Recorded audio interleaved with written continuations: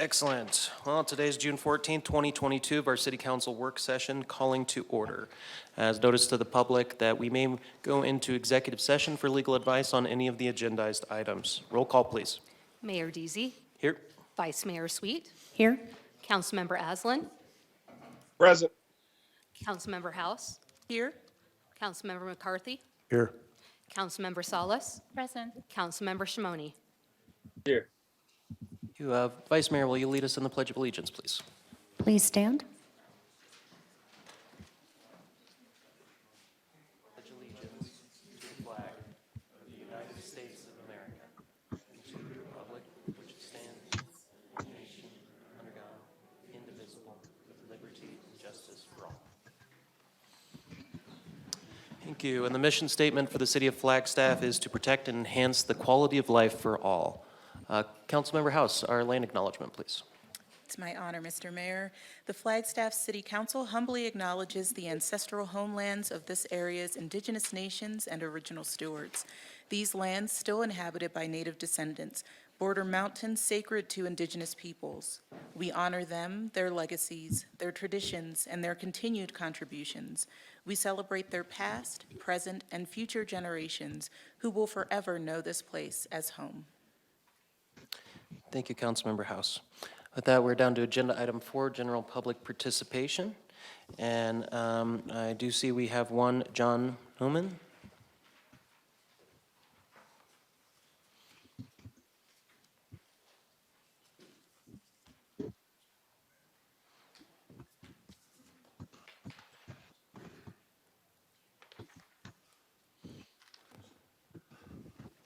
Afternoon, Council and Mayor. My name is John Nauman. I'm on the Water Commission, and I just want to talk briefly about the events relating to the fire. And we're going to, hopefully this topic will come up at the Water Commission meeting this Thursday. I'll just read the statement of my email that I sent to the chair of the committee. Flagstaff has been watching with horror the new fires. This is hard to watch, along with all the folks in Dooney Park at risk. The fire has now burned enough of Schultz Creek watershed to the top of Fremont Peak that we could see flooding on the west side of Flagstaff. The fire has also burned into the inner basin, and there's a strong possibility of more southwest side of the peaks, and inner basin along with the east side of the peaks will burn even more. So I'll cut to the chase. Depending upon the burn intensity, we may lose inner basin water structure due to the fire or the floods that will follow.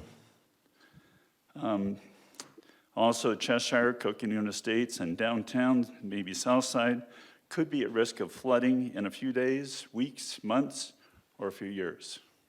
Depends upon what God gives us. We came close in July in Coconino Estates to getting a flood. It was just that far below the bridge, and if we'd gotten a little more rain, it would have gone up into the neighborhoods. So that was without a burn scar. With a burn scar, I'm really worried. So I'm hoping the Water Commission will review this information on Thursday, and the City Council will give this some thought very soon. So that would be my request. Thank you. Thank you, John. Much appreciated. Do we have anyone else for public participation? All right, that brings us to agenda item 5, review of draft agenda for the June 21st, 2022 City Council meeting. Any concerns or questions from council?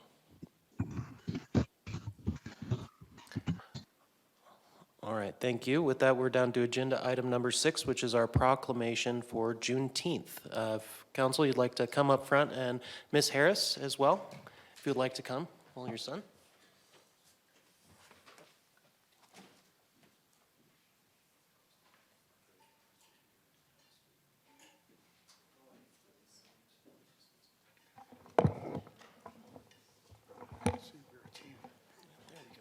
Thank you kindly.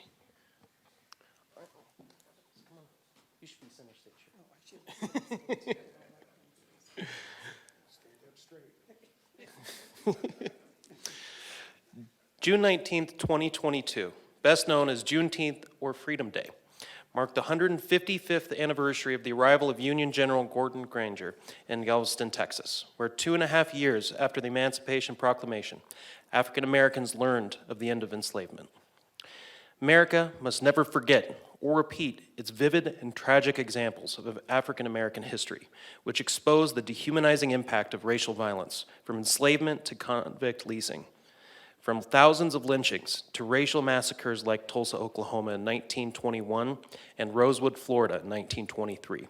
From segregation to voter disenfranchisement, from mass incarceration to wrongfully inflicted violence upon the innocent who fought for freedom, as captured by media in Selma, Alabama, at the Edmund Pettus Bridge, or the images of children, now parents and grandparents, who in Birmingham, among countless examples, endured the bites and anguish of unleashed dogs. We must collectively strive to close gaps of immeasurable distance between us and affirm the promise of the Declaration of Independence that all people have the right to life, liberty, and the pursuit of happiness, and hold that the purpose of the American government must be to secure these rights for all. We must reject acts of violence and expand opportunities to understand and learn from our frank and complex conversations. Juneteenth through August 25th, 2022, will serve as benchmarks to encourage individual and collective reflection and transformation. It is through leadership and courage that we each have a responsibility to confront entrenchments which perpetuate injustice or threat to America's true greatness.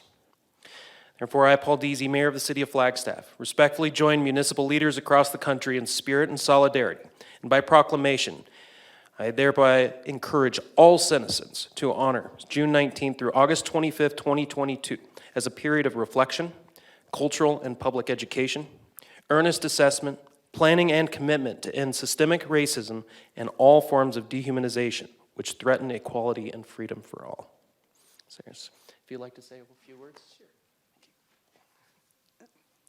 Good afternoon, and thank you, Mayor Deasy and council members. My name is Deborah Harris. I serve as the Executive Director for the Southside Community Association, and we, along with the Coconino County African Diaspora Advisory Council, sponsor the Juneteenth event, along with a lot of organizations in our community. The event is Saturday at 10 o'clock, sorry to say 8 o'clock, at 10 o'clock, from 10 o'clock to 4 o'clock at the Murdoch Community Center, and you're all invited to come out and enjoy the entertainment. This is truly a Flagstaff event. We have been celebrating Juneteenth in the city of Flagstaff for over 60 years. And so we want our community to come together and to pay attention to what Mayor Deasy read on the proclamation. And so we really would like to see all of you there. It's free. We intend it to forever be free for Flagstaff community so that we can all come together as a community. So thank you very much, Council.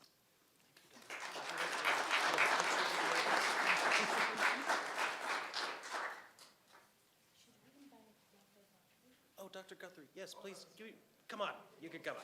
You need to come on. You're a big part of this. This is our local historian. Everything we know about Juneteenth and the South Side is Dr. Guthrie.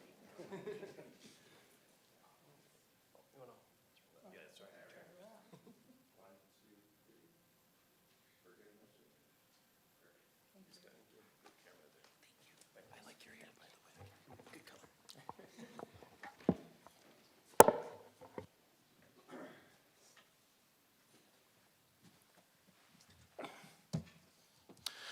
All right, thank you. That brings us to agenda item 7, our city manager report.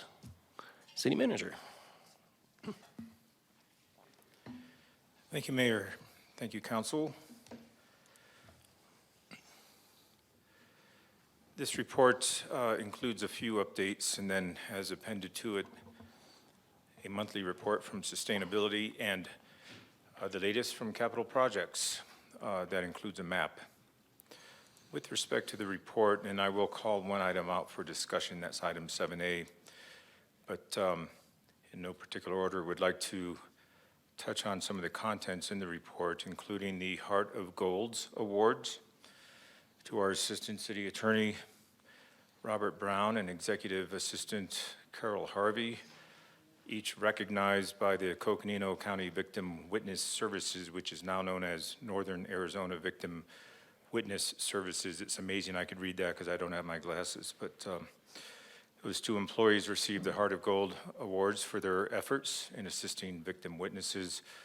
Sterling, you must feel very honored to have those awards provided to your fellow colleagues.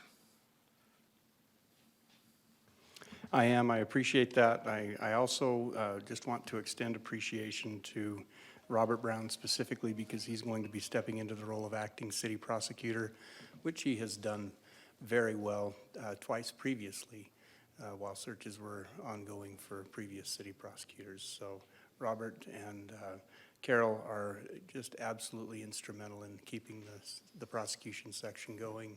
These Heart of Gold Awards are evidence of that. Thank you. Yeah, thank you.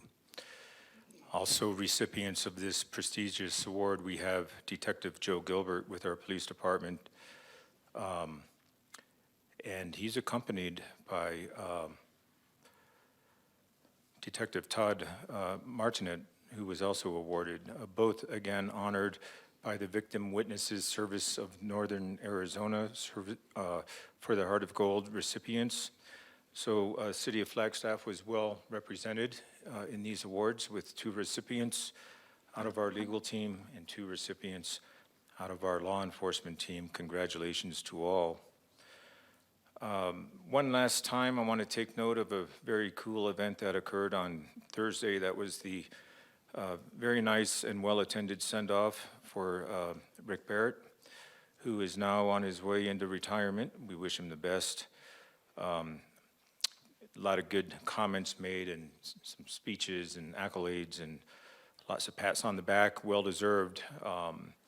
The capital projects monthly that you have in your report tonight will be presented by Jeff Bauman or Trevor Henry. I'm not sure who, but one of those gentlemen I'm sure will be speaking to that. A quick update, just a photo shot and a quick blurb on the BNSF conference that occurred in Flagstaff last week. We had the opportunity to sneak in the doors on that and took a picture of a presentation by Christine Cameron to the group. Thank you, Christine, for representing the city. And speaking of representing the city, we had the second event falling under the City Volunteer Days on June 4th. That occurred in both the Sunnyside neighborhood and the Grandview neighborhood. We were refreshing sandbags, a lot of heavy lifting, a lot of dirty work. Very important, going back to the comments just shared a short while ago by our water commissioner. These efforts will continue this weekend. We have another event, June 18th, Saturday. We're getting ready for that as we speak. I think there's a lot of activity out there this weekend. I just want to thank the many people who showed up, city employees, their families and friends. It was wonderful to see that kind of effort taking place in the streets of our neighborhoods that need a little bit of help right now in preparation of the upcoming monsoon season. Some pictures in the city manager's report along with the flyer for this upcoming Saturday, June 18th. Little tidbit in your report here about the airport bond issue going all the way back to 1990. I thought that might be of interest. We'll try to do this from time to time, walk back in history, always relevant to see where we've been to explain where we are. Finally, if I may, the item I wanted to call out for discussion is the Water Smart Grant. A little backdrop to this, and I'm going to do a little handoff to Aaron Young and others to help present on this. I believe Aaron has a presentation queued up. There's a lot of information in your packet on this. I just want to state at the outset, coming to the council with these matters, which on their face appear to be administrative, you know, the submittal of a grant pursuant to existing policy. We know it's of interest to members of the community, so we slated it, called it out for discussion at this time. We do so gratuitously as we want it to be a very transparent process. I think after Aaron speaks and after you've had all your comments received, well, our staff recommendation is that we pursue the grant application. We would like your input on whether to proceed or not. I think it's just that simple. one of two ways to go there. But with that, I'm not sure if Erin is online or behind me in person. Apparently, she's behind me. Thank you, Erin. Can someone go get his glasses for him? Yeah, Just teasing.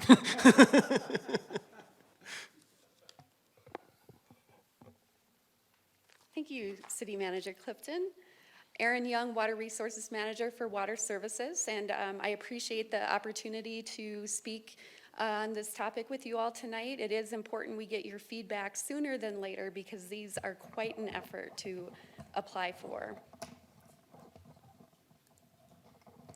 So the goal this evening is to seek your support to submit this grant tomorrow by 4 p.m. A formal resolution is required. Oh, thank you.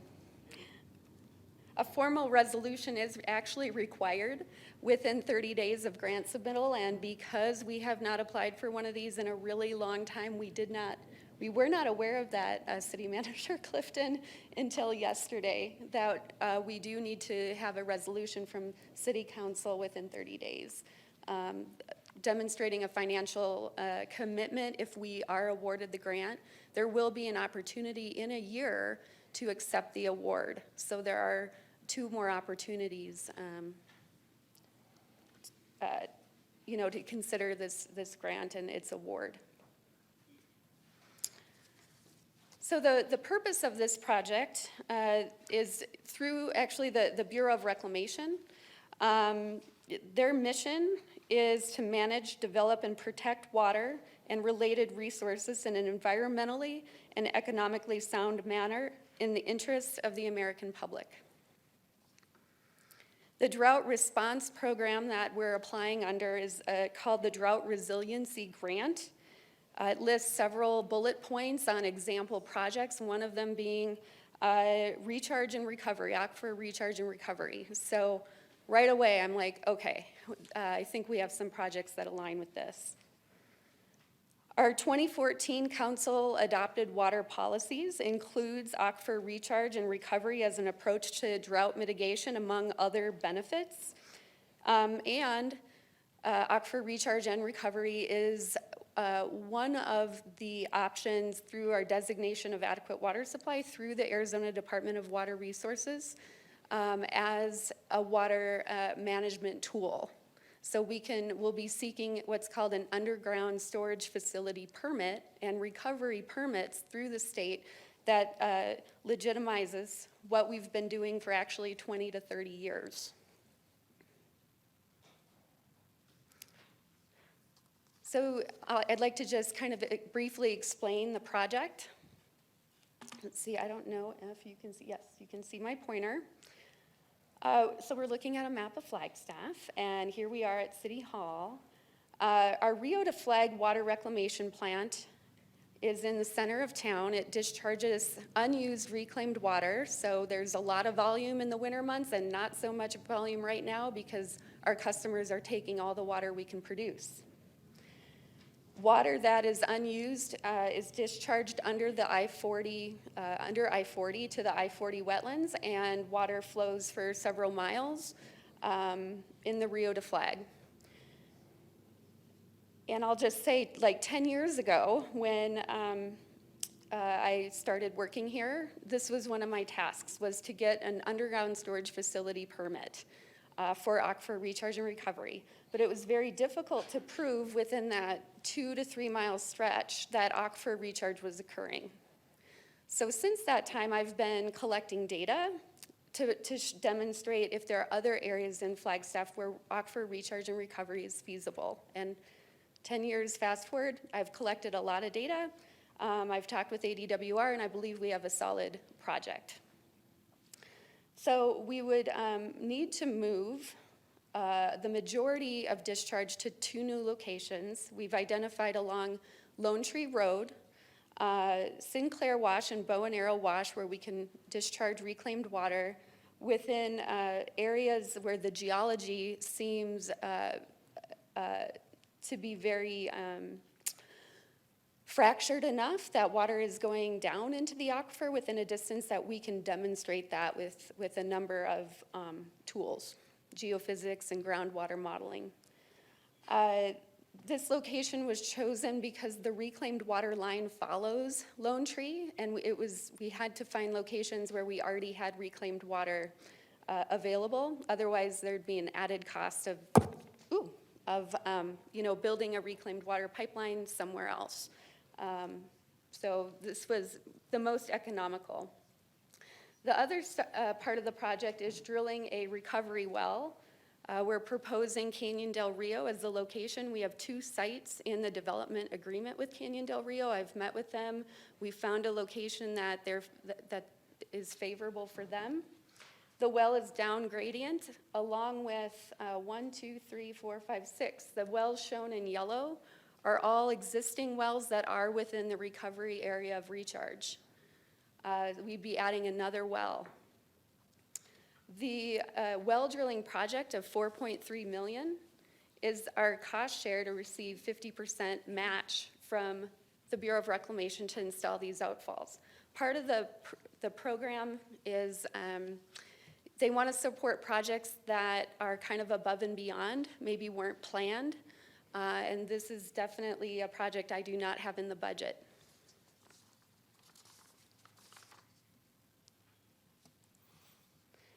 With that, I'd actually like to invite the chair of our Water Commission to share his perspective of the Water Commission meeting that we had in May on this topic, where I provided a much lengthier presentation and they had a lot of question and answer for staff.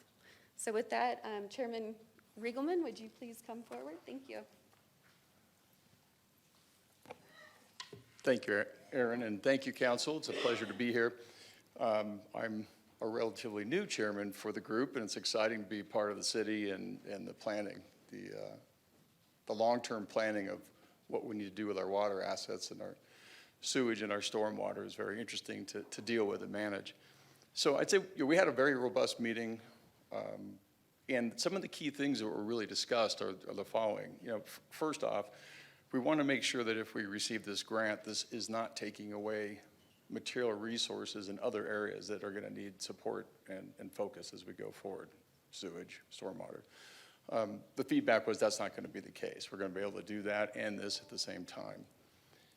From a commission standpoint, we're more interested to make sure that we optimize the recharge positions for their efficiency more than, you'll hear some letters about, oh, it'll be nice to have the water flowing through certain parts of town.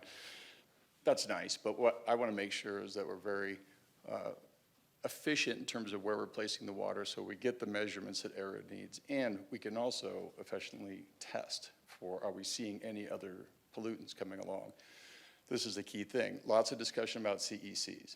Where are they? What are they? Do they exist? I think one thing we're going to have to do for ourselves is identify the CECs we think are important for Flagstaff and with the water that what we're seeing out of the reclaimed water, and then develop standards that we think are good enough, because most of this is not regulated and there's not a lot of really set standards at this point at the national level, let alone state or county. There is discussion still going that I think would need to be concurrent with this about, is there a way to potentially treat the A+ water further in a cost-effective and productive manner? One of my colleagues at the Flagstaff Water Group are looking into that. Aaron's team is looking at that very aggressively. We should have some more data on that shortly, and together with that, we can see if we can even try to knock that down further. But the staging of this in my mind is, first you want to get in line and put in the grant application, and then we can figure out some of these other things. And as Aaron pointed out, we've got another milestone date in a year to actually accept the grant or not. There's some work to be done between now and then. So I think that's the way that we're reviewing this as the commission. So thank you very much. Thank you, Chairman. All right. And Mr. Mayor. do you have anything else on your front? Well, I just have one more slide. Okay, And then go we're for it. available for questions. And Thank that you. slide is, the Water Commission did endorse the application 5-1. Concerns heard from several in the community and one commissioner are around water quality. Staff's position is that water quality is a process that we think should be removed from smart drought management, water management actions. We meet and exceed the quality already of reclaimed water. We are testing additional constituents. We have been through time. We are seen as leaders around the state in reuse for the additional work we have been doing, and we want to remain leaders. So I think through the commission, through our community who cares, we'll continue working on this, on that topic. Letters of support for the application have been received from the list up on the screen. Arizona Game and Fish Department, Friends of the Rio de Flag, NAU, the ASU Kyle Center for Water Policy, Senator Sinema and Kelly, and Congressman O'Halloran. The state of Arizona and water-related entities understand the importance of projects like this to our long-term water sustainability. And with that, that's what I have as kind of background, and we're here for questions. Thank you, Erin. Before we go to questions, I'd like to take out the public participants. We have a handful of cards, and then we'll go to those online. Robert Bain.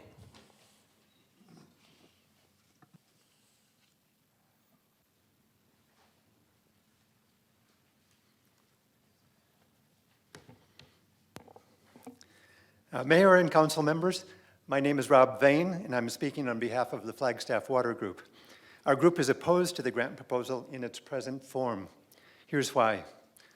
Most important, it's a long-term human health risk we shouldn't take.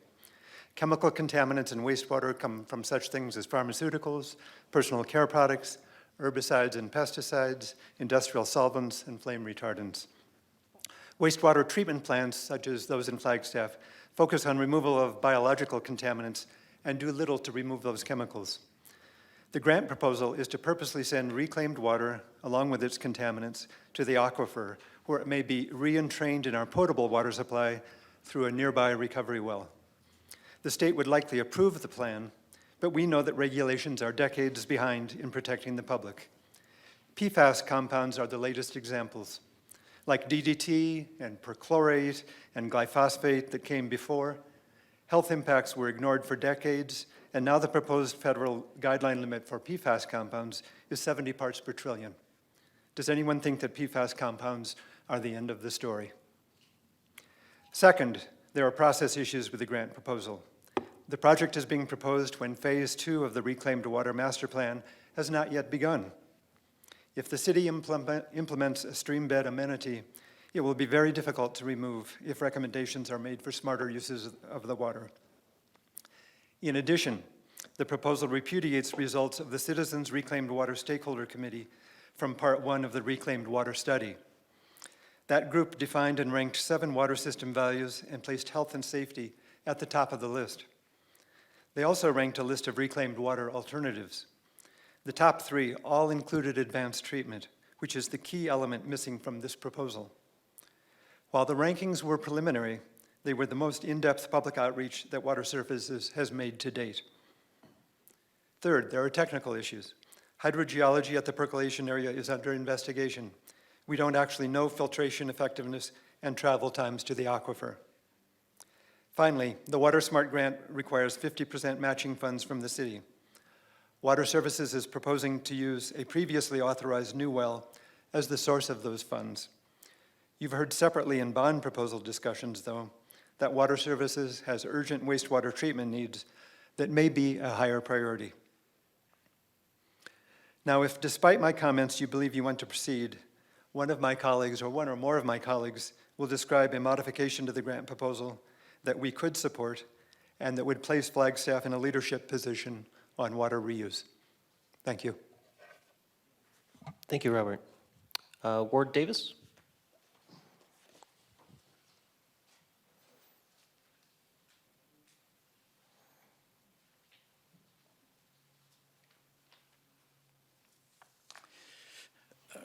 My name is Ward Davis. I lived in Flagstaff for 18 years. I'm a chemical engineer and a former member of the Flagstaff Water Commission.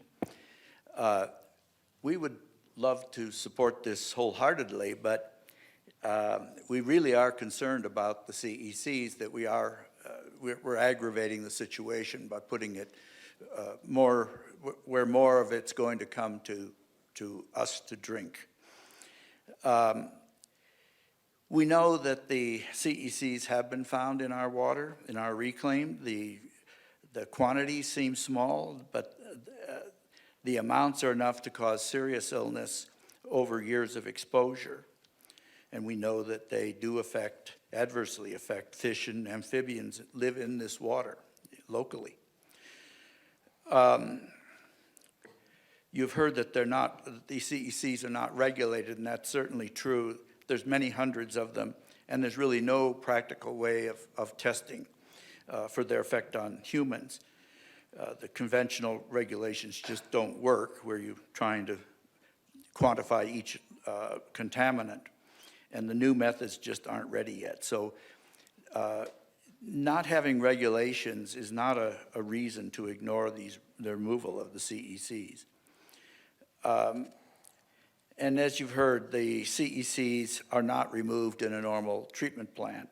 No biology has evolved to remove them. And so we will eventually be drinking much of the CECs we put into the aquifer. The treatment for the removal of CECs is relatively inexpensive, especially compared to direct and indirect potable reuse. This is because those processes have to remove any living biological material that could cause illnesses in hours or days. Removing the CECs is much less expensive, and we believe a pilot program would cost under $1.5 million.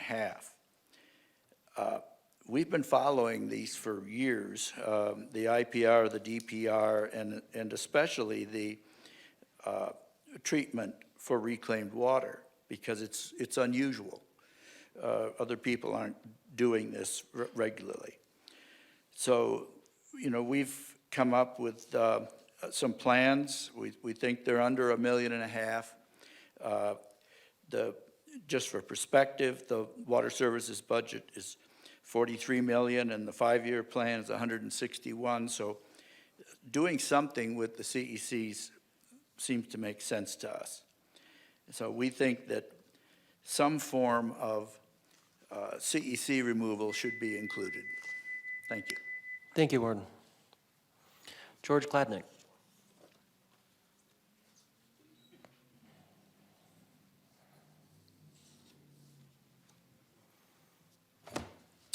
Mayor and council members, I'm George Kladnick, been a member of the Flagstaff Water Group since 2012.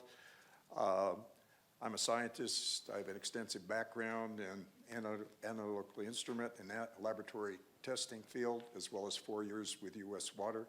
Spent my last 10 years working on advanced water treatment technologies.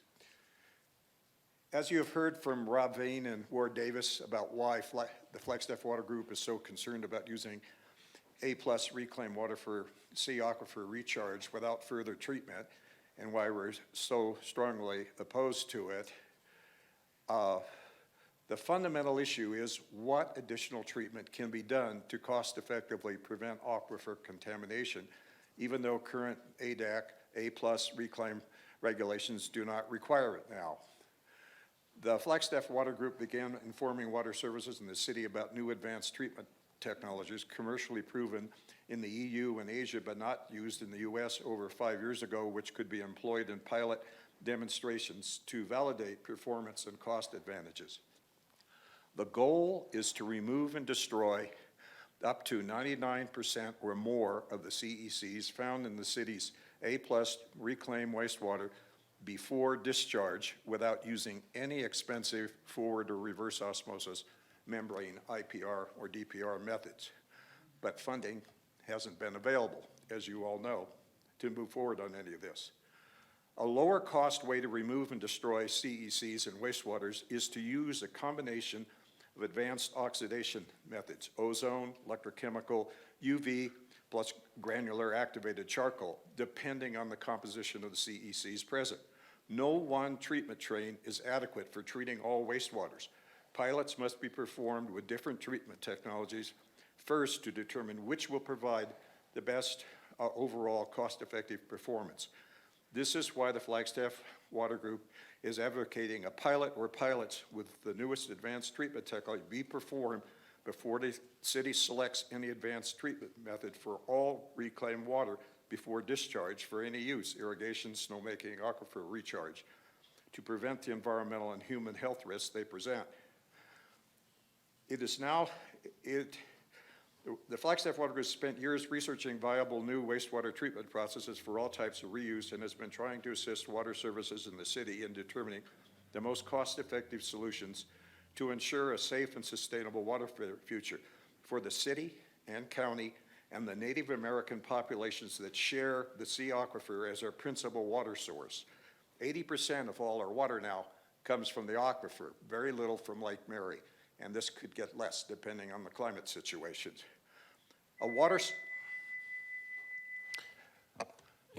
George, sorry, what were you saying? Can I ask a question? You may. Okay. We would request to be able to make a formal proposal to the council about these advanced treatment technologies that we've researched, all the benefits and the costs involved. A copy of a pilot program is being given to Water Services next week with all the technical details and costs that we've determined. But we think it's important that the council and the city understand how important this is and what's involved. And this can't be done in 3 minutes, obviously. So we would love to hear back if this is possible at some time in the future. Thank you, George. Okay. And I am very interested about the advanced treatment technologies that are available. So I would look forward to those discussions. All right, thank you very much. Thank you. John Noman?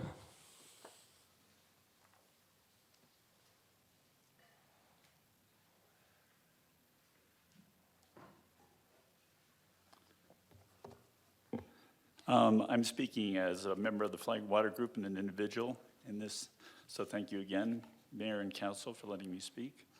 I support everything my colleagues in the Water Group have communicated to you already, but I think your grant proposal has great merit, Aaron. It's aquifer recharge is a critical tool in our water toolkit to maintain an adequate water supply for the city. But the issues with chemical contamination are critical. In my 30 years managing the instructional lab program for the NAU chemistry department, I had to constantly assess risk and modify experiments, drop chemicals, and over the years, chemicals I thought that were safe changed, and I had to modify experiments to stop using them. So chemical knowledge about toxicity is always changing, and usually on the side of more risk that we become aware of. And so what we know now is not anything but we may know in the future, and the process of regulation is about, 20, 30, 40 years behind right now. So though we are meeting federal and state regulations, the city is totally lawful in everything they are doing. Unfortunately, our federal and state guidelines are lagging far behind. So that's why doing advanced treatment on reclaimed water is critical, and it can be staged. You don't have to treat all the water. You can treat part of it that you want to do aquifer recharge with, and then stage it up to treat more and more depending upon how much we can afford to do. So I would really ask you to consider advanced treatment of the reclaimed water for certain uses, especially aquifer recharge. And to quote Brad Hill, we know recharge works because it's already being done passively from our Rio plant and Wildcat. And we know it's getting down there because we can detect very low levels of trace contaminants in the aquifer right now, below the city wells. So just be aware, it's a long-term problem, something that maybe we can address in the rate study also. So keep this on your radar, it's gonna be important. And DPR may be more important in the near future with the way things are going with climate change and our water resources. So thank you very much. Thank you, John. I'll now take the online participants. Mayor and Council, I have Michelle James. Michelle, you can go ahead and address Mayor and Council.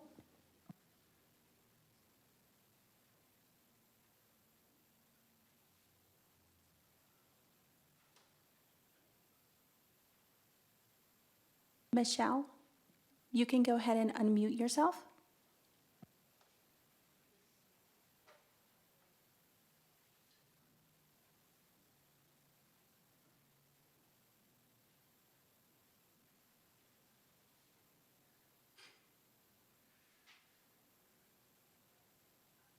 Hello? Oh, we can hear you now. Oh, wonderful. I got unmuted. Thank you. Terrific, thank you, Michelle. Great. Mayor, Vice Mayor, and City Council, my name is Michelle James. I'm the Executive Director of Friends of Flagstaff's Future. FQ would like to express some concerns related to this grant proposal. And this is going to be some repeat of what you've already heard, but I'm going to read what I've written here. In 2020 and 2021, the city convened the Community Stakeholders Committee on Reclaimed Water for the specific purpose of seeking citizens' recommendations on use of the city's reclaimed water. The stakeholder committee had a goal of making a, quote, recommendation on the highest and best use of the supply that includes any suggested updates to the 2014 water policies and city code, unquote. The committee was created based on a request by council to discuss reclaimed water options with the community. The stakeholder committee was composed of 13 community members, led by city staff and facilitated by Brown and Caldwell, and they ranked 7 current and future scenarios as outlined in the Water Services first Reclaimed Water Master Plan. The committee's aquifer recharge recommendation strongly supported advanced treatment of A+ water prior to release. This recommendation was directly related to the concerns about health and water issues, including the potential presence in reclaimed water of contaminants of emerging concern and forever chemicals known as PFAS. How is the city taking into consideration the input from this community stakeholders committee when making decisions about aquifer recharge with reclaimed water? Contaminants of emerging concern and forever chemicals have been found in our reclaimed water. A review of the literature indicates that standard treatment of reclaimed water does not remove all of these contaminants and chemicals, and that small concentrations at the level of parts per trillion can be harmful and impact human health negatively as they build up in the body via our drinking water and other exposure. The concerns raised by the committee are justifiable and need to be addressed when considering additional aquifer recharge efforts. Thank you. Thank you, Michelle. And I assume that was the one individual we had online? All right, with that, let's turn it back to council for questions and of Aaron and others. So Councilmember McCarthy? Well, thank you, Mayor. And I would also like to thank the city manager for putting this on the agenda. I will say that we'd had previous city managers that might have just let this slip through. But you were responsive, and I appreciate that attitude of getting controversial things before council. So over the last couple of weeks, I have written down some notes. So I'm going to read from my notes. Like the Friends of the Rio and like the Audubon Society, I am a strong supporter of getting water back into our streams. While working on my master's degree, I worked on urban wash corridors. I've also worked closely with the organization known as American Rivers, so I care about these issues. I'm a strong supporter of recharging our aquifers. However, in this case, there are some serious implications that go beyond the obvious. After reviewing the Water Commission presentation and the minutes from that meeting, I offer some comments. First of all, as a council member, one of my primary responsibilities is to assure our future water supply. There are 2 parts to that responsibility. The first is the quantity of water that we can deliver. The second is the quality of that water. I am concerned about the possible contamination of the part of the aquifer where we get our drinking water. I realize that we are currently putting reclaimed water into the aquifer, but I will note that this proposal will put the less than pure water in a part of the aquifer where it would be more likely end up in our drinking water via a recovery well downstream of the recharge point at St. Clair Wash. I realize that our reclaimed water is rated A+. This means that the water has been filtered, the biological agents are neutralized, and the nitrogen has been removed. However, there are compounds still in the water that potentially could impact the assumed purity. These compounds are classified as contaminants of emerging concern. They include low but significant concentrations of pharmaceuticals, personal care products, and other things that we've heard about already tonight. Even in minuscule concentrations, these compounds have been shown to cause significant reproductive problems, as shown in, for instance, the work of NAU's Dr. Proper. These chemicals are substantially more potent than directly acting chemicals. They act like catalysts. Most chemicals that act directly can be controlled in parts per million or parts per billion. Chemicals that act as catalysts must be controlled more rigorously, in parts per trillion. Many people who have studied this issue believe that our reclaimed water is safe for irrigation and related purposes.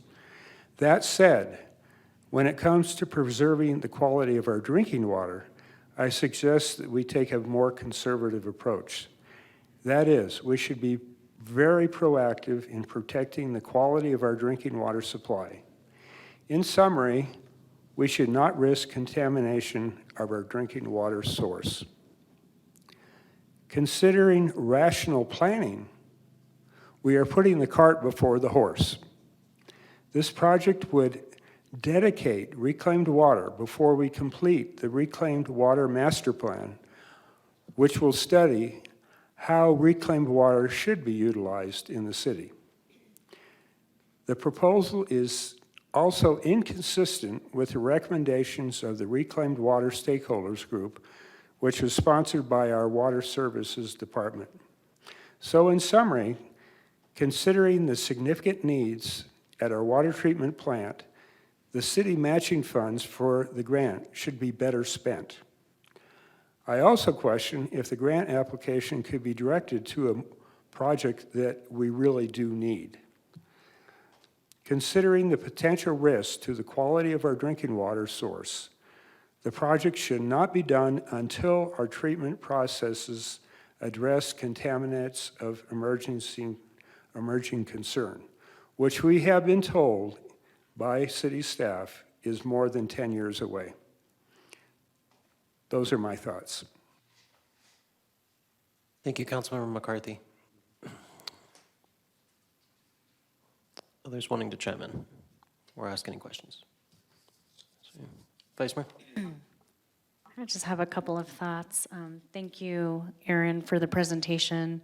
And we are so lucky to have the Flagstaff Water Group with us. Thank you for the information. I would also like the formal proposal and look at the advanced treatment technologies. With that being said, I do feel like it's important to keep building our water portfolio, I guess is the way I would like to say it. And this is a grant application, and I think we should move forward with it. And it doesn't mean we're going to get the grant. It doesn't mean we have to use the grant, but at least let's utilize what we have. You know, there's a lot of discussion that needs to happen around this, and I'm not saying there isn't, but this is just a step. And maybe it's just a step to keep the conversation going. I don't know, but let's at least apply for the grant. Thank you. Thank you, Vice Mayor. Councilmember Salas?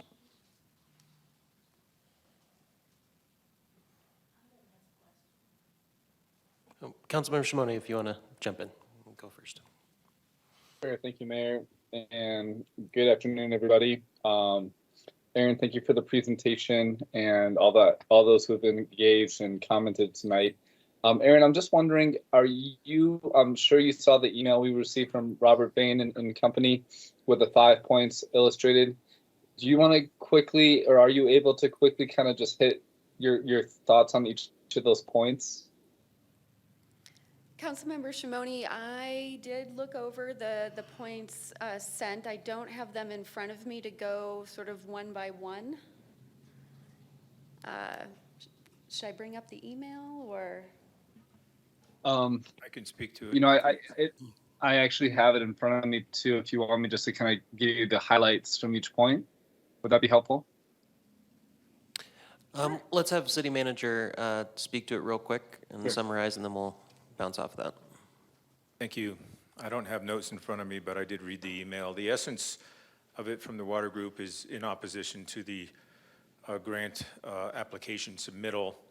But should it be submitted, the request by the water group is to see the money, I believe, that would otherwise be allocated toward a recovery well spent toward the implementation of a pilot project, as has been described to you in the public comments of a while ago, in the area of $1.5 million. I believe the request was for a commitment to that effect.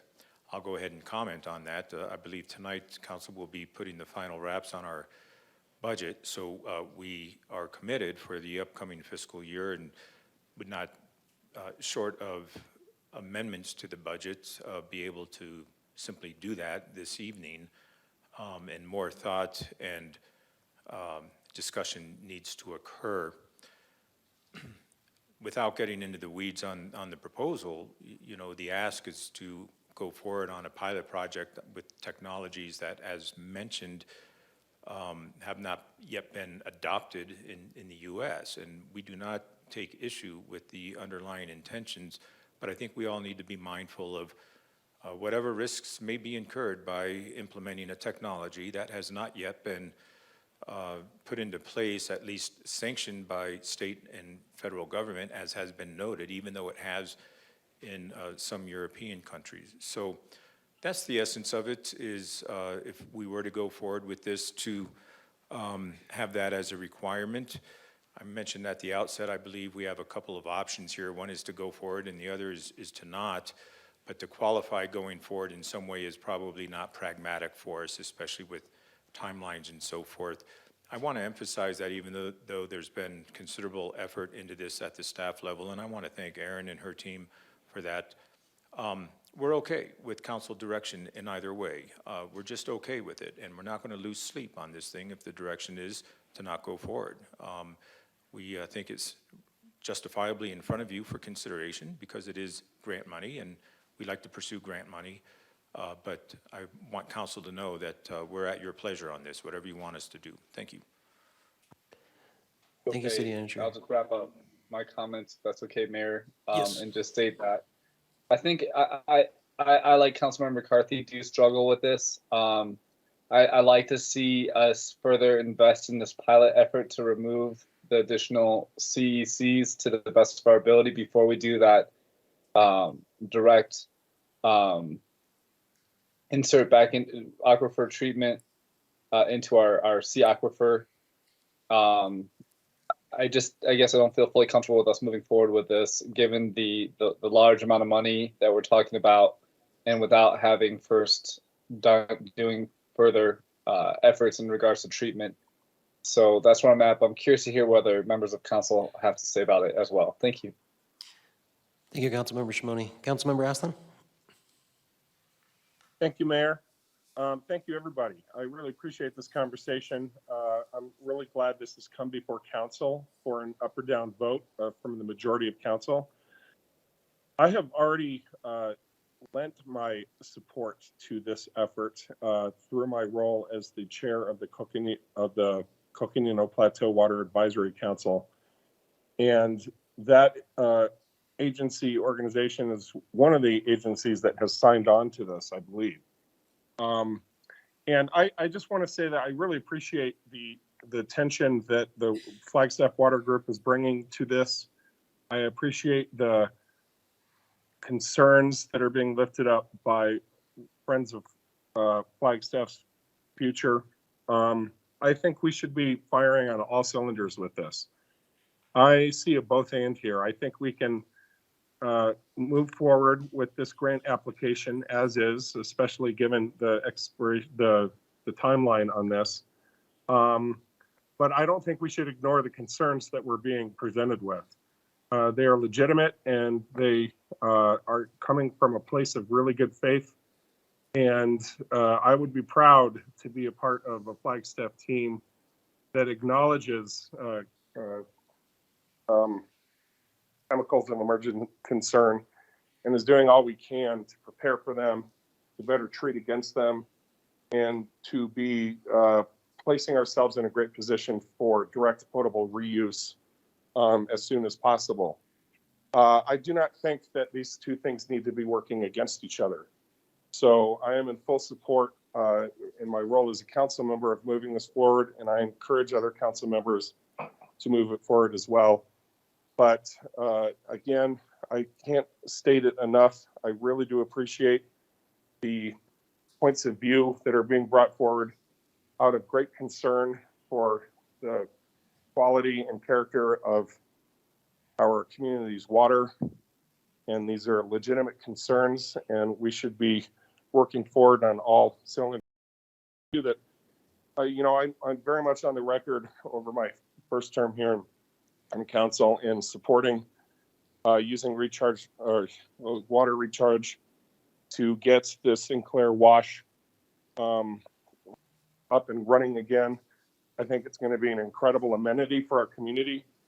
I think it could become a really nice riparian corridor, a wonderful spot for birding, which is not an amenity that anyone should shake a stick at. It's a very, very, very positive outcome for us having a birding trail there. There's just so many other little incidentals that go into this that are really positive. And in the aggregate, I don't think we should make the perfect or the potential for emerging technologies to get in the way of what we're currently capable of doing, even though at the same time we can be looking towards the future and aspirationally trying to meet these objectives of concern as well. I'll leave it there. Thank you. Thank you, Councilmember Aslan. Councilmember Salas. Thank you, Mr. Mayor.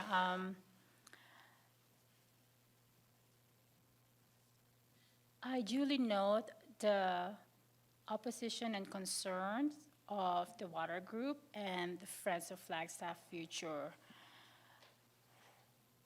Looking ahead, I want to get more information of the pilot project that the Water Group has alluded to, and perhaps we could have a future discussion in council, see if that is something that we can fund in terms of budgetary allocations in the future. The question at hand today is, are we in support of moving forward with this grant application? You know, given the resounding support from the Water Commission and the many community partners, including the Southside Community Actions, Friends of Rio de Flag, the Department of Water Resources, the Coconino Plateau Watershed Partnership, Dr. Rittman from NAU and National Audubon Society, and our congressional delegation. I would uphold staff's recommendation that we pursue the grant application and continue discussions around water quality standards beyond A+, separately from sound water management decisions included in the council-adopted 2014 water policies. So I would reiterate that I would support moving forward with this grant application, and I value everyone's input on this matter. Thank you. Thank you, Councilmember Salas. I did have just a couple questions if, Aaron, you might be able to jump back on. So this Water Smart grant proposal, is this a yearly grant or is this kind of a one-time deal right now? They're fairly frequent. They're fairly frequent? The match might change, some of the criteria might change, but yeah, there should be another one, I think in 6 months or something. Okay, so even if, for example, we decide not to move forward with this right now until we get more discussions, the work done for grant applications isn't necessarily all for naught. It's not like this is a one-time thing that we need to submit by tomorrow. Correct. I think the 50% match might be unique, that they're putting more money into it right now. But, Okay. yeah, there should be another opportunity. Okay, thank you. I have concerns about this project. The other question, I guess, is, again, if, for example, we apply, we get the grant, when is this actually going to be starting the implementation where we have to sign the IGAs and so forth? The unique part of a Bureau-funded grant is it does require environmental clearances. So I've already been talking with a NEPA specialist about the cultural and environmental clearances. We want to know up front if we can't delay that water well project. That is a critical project for avoiding a water shortage and a water emergency. So the timings is perfect to allow NEPA that time, still get the well drilled within the timing we need and see these outfalls constructed. It's a 3-year grant that starts a year from now. Okay, so thank you for that.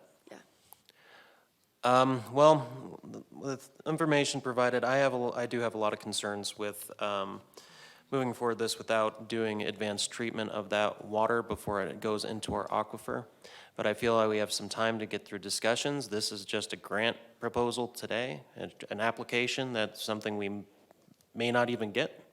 So I think we have time to have those discussions, see what's plausible, get all here to see what's the advanced treatments that are being done in Europe, because I'm very interested in what this pilot project, which I know we've talked about previously a time or two. I'm very interested in seeing how we can make that happen, and maybe this could even be incorporated into a pilot with this current project potentially. But I don't want to hold us up in moving along with it, and let's just make sure we have those discussions sooner rather than later as we move forward. So I do believe that gives us 4. One, two, I apologize, Mayor. 3. I think, Councilmember House, have we heard from you on this topic? You have not. Thank you, City Manager. And really, I did not raise my hand, so you didn't miss me. I really has been puzzling over this and thinking about it. I have concerns as well, and especially hearing some of the conversation that was had tonight and some of the potential issues, those concerns are not necessarily absolved in the conversation that we've had tonight. However, I believe with the research that has gone into this and the understanding that this is simply an application at this point, it does not guarantee that we're going to receive the grant, and it does not, from my understanding, preclude some of the further examinations that were discussed tonight. I would be in favor of moving the application forward with the understanding that we need to look into some of the concerns that have been raised this evening. So, thank you. Thank you, Councilmember House. City Manager. Mr. Mayor, I apologize for speaking out of turn just No then. problem. I was just tallying my input, and I thought we were one short, so. Okay, no, I think we have Aslan, Vice Mayor, myself. I want to thank you for a thoughtful discussion, and rest assured, the dialogue will continue. I think I can speak for staff in saying that water quality is important to all of us. The process and the timing gets a little clunky at times, but the underlying objective is not to be disputed. We do have a couple of monthly reports appended to the manager's report. If I can ask for your audience for just a few more minutes. We have our sustainability report. I believe Nicole Antonopoulos is going to walk us through that in rapid succession, and then we'll have a capital projects update. And that will conclude the manager's report. Thank you. Excellent. Thank you.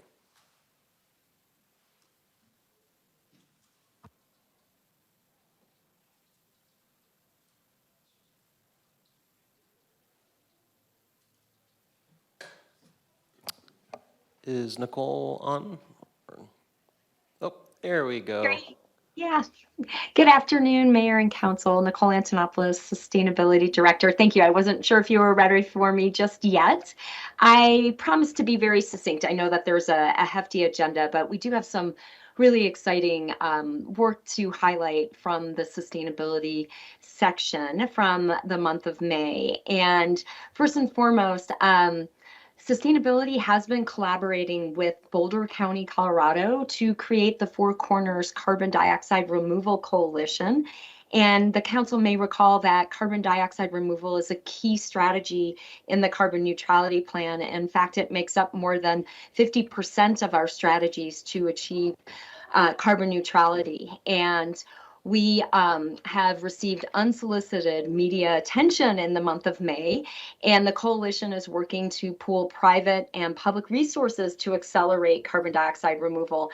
And so we are focusing on the concrete sector for sequestering carbon dioxide. And we had recent coverage on the online magazine Grist, The Hill, and my personal favorite, the Weather Channel, just really announcing our effort to really try to, as I mentioned, pool private and public resources and actually create business interest in this sector.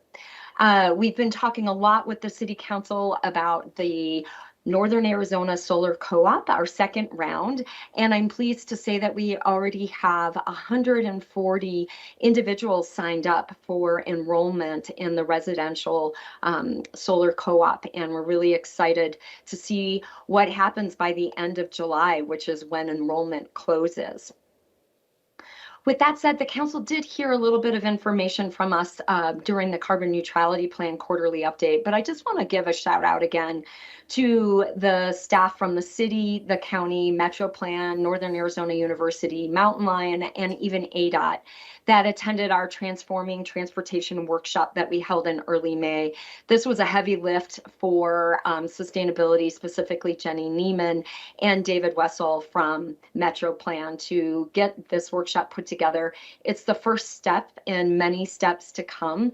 But as staff has heard, as council has heard a lot from staff, this is a really important component of the big shift that we discuss a lot in the carbon neutrality plan and really focusing on that transportation network. We will continue to keep the council updated as we move forward with that. I'm really excited to say council has heard that we had a bunch of VISTA positions approved by the Civic Learning Center and at NAU, and we have hired our third of 5 positions, and our Youth Climate Leadership VISTA has been hired. They will be moving to Flagstaff in early July, so we will definitely take a moment to introduce Gracie to the council and team. But this position, we're really excited because our close partners at Flagstaff Unified School District, who are drafting their climate action plan, this position will be working specifically with FUSD to help them support climate action. And speaking of our vistas, we welcome Sonoma Boynton as our new Stream Steward Coordinator, AmeriCorps member. And this is a shared position between sustainability and Friends of the Rio. And some of you have met Sonoma at the volunteer events. She's been integral in helping city staff get these volunteer events coordinated for the post-fire flood area. She's going to be responsible for coordinating and helping to create the Stream Stewards program. We will talk with the council a lot more about that as it's building, but the Stream Stewards is a program very similar to Community Stewards, where community members can volunteer to help improve the integrity of streams in the Flagstaff area. Our litter cleanups are still growing strong in terms of a number of cleanups and volunteers. In the month of May, we had 121 volunteers who volunteered over 265 hours of their time collecting 68 bags of trash and 20 bags of recycling. Obviously, the winds, which are projected to continue to stay very aggressive as climate change continues to happen, wind is obviously contributing significantly to litter in our community, and we are working on a number of initiatives to help mitigate, in addition to volunteer cleanups, but to help mitigate and try to get on the front end of preventing litter throughout the community. Our food systems, our free monthly workshops at our community gardens continue. We had high altitude gardening, pollinators, pests, and plants were available to the community for free in May.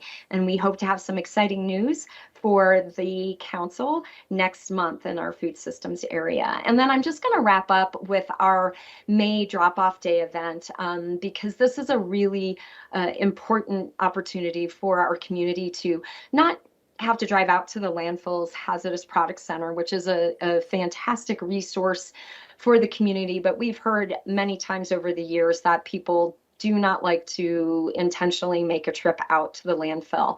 And so we started in response to that a number of years ago doing minimal drop-off events within town. And this event brought in over 400 community members, and we diverted over 15,000 pounds or 7.5 tons of materials from the landfill just at that 3-hour event. So a huge thank you to the folks at Solid Waste, specifically the team at the Hazardous Products Center for joining us, and of course the DEA, the Drug Enforcement Agency, and a number of waste and paper distribution companies that helped us with the event. I'm happy to answer any questions. Thank you. Well, thank you, Nicole, and the sustainability team. Any questions, council? Not seeing any, so we good to proceed. Thank you, Nicole, and thank you for that nice presentation. Wrapping it up today, we have capital projects updates. Hi, Trevor.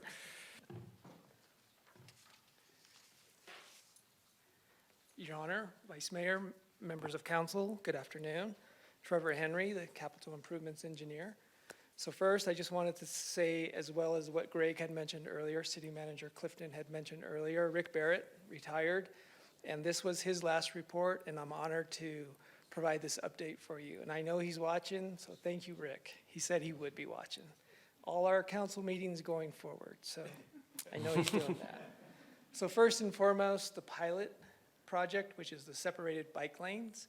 So staff will be coming to you later tonight to present traffic data, input from the stakeholders, as well as the feedback from the commissions that they've attended. So stay tuned. You'll hear a great update on that project. We have the Spruce Wash Cedar to Dortha. The project team continues to work on construction elements related to the concrete box culvert. At the end of May, they began placing the concrete, and they hope to finish that through the rest of this week. And as we had mentioned previously, there is some shortages with cement, so concrete availability could be limited, but the team is working diligently to ensure that this project is completed before the monsoons. Beulah University realignment. So the project team continues to work on the design, and we are now beginning to engage the construction manager at risk so that they can begin to review the design. The intent there is to get to a construction-ready plan set by the end of July. And all of that is in process to come before you at the end of the calendar year with a GMP for construction to begin in spring of 2023. So all of that is happening, talking, discussions, coordinations happening in the month of May.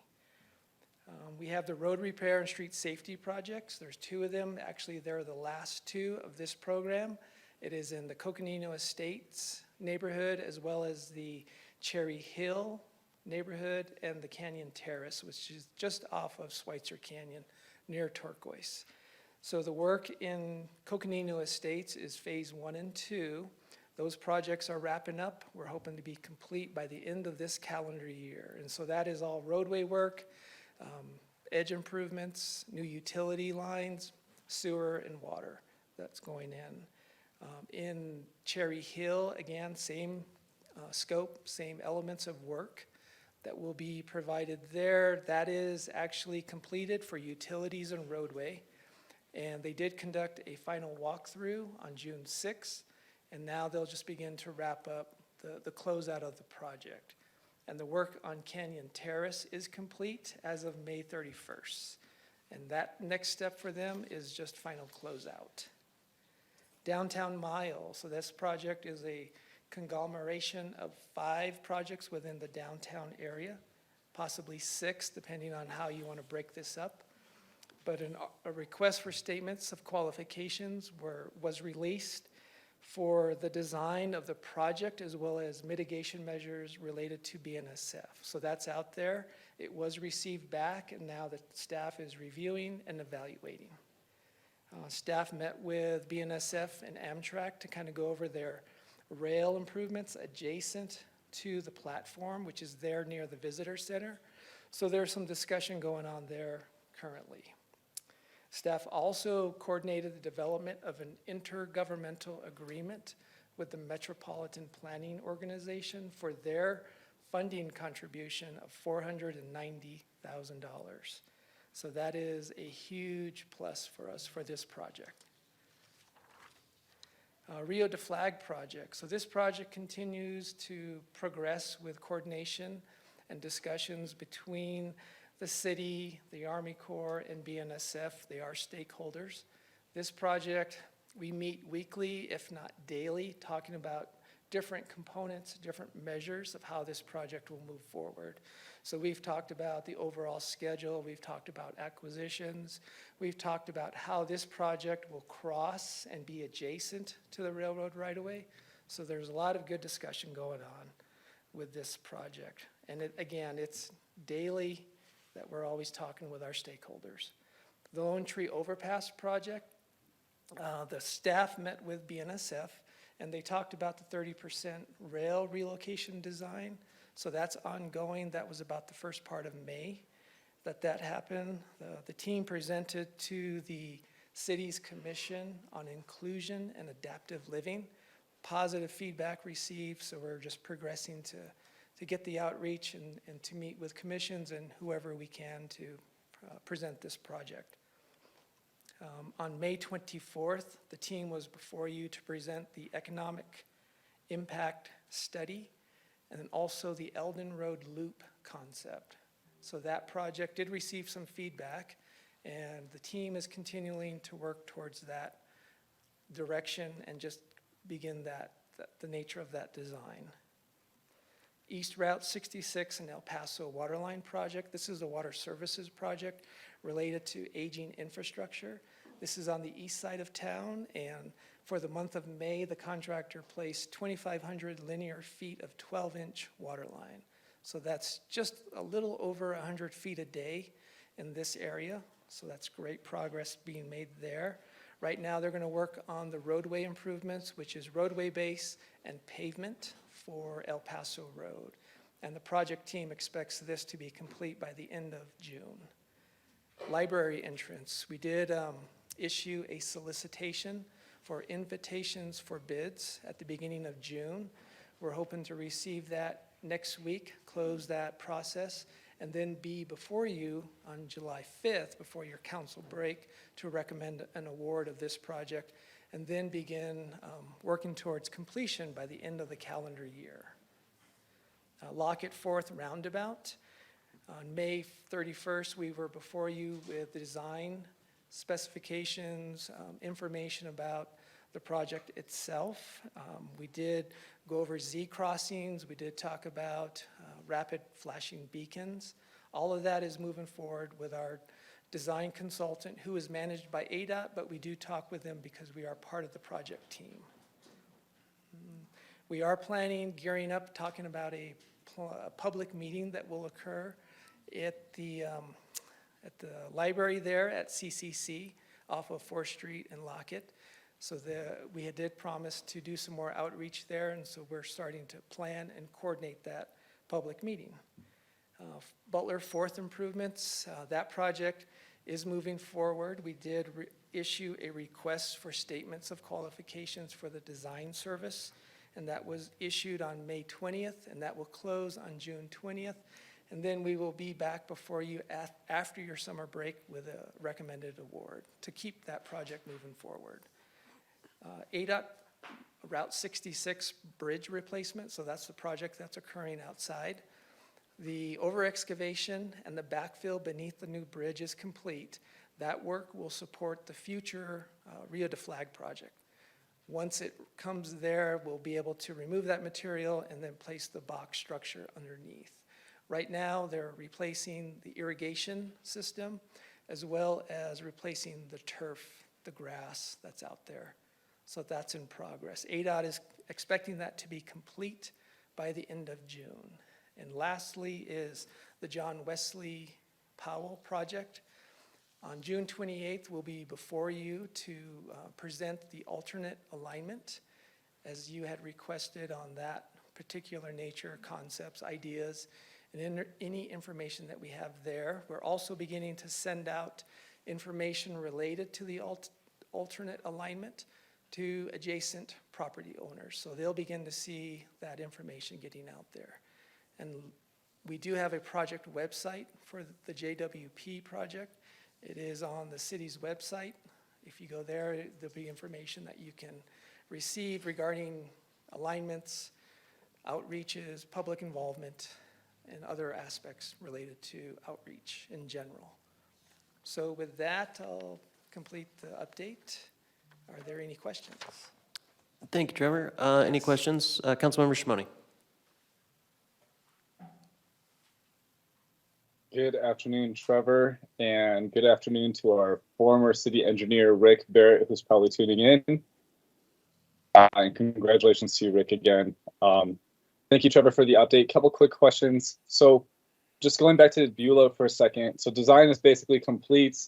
We have it funded for $10 million. Council's given direction, mayor and council. So I'm guessing that this is going to come in about $7 million over budget. Trevor, I know you said that you're going to try to keep it within budget, but realistically speaking, I think it's going to come in closer to $7 million over. And we know that a protected 5-lane intersection costs about $1 million. That's what we heard the other week about Lone Tree with a 5-lane option. So my question, given that we're in the process of identifying your core values and finding a new engineer, Trevor, is it possible, how much would it cost for us to design a protected intersection here as a plan B? Would it be about $60,000 in design work? Do you have any thoughts on how much it would cost to do that, to give council options when you come back to us with more of those exact numbers about the overage? Your Honor, Councilmember Shimoni, I don't have that information at the moment.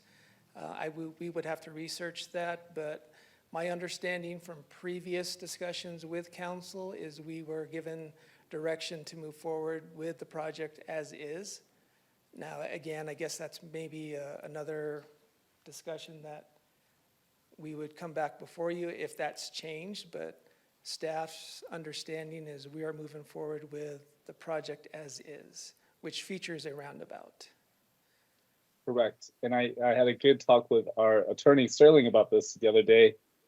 Council and Mayor, that's correct. We do have direction to that, but that was also before we found out that this is going to be $7-9 million over budget, basically doubling the cost. And I think Councilmember McCarthy, you talked about alternatives in the past, or the desire for exploring alternatives when it is an overage. So Trevor, I think you're correct, but I don't think we have any direction in regards to, given that it's so much over budget.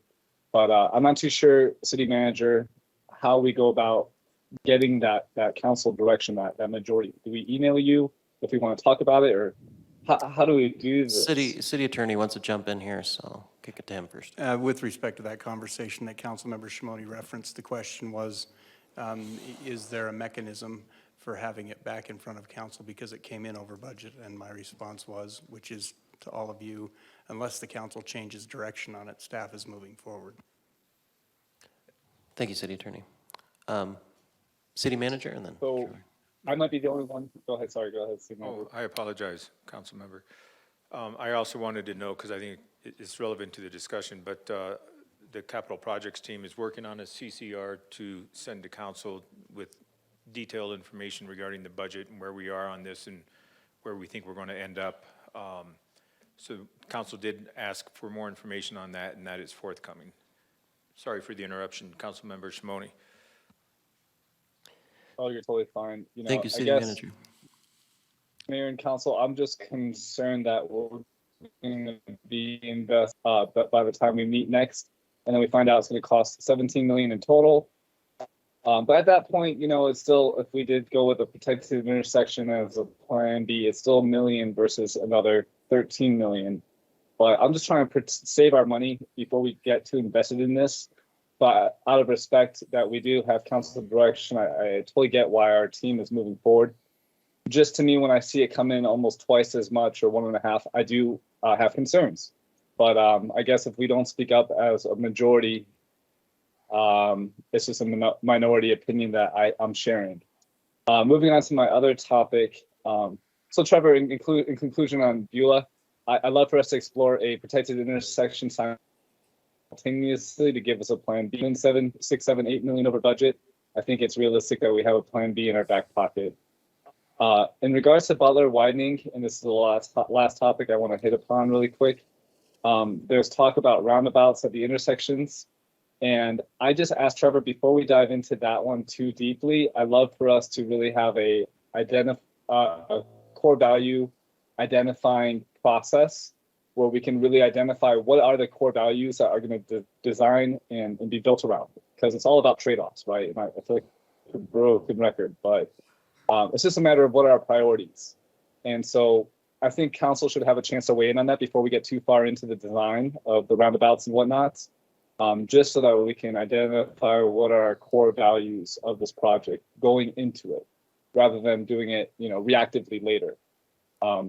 You want to comment on that, Trevor? Your Honor, Councilmember Shimoni, when we were before you at the end of March, we did convey what the scope of the Butler 4th widening project would be. We did talk about intersections at 4th and Butler, and potentially Harold Ranch Road and Butler.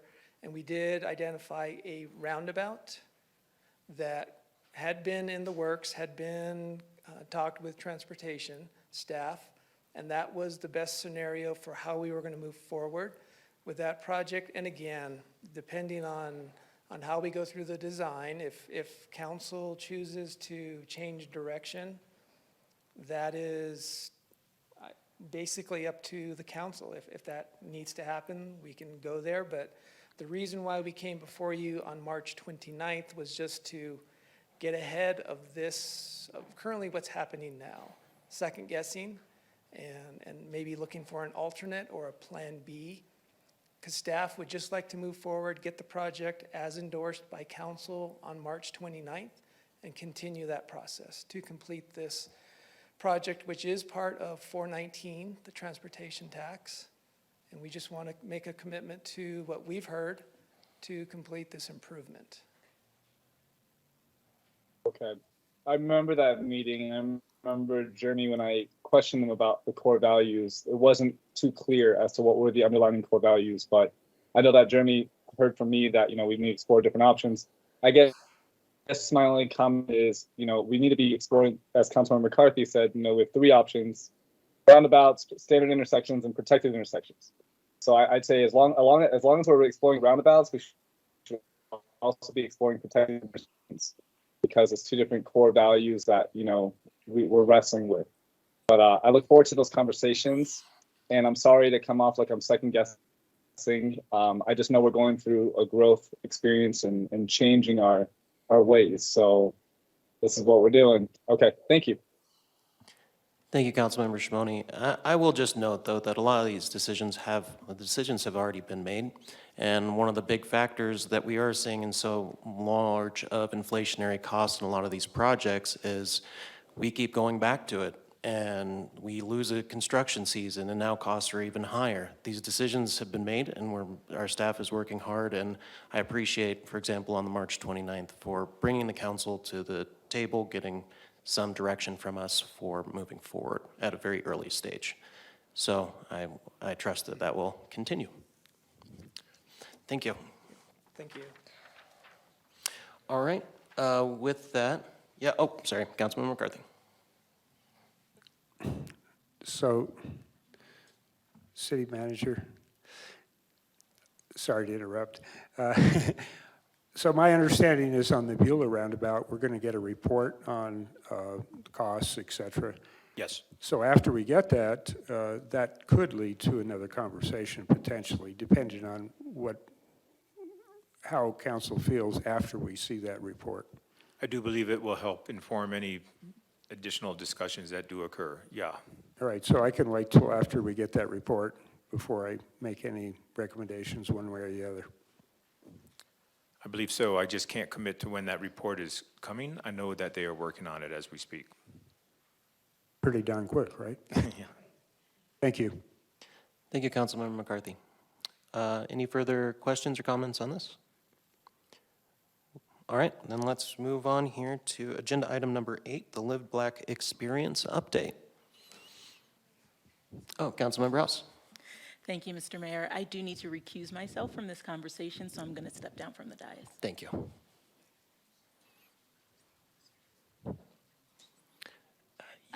You can go ahead and, Necessary, we're not voting anything. what's that? I don't think that's necessary. Just for this point of order, I don't think it's necessary for Council Member House to recuse herself because we are not voting on anything and we're not making a decision. We are listening to an update. So Councilmember House approached me about this yesterday because there is a pecuniary gain that could come out of direction that comes from the discussion tonight that could eventually be voted on. It's technically her call to make that determination. Pecuniary meaning financial gain? Possible financial gain, correct. Okay. Okay, and I appreciate your abundance of caution, Councilmember House, even if it's not as direct, certainly. All right, we are. Mr. Mayor and Council, can I kick this off? And Yes, I will please. introduce Ms. Deb Harris and ask her to come on up and share comments with you. I want to preface the discussion. This is a complication attributed to the fire, but we did have a presentation queued up for you. We do not have it at this time. We're going to ask Ms. Deb if she would give you the narrative of this, and then we can follow through at the staff level and present the presentation to you if that's okay. That's fine. Mm-hmm. Okay, very good. Thank you, Council. I just want to apologize.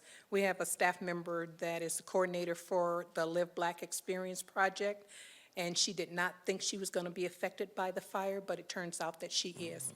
And so she's not able to be here. But we do have a presentation, and I would like for her to be able to give that to you at a later date and time, hopefully sometime after probably you come back from break, because I'm not sure what's going to be happening with the fire. Absolutely, and I think that'd be best, and Okay. please, or our well wishes and safety for Thank her you. and her property. Thank you. All right. With Yeah. that then, I'm suspecting the high, so we'll just move along to the next item, and we'll get a more thorough discussion for the. Yes, Live and Black on the experience. Live Black experience, things were moving forward on that, just as they did a year ago this time. We're just asking for a little more time to get that presentation for you, but we have, everything is set budgetarily speaking, so there's no complications in having a little more time on that. Thank you. Thank you. That should work. And then with that being the case, I suspect this is going to be a little bit longer of a presentation and discussion. So let's take a little break. I'll have a little pit stop before we go to the High Country Humane presentation and intergovernmental agreement discussion. So let's do 15 minutes. So 4:50, we will restart. Thank you. All right, we're down to agenda item 9, High Country Humane presentation and an intergovernmental agreement discussion. Mr. Tatter. Yes, hello, Mayor, Vice Mayor, City Council. Rick Tatter, Management Services Director. The item being brought forward you is from City Manager Greg Clifton, the budget team, and High Country Humane. This is an opportunity to hear from High Country Humane about their services and their funding requests they brought forward.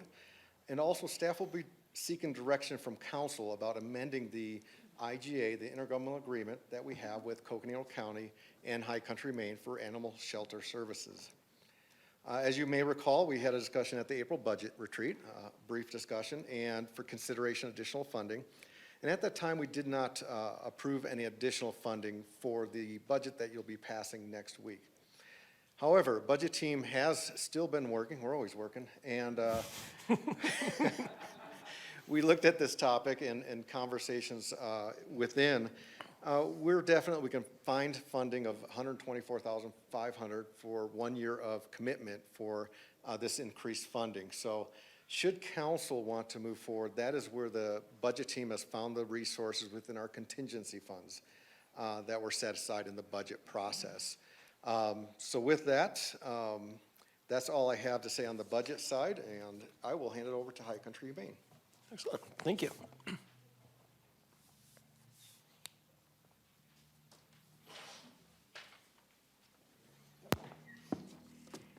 Mayor, Vice Mayor, City Council, men and women, I guess we say now, City Manager. My name is Mandy Metzger. I'm not Liz Olson, but I will introduce her in a moment.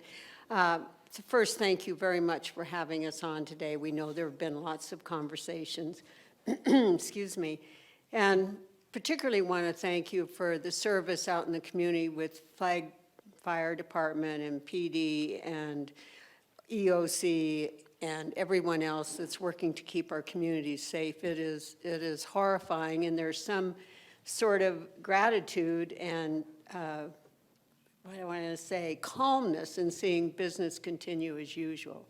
So very happy to be here. We're also very grateful for our partnership with you and partnership with Coconino County. It's my job as a representative of the High Country Humane Board of Directors to ask for two things and then make a statement. One is please our continued efforts for budget, and we realize that we've had a big ask, but I think Liz Olson, our director, will be able to talk to you in great detail about that. Our other ask would be that an extended term of contract. And we ask that primarily so that we can secure additional funding, not from you, not from the city, not from the county, but from other NGOs and sponsors. And so that will take some of the heat, hopefully, off of you as a funder. We also need a longer-term contract because there are building renovations that need to be made out there, especially so we can have isolation unit. We're seeing a lot of disease. We would like to increase our space. So a longer-term contract will help us with that because, as you know, funders don't like to say you're only in business for 6 more months or a year or whatever it might be. So that's the other consideration we're asking for. As with most young organizations, High Country Humane has lessons to learn along the way. And what I really want to say is High Country Humane is no exception. We know that we're committed to addressing questions and concerns and ideas and solutions that further a solid partnership with the city of Flagstaff. We definitely value our relationship and look forward to continuing. I'm going to turn this over to Liz Olson, who's our executive director, and just appreciate your time and appreciate being here. So thank you. Thank you.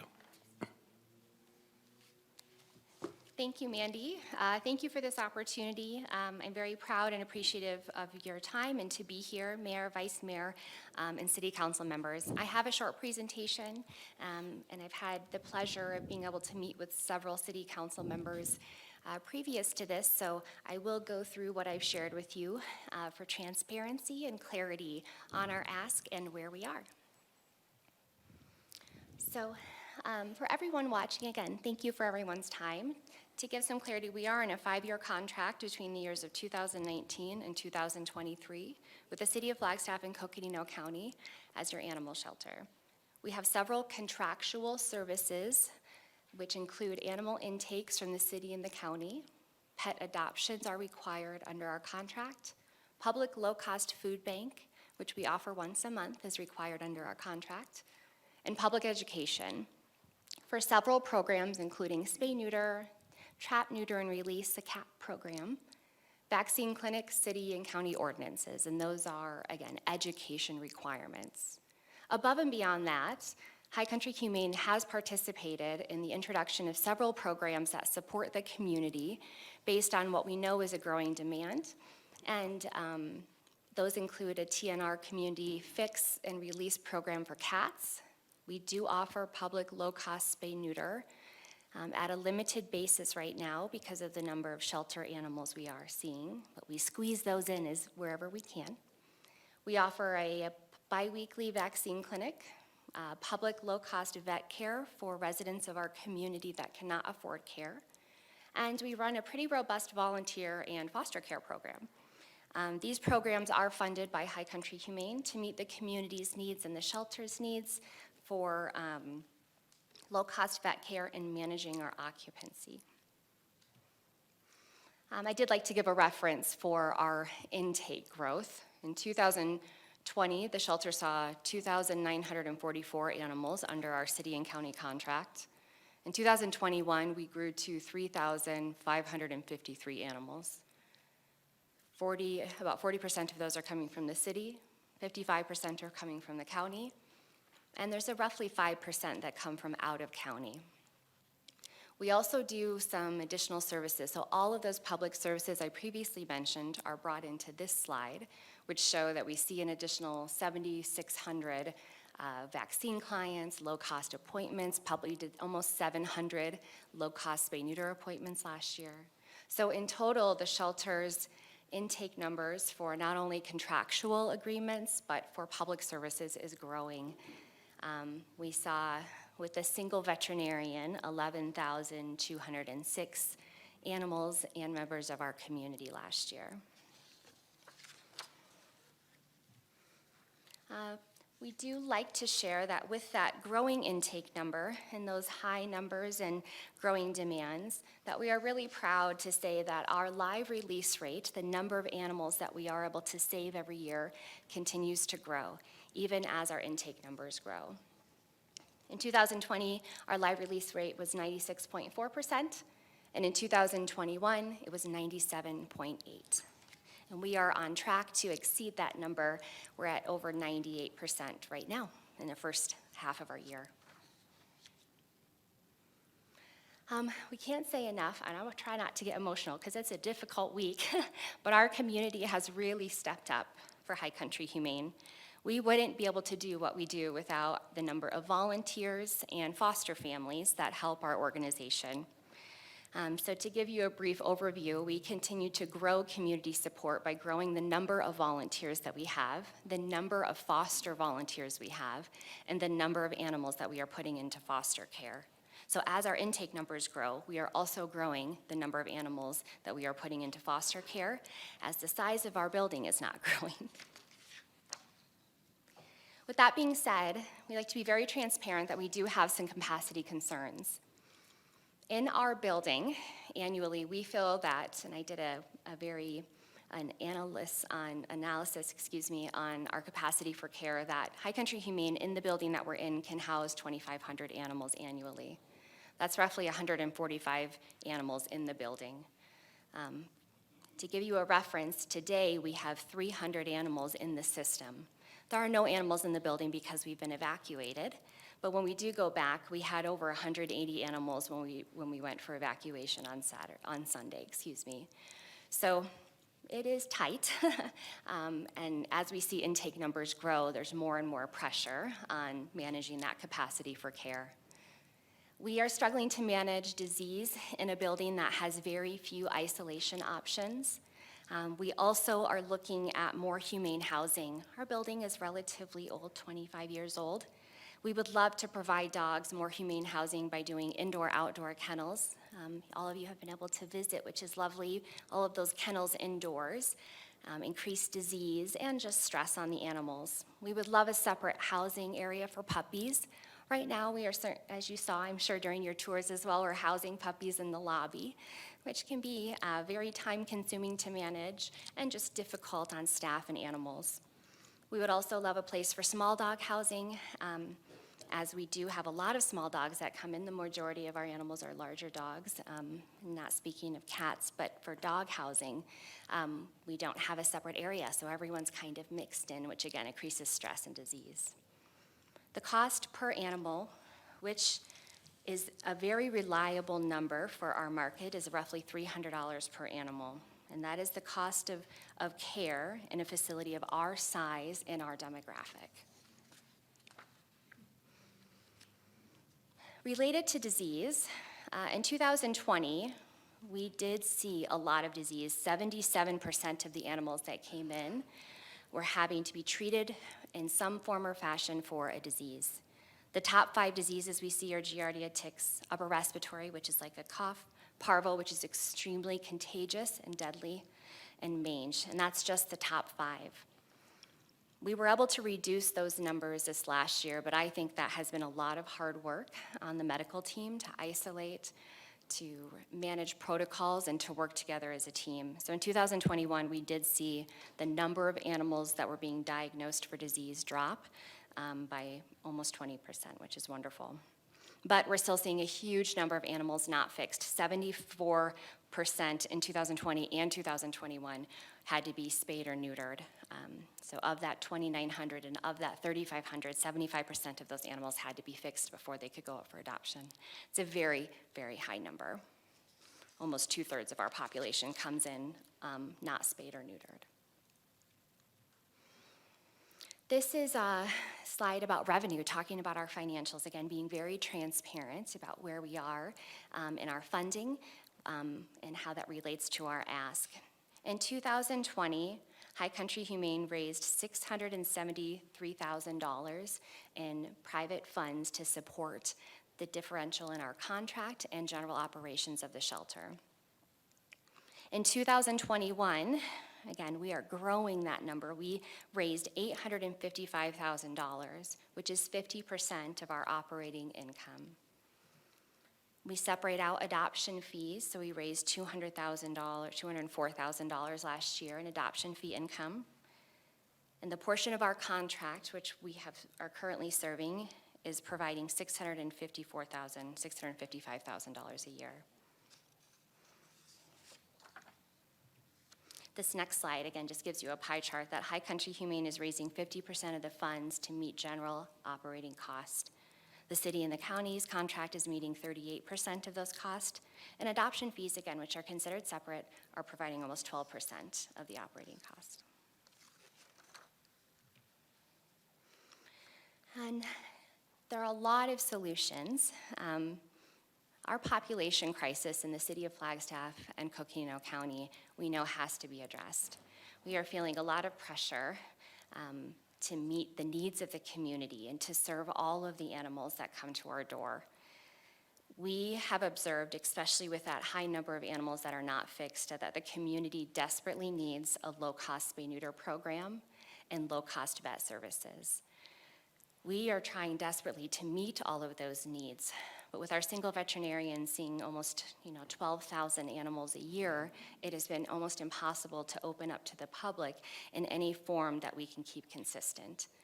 We do almost 90 spay-neuter surgeries a week, and we see almost 24 foster families, public vet clients in those other 2 days where we are not doing spay-neuter. It is an extremely high volume medical clinic that we run for a very high volume shelter. The second is that we know we need better building space to manage disease. We see a very high number of contagious disease at High Country Humane, and we would like to utilize High Country Humane funding to fund for a medical isolation unit where we can evaluate and treat serious contagious medical conditions that at this time are being treated in areas that are public-facing and sometimes not appropriate for contagious disease management, such as a bathroom or an intake exam room. Again, we would like to also provide housing for dogs' indoor-outdoor kennels, adoption housing for small dogs and puppies that are not in the lobby or in inappropriate areas for animals in our building. So I want to say thank you. I've really appreciated the opportunity to talk today and to be able to speak to all of you and provide you a tour and share what we do.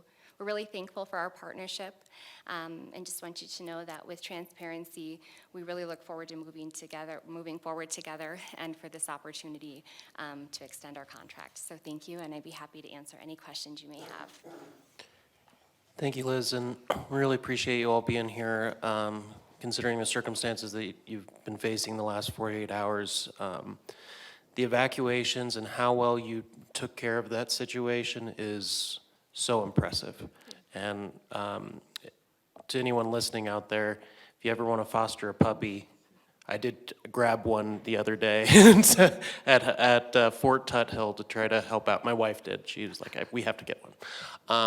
But regardless, I'm just wanted to say I really appreciate you still able to come here today, and we do value our partnership. And with that, I would like to open that up for any questions and discussion from, oh, my apologies. Actually, I'm going to go with public participation first, and then we will circle back with you.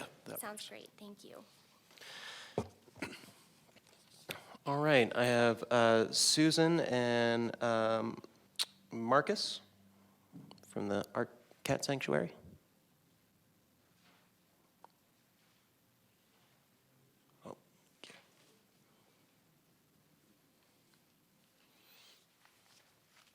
Okay, Council and Mayor, thank you for having us today. The last name is Marue, M-A-R-U-E, so I'll get that corrected. Sorry. Okay. Have you read the letter we sent you about a week ago? Has the council read that letter? It was an email. The Cat Sanctuary? What, was that the one about cats going in?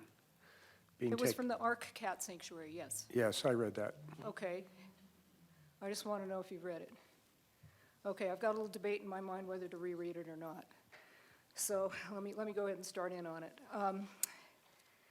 Okay, we've become aware that High Country Humane is requesting a lot of money additionally for their operations. We have some really grave concerns about this that I'd like to share, and I'm sharing it publicly at this point. The current contract specifies that High Country Humane should be receiving unwanted and stray animals from unincorporated Coconino County residents and City of Flagstaff residents. And it says also, this is quoting the contract, nominal fees may be charged for owner surrenders based on circumstances at the discretion of the independent contractor. It also states that High Country should be receiving animals impounded by county animal management officers and city animal control officers, including police officers, in the performance of their duties 24 hours a day, and a place to hold said animals for at least 72 hours per ARS 11-1013. High Country Humane has recently changed their policy, resulting in Flagstaff City Animal Control no longer picking up stray cats from the public unless they are either pregnant or injured. This is clearly not in compliance with the current contract they hold with the city and county for animal control services. We have received direct confirmation of this policy change from both the Flagstaff Animal Control as well as Flagstaff Police Department. We regularly get phone calls from people with found stray cats that they have been turned away, or people looking for help for lost cats that they are trying to find. Additionally, they are charging significant fees for owner surrenders, not the nominal fees mentioned specifically in the contract. And they also tell members of the public that if they've been feeding a cat for more than 5 days, they own it and have to take a surrender fee for High Country Humane to accept the cat. And we have here a definition of what nominal is, of a price or amount of money, very small, far below real value or cost. This shuts out members of the public who need to surrender a cat and can't afford the fees, and this in turn increases the number of stray cats on the street. And we know, yeah, Thank go you, ahead. Susan. Yeah, you are only have 3 minutes for public Okay, so I'm participation, done which then. is up. Yes, Yeah. and Councilmember Salas. Hello, Ms. Maru. So what is your request to this council? Okay, my request is, I know you guys are going to give him more money. What I am after, there is no spay-neuter services available to the public or to the other rescue organizations in this town. I cited that in the letter. I told you what the costs are when you go to a private clinic to do this. Our maximum adoption fee for a kitten is $200. The spay-neuter costs are more than that cost. Her budget is 12.5%. Our budget is 50% of our budget is the adoption fees. Adoption fees also ensure that an adopter is prepared to give some level of care to this animal after they have it. So my request is, if you give them more money, please put a requirement on this. They need to supply spay-neuter services for this community without discriminating against people like us, which they have done. This is public funding. It needs to be used for the public. That is the number one thing I am asking for today, is we get this for this town. Because right now we don't have it, and there's an explosion of the number of cats out there on the street with no help. And the help is not going to happen unless we have spay-neuter. As you read my letter, we have been for over a year having to take these animals out of this area to get the spay-neuters done. They're doing 90 appointments a week. During the summer, we need about 200 to 250 appointments. And we're trying to find sources to get that affordably enough so we can keep doing what we're doing, which is answer the calls from people who are desperate. We had some people in December, it's just one of the cases I remember, turned away by every shelter in northern Arizona. They were in their car, driving around, trying to find somebody to take their 2 cats. It's a Friday night, 9 o'clock. I answer the phone, and I find out their situation. I'm full, just like everybody else. We have 250 cats to 300 cats at the Ark. I have another 150 in foster. We're faced with the same thing they are.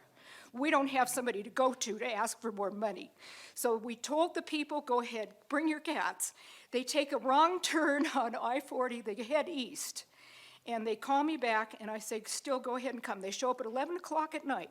I took their 2 cats, I fed them dinner, gave them some gas money, and I kept their cats for 5 months. They came back in May, and we're so grateful. We did not charge them a fee because these are the people we deal with on a daily basis. They don't have the money to pay a surrender fee, and they're desperate. And that's what we do. And I will do this at 11 o'clock at night. They left at 1 o'clock in the morning, and then I finished my night rounds. That's the way my life is. We don't have anybody to ask, but we need spay-neuter services for the entire town, including us. And that has to be in there, and that is my bottom line. We Thank you, have to Susan. have it. Thank you. Thank you. All right. We have Amy Sipes. Hi. Good afternoon, well, almost good evening. My name is Amy Sipes, and I've been a resident of Flagstaff since 1960, and I've been involved in multiple animal groups. It's just a passion of mine. I've also done TNR, trap, neuter, return for the last 25 years, both individually and with other groups. And I just wanted to state, well, High Country Humane currently offers a wonderful program, to pay for community cat spay neuters, which is really needed. There's also a critical need for assistance for pet owners. High Country originally offered, I understand, a program for pet owners for spay neuter, but that was discontinued during COVID. And I wasn't aware that it had been resumed, if it has been. So as far as I'm aware, there's currently no low-cost spay-neuter services for actual pet owners in town. And the current cost of spay-neuter services through your local veterinarian, it's just so expensive for a majority of the pet owners. They just can't afford it. So I'm addressing the issue. I'm addressing this issue it would go a long way in reducing animal suffering, but it would also make a significant difference in the number of stray animals needing the shelter services, which would in turn help reduce costs for sheltering and animal control. If High Country and the city would focus on working together on the cause of the pet population, which is a lot of these pet owners not being able to afford getting their animals fixed, And instead, and that would help not having to do catch-up at the shelter end then, that could provide us a higher level of care at a lower cost. So I asked the city council, when contracting with High Country for animal welfare services, to consider designating a specific amount to be set aside to fund low-cost spay-neuter for pet owners in our community for both dogs and cats. Thank you. I appreciate your time. Yeah, thank you, Amy. Also, now have Mia Hollisher.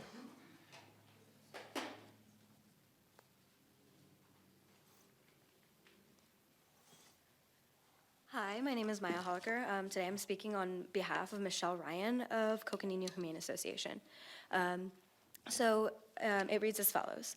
Dear Mr. Mayor and City Council, please accept my proxy to read my letter as I am unable to attend your meeting due to providing animal evacuation sheltering for 535 animal evacuees and many of their owners. You will receive a copy of the full letter via your email. Again, dear Mr. Mayor and Flagstaff City Council, Coconino County Manager, and Coconino County Board of Supervisors, we noticed an increase in funding was requested for High Country Humane, HCH, as a fellow shelter for the community, we would like to provide perspective. We appreciate how difficult it must be to maintain a new shelter in a community where Coconino Humane Association, CHA, was previously contracted for over 50 years. For the CHA, our mission is to operate a humane and caring shelter that will give aid to unwanted, abandoned, and mistreated animals in Flagstaff and across northern Arizona. While HCH has a mission to provide exceptional animal care and adoption services, we believe it is germane to the topic of the contract modification to provide feedback on information that has been reported to us on the current failures to meet their contractual agreement with the county. The animal welfare community has been unsatisfied with HCH's insufficient amenities and poor customer service for the residents of the city of Flagstaff and Coconino County. Residents are being forced to travel back and forth between shelters, begging for help, and having reported feeling like they have been pushed aside, insulted, felt discriminated against, forgotten, or just plain refused assistance by HCH. For reference, we have provided firsthand accounts written by residents. Those are in the email attached. Sent to you, sorry. At CHA, our staff are guided by more than our mission. We are guided by moral and ethical responsibility to assist our community's residents and animals in need. However, these services are part of the contractual agreement between Coconino County and City of Flagstaff and High Country Humane, as currently named the city/county shelter. CHA and other local nonprofits are providing services that are supposed to be provided by the city-county shelter because HCH either will not or cannot live up to their contractual obligations. This severely strains all of our resources. Stray animals have become an area of concern. Per Coconino County Health and Human Service requirements, all stray animals are to be housed by HCH. This has been an ongoing issue with several hundreds of stray animals being refused by HCH and referred to other shelters over the last couple of years. This redirection of animals back and forth between shelters consumes time and resources by staff and residents and creates confusion as to the current location to take stray animals. Receiving unwanted and stray animals is a contractual obligation, as is providing public spay-neuter clinics. Maybe this has been unnoticed by others that HCH closed down their public spay-neuter clinics last year. Since 2019, CHA has provided spay-neuter assistance already. I'm going to go ahead and skip to the request. Thank you. Yes, please. Thank you. The Coconino Humane Association genuinely feels that it is time for the city of Flagstaff, Coconino County, and High Country Humane to ensure the services that they said they would provide for our community are done for, or pay other shelters to take on the burden of the unwanted, abandoned, and mistreated animals for the time and resources expended for their care. Which, for reference, the total estimated cost of High Country Humane contracted services that CHA actually provided for the last fiscal year is $343,455. The failure to provide contracted services has incurred a heavy burden on Flagstaff and Coconino County residents, as well as CHA and other animal shelters in the community. We would like to discuss these issues in greater depth at a mutually agreed upon time and date and place. Please contact us, being Michelle Ryan, at your earliest convenience. Thank you. Thank you. All right, I do believe that was my last card. I'm not seeing anything online. Great. All right, with that, let's bring it to our council discussion. for any questions or comments. Councilmember McCarthy. Well, thank you, Mayor. I'll just make 2 points. I do support the one-time extra allocation, which was, 124,500. That's my first point. And I'm supporting that as a way that we can help bring things up to where they need to be. I also think that we should direct staff to have some discussions about contractual issues. That might include a longer-term contract. It might include some of the complaints we heard tonight. It might include other things that are of known interest to our staff members. So those are my 2 comments. Thank you, Councilmember McCarthy.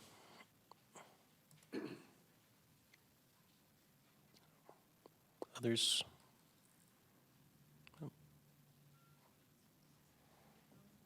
Okay, Vice Mayor. Thank you. And thank you, Liz, for the presentation. I do have a question for you. When we met a couple of months ago, I did ask, and I'm going to ask again, what is your process for getting grants? Do you have someone in your office that is in charge of that? And can you walk us through the process? Is it a matter of not having a lot of grants available, or are you short-staffed in applying for the grants? Yes. Thank you, Councilmember Sweet, for the question. I, along with a committee of board members, is in charge of grant funding. And we have doubled our grant funding between the years of 2020 and 2021 and are on track to exceed our number from last year. There are grants available in animal welfare, mostly nationally. I feel there are very few options locally for grant funding. A lot of programs locally are very human-focused, which is very understandable. Very few are available locally for animal. We do have the license plate grant with the county, offering spay-neuter vouchers to residents, which has been very successful, and those are many of the public spay-neuter surgeries we did last year was through our partnership with the city and the county through that grant program.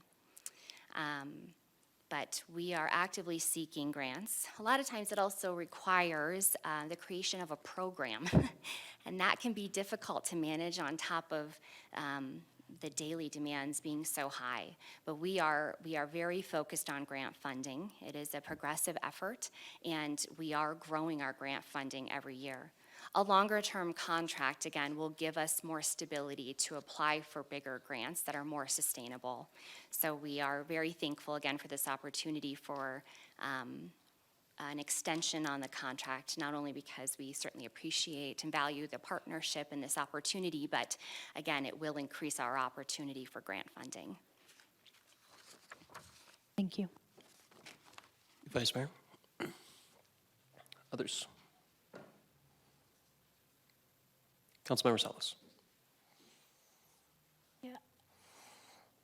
I have a question to the city manager.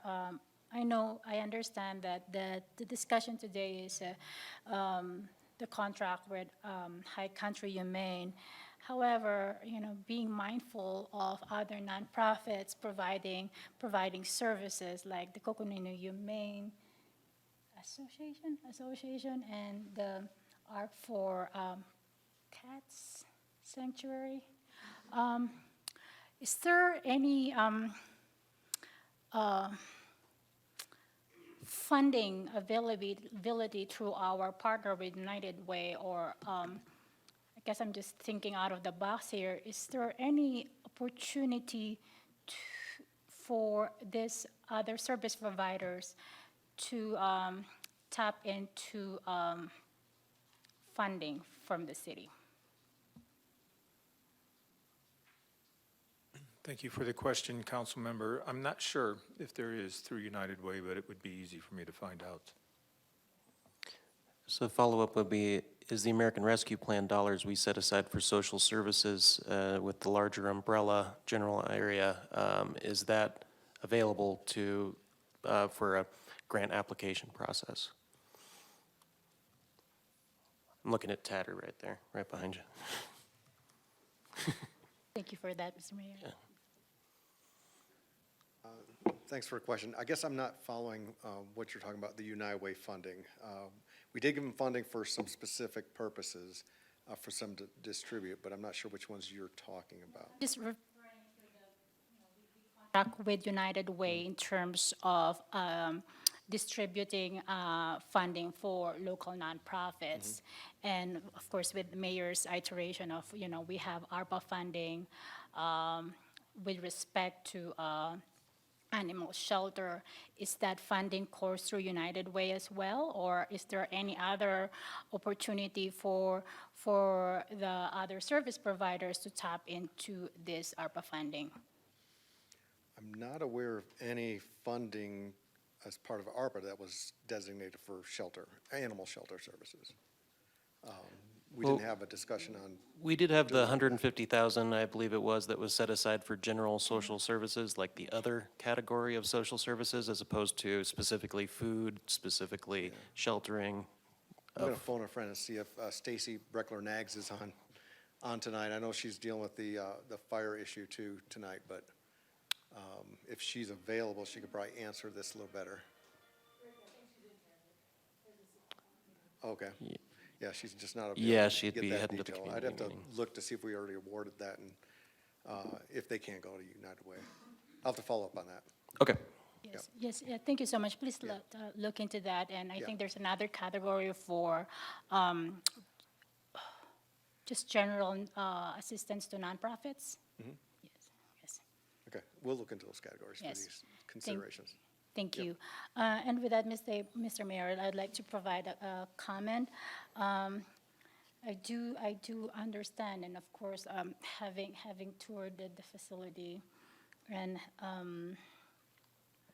I do understand there's the increase in capacity and volume of service have remarkably increased in the last couple of years. But there's also growing needs of not only for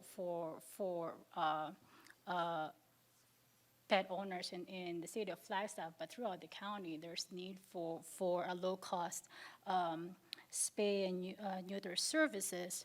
So, and I remember, was it 3 years ago when High Country Humane just kind of formed as a baby nonprofit, and I remember saying, you're just in your first 2 years of formation as a nonprofit. You have all of this cost and all of this growing pains, and hopefully you'll make it to your fifth year mark, which when we send kids to kindergarten, preschool, right? So you're on your fourth year, getting to fourth year. So and I also believe in our strong partnership with Coconino County. So with that, I would recommend participating in working with the county to establish performance measures in the second amendment of the contract and add the language that reflect the $124,500 as a one-time additional funding for fiscal year 2022-23. A quick note on the performance measures will have to be we'll have to focus on delivering contractual obligations, including but not limited to spay and neuter services countywide. Thank you. Thank you, Councilmember Salas. All right, I'll jump in here then. So in the regards to the $124,500, I am in support of this as one-time funding, as we were using contingency funds for this purpose specifically. But we would need to have more thorough discussion on long-term funding at a later time. One of the things about that, though, is that I'll be frank, I think we all got a bit of sticker shock when the dollar request came in, particularly so late in our budget process. And part, to my understanding of the contract, is that the city has an individual on the board staff representation or something to that effect. It would be far better for us, I think, moving forward to have an individual from city staff being able to kind of keep pulse on the situation, understand what's going on, and particularly with some of the concerns and issues that have arisen, that we are making sure we're being good stewards of the public dollars. Secondly, in terms of the longer contract, I think it's worth consideration, but I would like to, I mean, this is a intergovernmental aspect with the county, the city. Those discussions are still going on what that contract would look like for moving forward. And I would rather take it one step at a time, allocate the $124,500, make sure that we are in better communications and addressing any concerns before we move forward with a 5-year additional contract. That's where I'm at on it, but I'm happy to hear from other council members. Councilmember House. Thank you, Mr. Mayor. I'm in agreement with that, and I just want to express, the gratitude that I think you feel throughout the community for the work that you're doing, as well as the other animal sheltering services and Art Cat Sanctuary and the other entities that are working to provide for the animals that our community clearly very much cares for.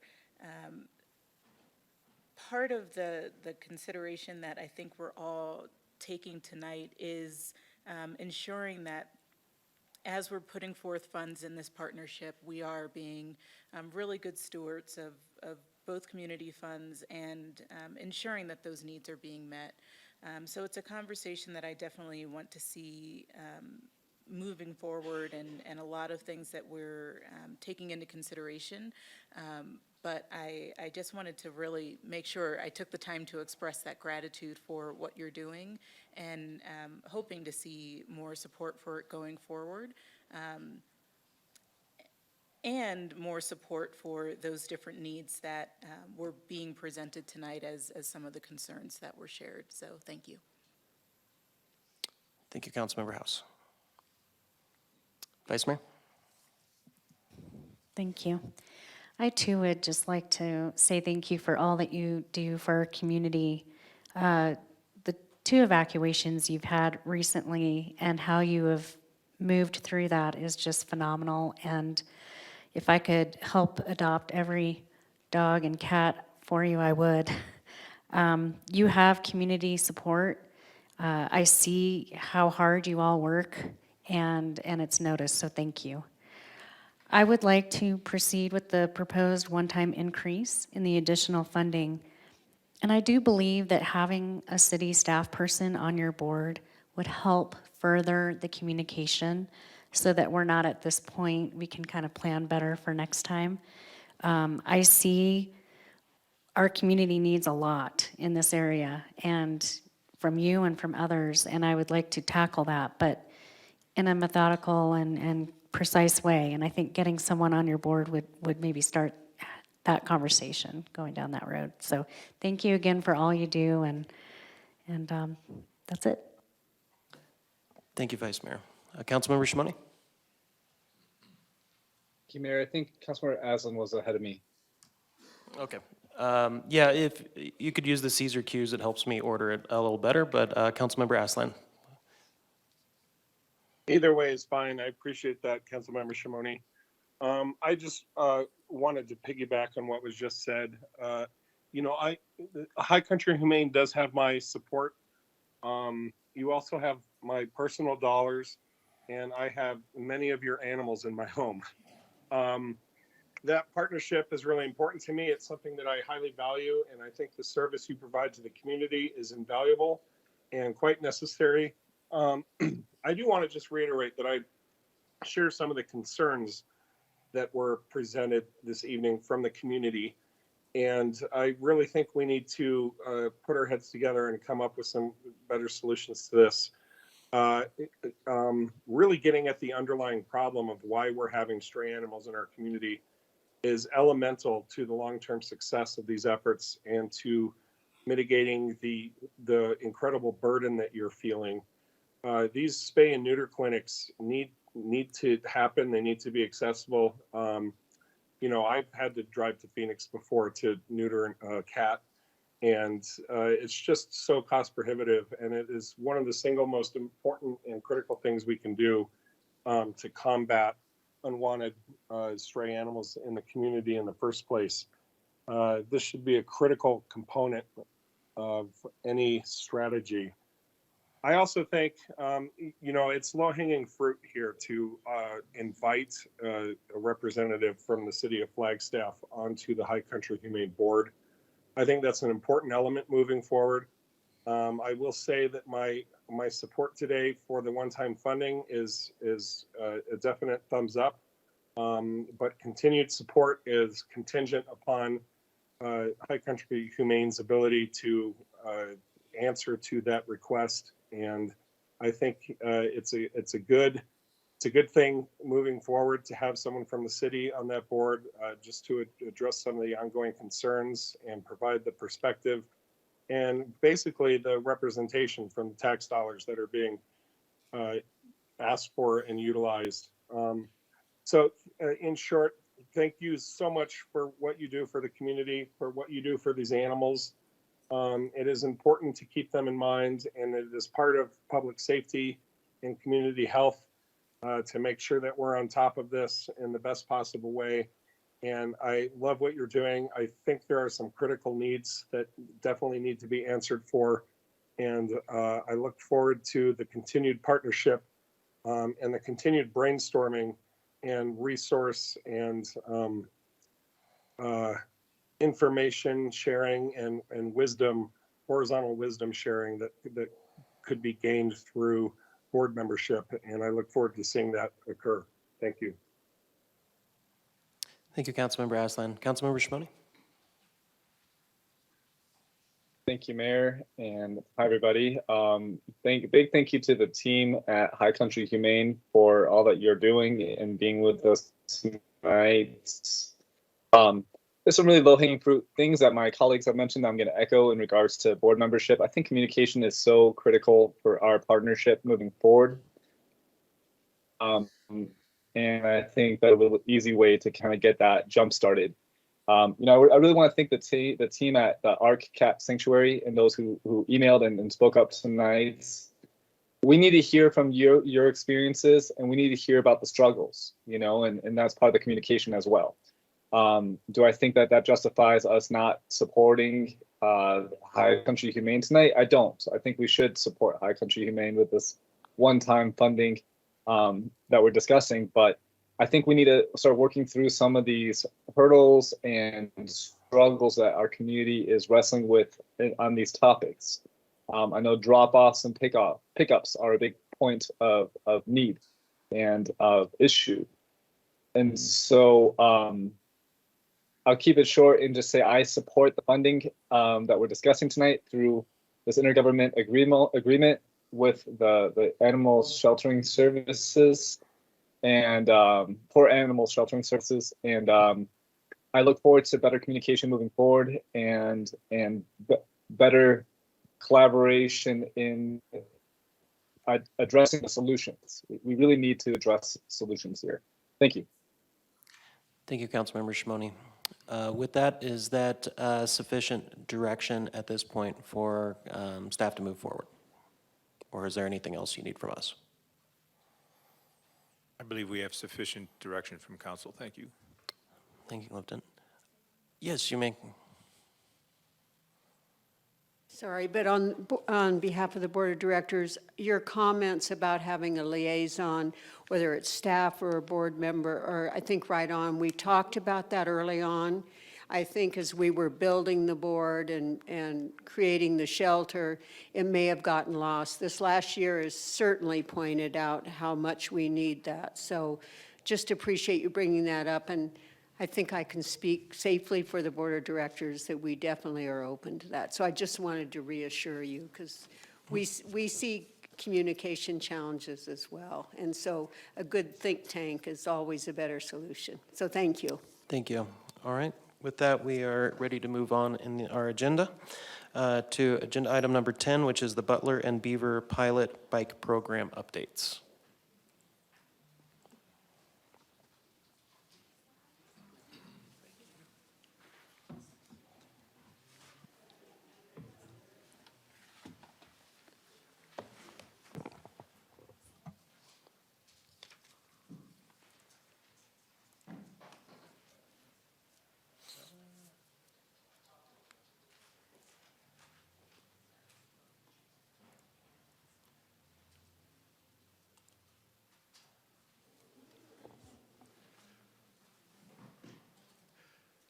Good evening, Mayor, Vice Mayor, and Council.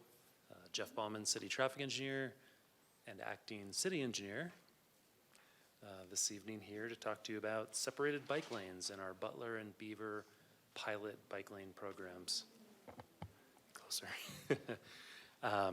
Here with me tonight are Sam Beckett from Public Works and Martin Ince from Transportation to kind of a tag team presentation.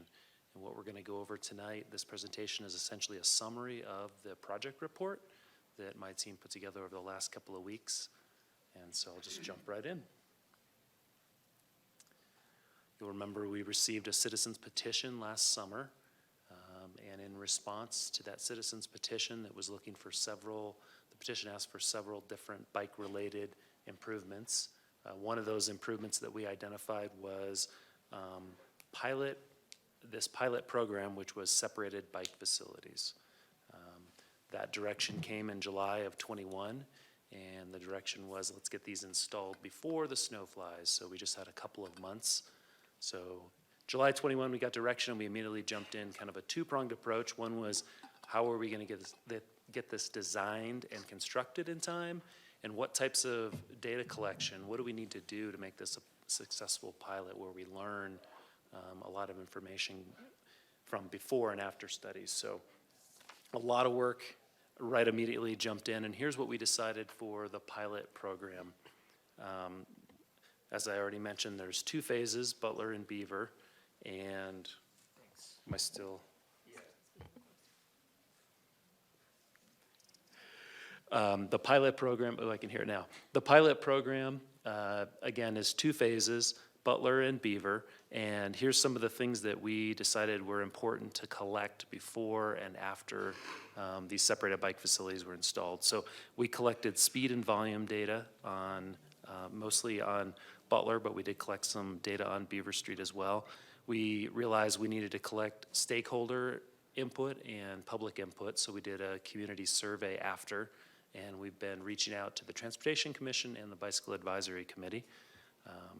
As part of the study, or as part of the pilot program over the winter and just in general, we knew snowstorms would be an issue or could be an issue, so we were really interested in what that snow experience was, and then just what general maintenance would look like.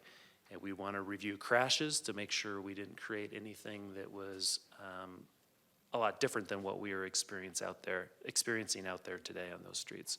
And then finally, and that's what we're here for today, is we wanted to determine other possible phases of the program and next steps.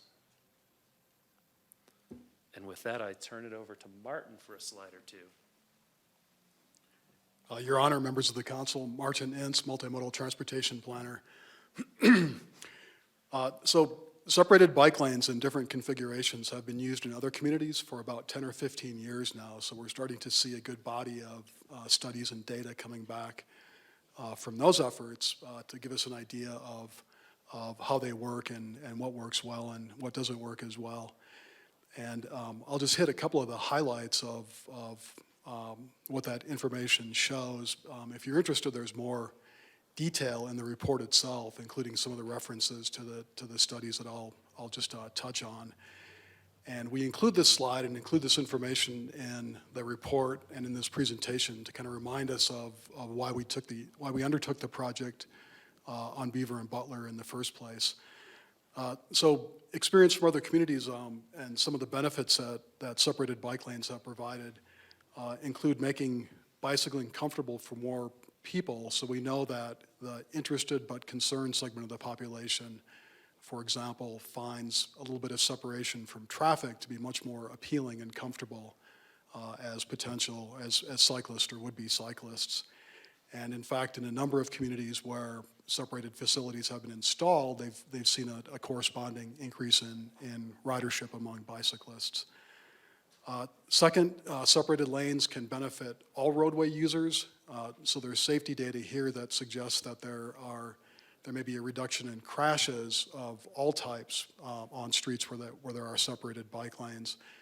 And in some cases, drivers have shown a preference or a higher comfort level where there are separated facilities because, again, it provides a little bit of physical separation and distance from bicyclists. So kind of that comfort works on both sides of that separation.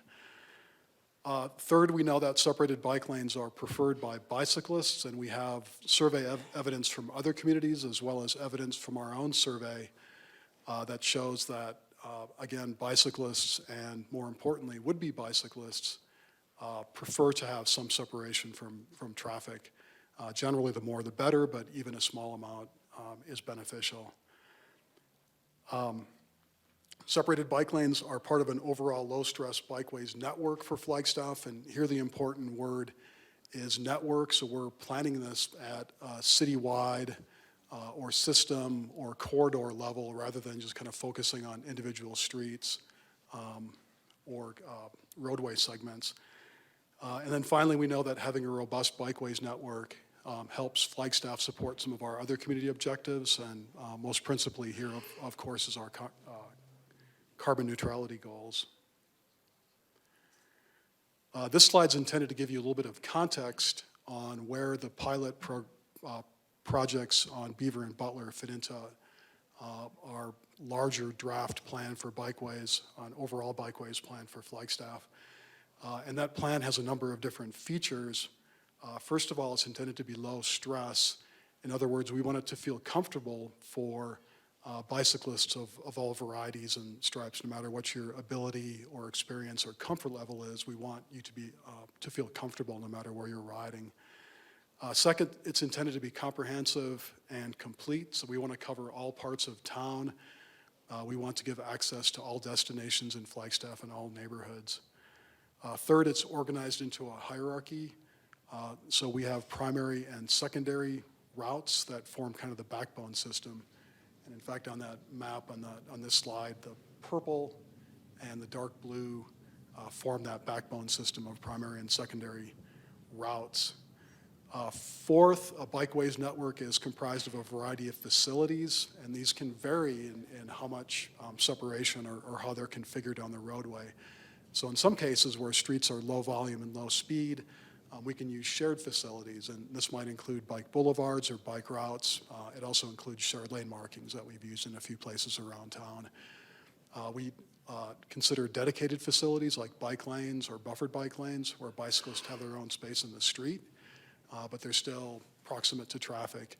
And then finally, of course, we think about separated facilities, which can include separated bike lanes, again, in a variety of different configurations, as well as things called cycle tracks, and then our old standby foots trails, which exist in a lot of places along major streets. The last feature is this concept of a transition from basic to enhanced facilities. So we wanted to get something in place in the short term, even if that something isn't necessarily the ultimate or ideal or long-term facility. And then as we move along, the city can work into more advanced facilities as we get funding and experience and know-how and that sort of thing to go from basic to enhanced. And along those lines, one of the concepts was going from an idea of having buffered bike lanes, where simply the stripe is a little bit wider and provides a little bit of horizontal separation from traffic. And starting with that, but transitioning into some form of a separated facility. The pilot program on Butler and Beaver gave us an opportunity to kind of test drive that concept to see what worked and what didn't work for that going from something that was just separated, from buffered to actually physically separated by some type of curb or railing or delineated. And with that, I'll turn it back over to Jeff.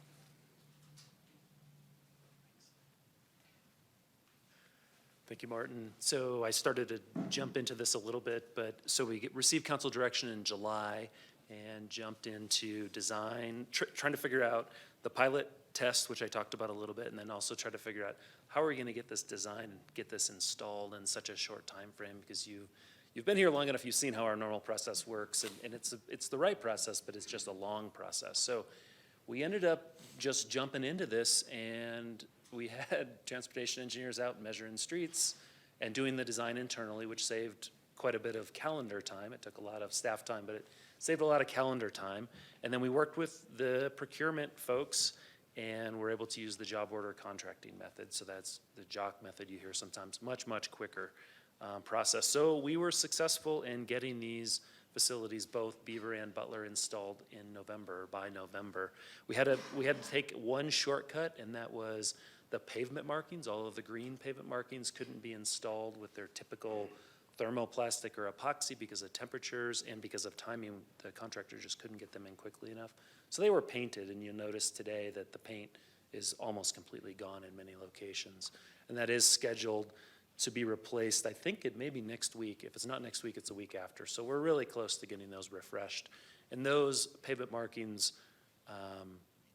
are good pavement markings and appropriate whether we continue with this pilot program or do something different. Those are going to be good markings. So this picture just highlights a little bit of the things that we installed in addition to the raised curb and the raised delineators. You can see we did green bike lane extensions through all of the intersections on Butler and Beaver Street. We did some as well, and also the major turn lanes. And we also installed these two-stage left turn boxes to help cyclists, because now when you're riding as a cyclist, you don't have the brakes. You can't look for brakes in traffic to merge across to turn left as a vehicle would. When you're in the curb lane, you're typically kind of getting stuck behind the curbs. And so the two-stage left turn allows you to move out into the intersection, turn your bike 90 degrees, and then go straight again, which is a left turn. So that's the two-stage left.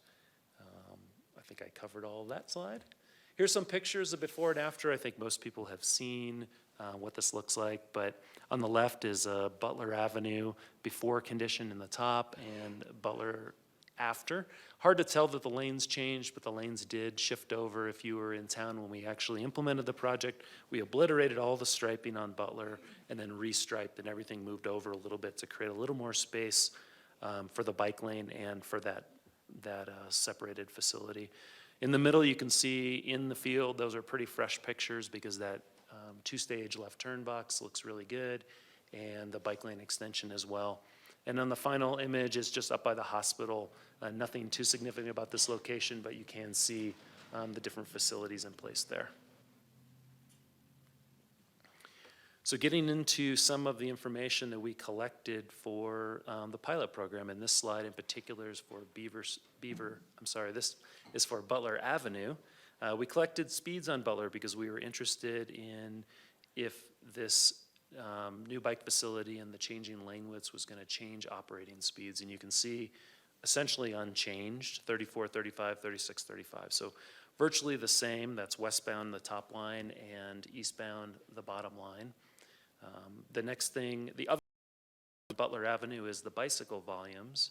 So again, these were collected in October, which is pretty good cycling season. April's probably not quite as good, but it's, it met our schedule, and it's still, obviously the snow's gone, it's decent, but tends to be a little bit windier. So you can see bicycle, we had hoped, this is one of the pilot assumptions going in, is that we would see an increase in ridership from bicycles.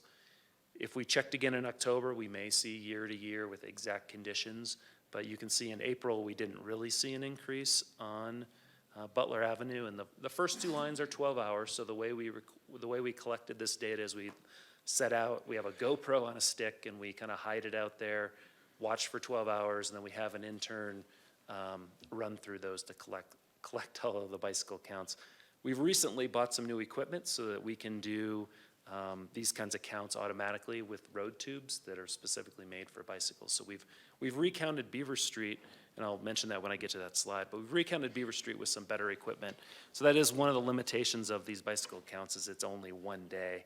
Vehicle counts we typically like to have out for a full week to see that daily variation smoothed out a bit. So while we do see a decrease here, I'm not too concerned. I don't think that the bicycle facilities on Butler decreased bicycle ridership. Here's what we collected on Beaver Street. I think I might have just said Beaver Street for the last slide, but that was Butler, of course. Here's what we collected on Beaver Street before and after. You can see we had 77 bicycles over the course of the day. The after condition was 83 in April. As I mentioned, we bought some new equipment and collected these counts last week, which is pretty good weather, and we saw 78 on average. So pretty consistent on Beaver Street. No big increase or decrease in bike participation. We also wanted to check crashes. Typically for any kind of project, we'd want to see 3 years of crash data, but of course we're not going to wait 3 years to take a look at crashes. So here's November to May. So these are not full year periods, but the November to May, like to like, you can see all of the different years here. Beaver Street, that average was about, I believe the average was about 8, and we saw 10 in this most recent period. So, but you can see the fluctuation, so that's really not concerning. The Butler Avenue section, the average was 30. It was 29.9. So we didn't see a big change. We didn't have any major crashes on these facilities, no major injuries or fatalities. So we're, at this point, again, it's only 6 months. It's not the 3 years we typically watch, but we're not seeing anything really good or bad at this point. So status quo is okay in this case. The next part of the report is we collected stakeholder input from a number of internal and external groups. And I'm going to let Sam do these slides because these are the street slides, and then I'll get back up and tell you what we learned from others. Thanks, Sam. Yeah. All right, I apologize. I misplaced my voice on Saturday, so I'm going to use this one tonight. But yeah, it's good to see everybody here. And I appreciate the time to talk about these. While we've heard a lot of neutral data coming out of it so far, I want to bring up some of the impactful operational data as we move forward. I think it's important to note that, and you're going to hear the word impactful. Whether that's good or bad, I'll let you decide that. For us, there was a lot of great learning moments. There was a lot of, we didn't realize this kind of stuff as we got into this. So it was really good for us to kind of get out of the box, see how we could transition to support something new, and what we truly needed to be able to do that. So as we looked through this, this was 6 months of data. Our overall cost was about $66,000. So unfortunately, that put us right around that $10,000 a month. That did include some snow data in there and street sweeping. We did purchase 2 pieces of equipment that I want to thank you all for approving back in January. That has since been delayed. We still haven't seen that equipment. It would be the only equipment that we have that would be designed to actually support this infrastructure. So we've been making do.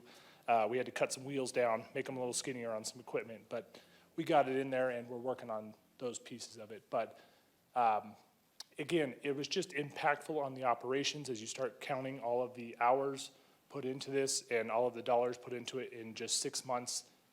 It was impressive to see once we pulled that data out of our system.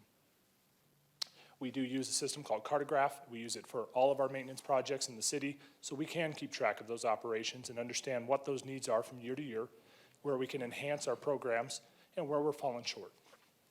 Here you can see some of the items here. One of the key ones, first one there, is 609 labor hours in the first 6 months. That's 100 hours a month. And unfortunately, not quite up to the par we'd like to see. What you'll find with most of the operations staff, and I know many of you got to do ride-alongs this winter, and that's awesome, they are very prideful in what they do. Everything they leave behind, their goal is to leave it better than what they started with.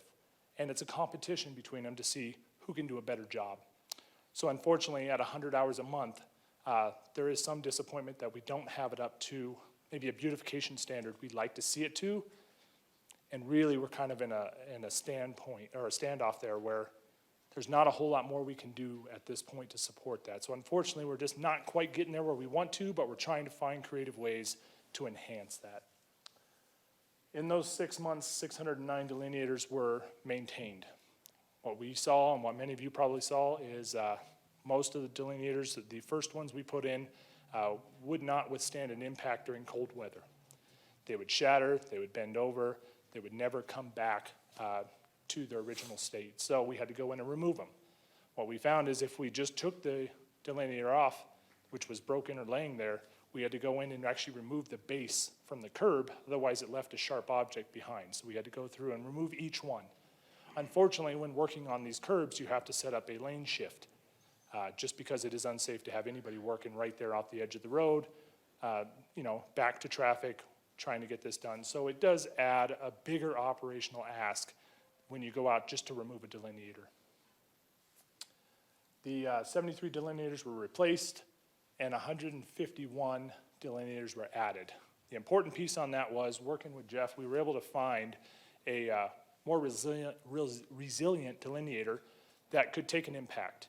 We weren't seeing the same kind of shattering out of them. They would bounce back. They were recovering a lot better in our unique environment here. So those have been really good. And that's what we've moved forward with. Big ones here are the 38 curbs damaged. So we've seen a lot of impacts on these curbs. I was actually asked by the Transportation Commission why we haven't repainted them and why we put curbs in that weren't painted. Unfortunately, I had to inform them that all the curbs are painted. Many of them have received so many impacts that they don't look painted anymore. And with the cinder dust, which has now changed the shading of those, it's just kind of changed the dynamic a little bit. One of those impactful pieces that we're learning, and we're trying to figure out how to enhance that. Never thought we'd be trying to figure out how to wash curbs to make them more visible, but it's an impactful piece. 24 curbs were destroyed. We did see most of those happen in the wintertime. Importantly to note, this was one of our lighter winters on record, so I do look forward to seeing what happens with a bigger and actual winter weather season. We've only replaced 2 curbs to this point because it is still under contract and we're waiting for that contractor to get back in there and help us support the reinstall of those.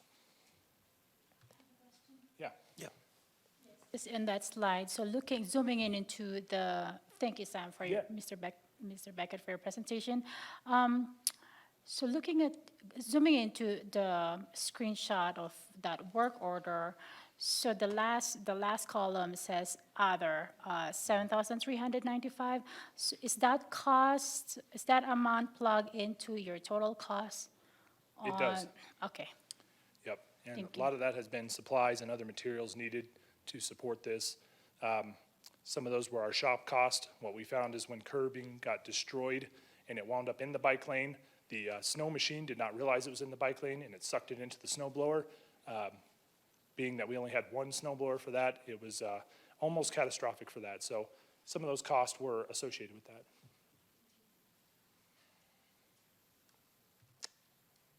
All right, these are some of the impactful pictures, if you will. Going into this, a few of the areas have been more highly concentrated for impacts. And as you can see on the left there, that is one of the delineators, the original style, that does not do well with impacts. What we assume most of these were was potentially mirrors, while the curb does give a little bit of buffer for the tire. Depending on the vehicle, the mirrors do stick out a lot further, and so our assumption was that. After that, the curbing here for most of what you see have just been vehicle impacts. The one in the middle was an enhancement piece that was attempted between our signs and markings group and Jeff Bauman to try and enhance visibility.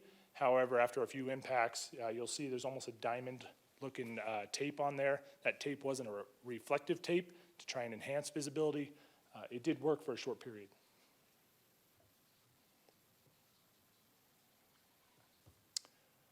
So noted issues, one we talked about it was the original delineators. They did not hold up as well as we thought they would, but that's part of the pilot, so we found a better option, and we got them here, and so far so good.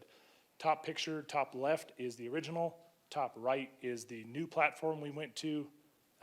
The top left is here, top left is not one of ours. It was just a picture that we were able to find.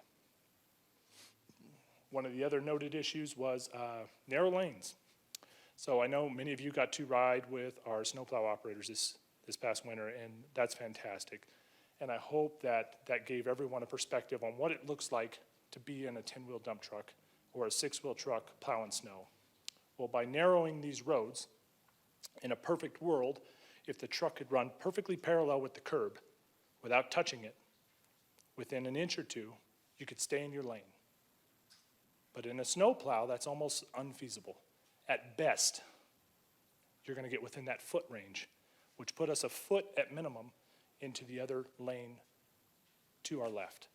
So for the most part, our snowplows wound up plowing one portion of the road, which was center between the two lanes, because as they were plowing the bike lanes, part of this pilot was shifting all the snow to the center of the road. Well, for driver safety, we had to make sure that we shifted far enough that people weren't trying to pass while we were pushing snow into that lane. So it was a new dynamic. It was an impactful dynamic. It was a new process for snowplow operations, especially on a road that, I think I was just looking at the data as he was pulling it, had, 22,000 cars in that short window. that he was pulling there in a 12-hour window, 22,000 cars traveling on that one road. So when you're snow plowing and you've got that many cars trying to get around you, it made for a unique environment for our snow operators and honestly a reduction in lanes and service on our part. From there, operators would have to come back and try and clear the snow all the way to the center of the road. Many times that was easy enough when we didn't have divided highways. So most of you know that there's the divided planter areas there, and if Rebecca's here, I hope she doesn't hate us for some of the damage we caused, but shifting that snow all the way into those medians was difficult in some cases, easier in others. The easy areas were our left-hand turn lanes, which we almost eliminated during snow season, simply because that was where we stacked the snow. One of the really unique learning moments out of that was, because we live in one of the most dynamic environments in the US and have, I think we're still in the top 1 or 2 for freeze-thaw cycles, we would stack everything in the middle of the road, it would thaw during the day, turn it to ice, and continually freeze that road beyond what we were expecting to see. So it actually caused an uptick of cinder operations where we actually wound up putting almost double the amount of cinders on that road, which then kind of fed back to us having to go back and pick up almost twice as many cinders, which many of them wound up in the bike lanes, unfortunately. Again, snow removal was just a big one for us. It was a new dynamic. To do snow removal, I know I'm hitting on this one a lot, but it was one of the more impactful operations for us. We actually had to remove 2 to 3 different people off of their standard routes to support these. So what it would take would be one item actually clearing the snow out of the separated bike lanes. We had to retrofit our, what we call a skid steer, a small cat piece of equipment with a snowblower on the front of it to fit within the bike lanes. From there, because of safety reasons, we had to basically pace that piece of equipment with a snowplow to shift the snow over. Well, in doing that, it made it easier to just tie in another piece of equipment and just go ahead and carry everything and do one fail swoop all the way to the center. To do all of the bike lanes from the top of Beaver all the way down through Butler, to do one pass was taking 3 to 3.5 hours. And it was removing 3 operators from primary snow routes within that area. So again, impactful. One of those pieces that moving forward, obviously we'd have to up our staffing to support this. We've already worked on trying to get equipment in here, so trying to mitigate some of those issues. We are staffing and adding these 3 additional snow routes, which would be more full-time moving forward if we keep it, is gonna be the harder piece, I think, for us. But again, just impactful learning moments for us. Not all bad, really good pieces came out of that, but impactful. Again, on the bottom there, the snow berms were a big one. Even though we piled the snow in the left-hand turn lanes, people still attempted to use those lanes, which made it difficult. So after every snow event, after the operators had worked multiple days on 12-hour shifts, we brought them back in, everyone, for a full 12-hour shift overnight. They had to come in with enough time to remove a bunch of the cinder boxes, which actually takes a fair amount of time, out of the snowplow trucks, put the tailgates back on them, go out into the field, take loaders out in the field, load up the snow, haul it to our snow storage areas, and then that way we could have the roads accessible in as much capacity as we could moving forward. So it did add a lot to our snow operations this particular year. From here, I know we're going to get into some other stakeholder input, but I also wanted to give just a moment for Scott Overton just to speak on this. I know really coming into this and hearing his feedback on this, coming in was really important for me to hear, and understanding, you know, there was a commitment coming into this to come into it with that neutral mindset and understanding that we are going to learn some stuff off of this and what this looks like. But I don't have the original history of this, which many of you know, but I wanted to give Scott a moment to really speak to this and give his feedback.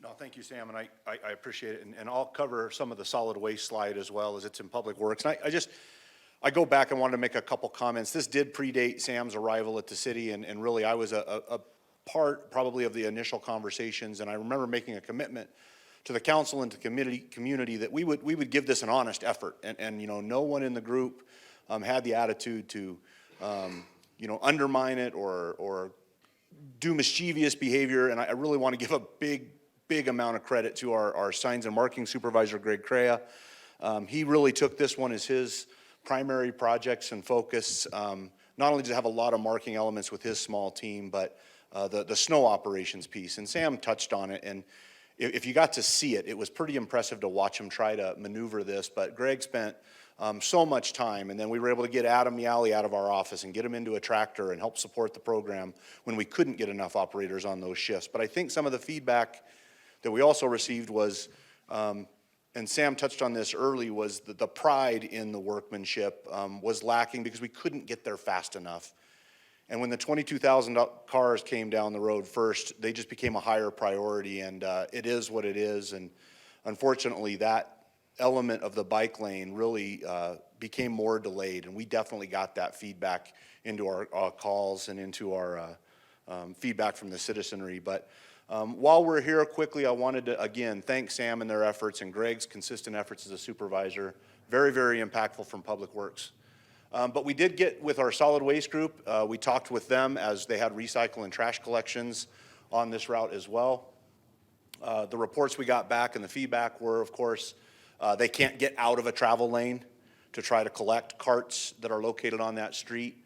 They did work with individual property owners along each of the routes to try to change behavior, maybe placement of the carts, moving them around corners, putting them in alleys. Most of the property owners were very receptive and were able to relocate to alternative locations, but there were some that just had no other alternative. So we really didn't have a great place to put a recycle or a trash cart other than maybe on the pedestrian infrastructure or tucked as tight as possible into the curb and gutter. But that solid waste truck can only reach so far to grab a cart that might be just on the other side of that bike lane. We did have one incident where a bicyclist, unfortunately, was just simply kicking trash cans throughout the bike lane as they were traveling through. I know they were frustrated and probably aggravated, but unfortunate that it just creates more drama and more issues for our operations staff. We did get a report from a bicyclist that hit a trash can with their handlebars. You know, they didn't judge the distance from height properly, and unfortunately did wipe out a trash can. But more unfortunately, the bicyclist clearly had an interaction. Requesting a few more space at a few locations. Oh, this is simply multiple cans at one location. We've got to spread those out so that arm can grab that trash cart. We need to find a way to get some more space throughout a number of these locations where we do not have an alternative site. Our operators felt Butler just feels narrow. It is narrow. It's not a feel, it's an actual effect. East Side residents dragging trash can over bicycle curb. We did have a number of folks on the east side direction of Butler that were really kind of agitated by all that and put their trash can actually in the travel lanes. Created a different operational issue. We were able to move it with the truck, but clearly we don't want traffic moving from travel lane to navigate trash cans into the street. Sam mentioned this on the park side. Great partners with Amy Hagan and her group and her supervisors and Rebecca's pros team. They obviously support the medians, the pedestrian infrastructure. We did cause some damage to their shrubs, irrigation, plants, trees. They figured about $4,000 per season. We certainly don't intend to cause the damage, but a lot of it's just the snow storage on the actual investment of landscape. And then one that was not anticipated was that additional cinder application for traction control. About $2,000 per season is our estimate to get it out of that landscape median and make those look presentable once again. So clearly heavier cinder season, you're going to see more effects there. But traction control became a really big significant issue, in particular on Butler. Risk management reported they had 2 claims filed, 4 official inquiries. We certainly know, and we had calls that there were more incidents, but they were not necessarily called in, but that was their official report back. Jeff, I'm going to let you take these. You had these direct contacts, but again, I appreciate everybody's sincere efforts and look forward to your input and feedback tonight on the recommendations. Thank you.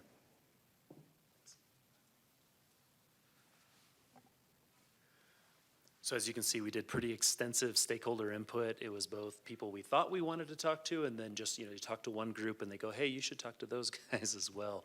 So here's kind of the police and fire roundup. And this is mostly officers their observations. This isn't necessarily crash reports. This is their observations from being out there a lot more than most of us are. So police thought there was more increased near misses. The narrow lanes during the snowstorms were very dangerous, and what they described is kind of what Sam described as well. When the left turn lane is blocked, people were turning out of through lanes, doing kind of unusual things, jumping across the berm in the middle. And then just sometimes we didn't have two full travel lanes consistently down Butler. These are mostly Butler experiences. We'd have 2 lanes, and then it would go to 1.5 and back to 2. So uncomfortable, if not dangerous, driving conditions. And their thought in general was that dangerous driving conditions outweighed the safety benefits for the cyclist. Again, this is what we got for feedback from police and fire. And in the report, there's quite a bit more information, but we tried to summarize some of this here. This one was really interesting. We did not expect this. Maybe we should have. Because we had the narrow lanes, but mostly because we didn't have the shoulder anymore, or what, the bike lane / shoulder. When there was congestion, especially on Butler, fire engine would come, but cars couldn't quite figure out how to get out of the way. So when there's a median break, they can go to the opposite side, but you know what Butler looks like in the afternoon sometimes. So that was a real issue that we did not expect for fire response. And so the second bullet talks about that there was some increased response times, which we know are really critical for them. Again, narrowed snow lanes, that was a really common theme.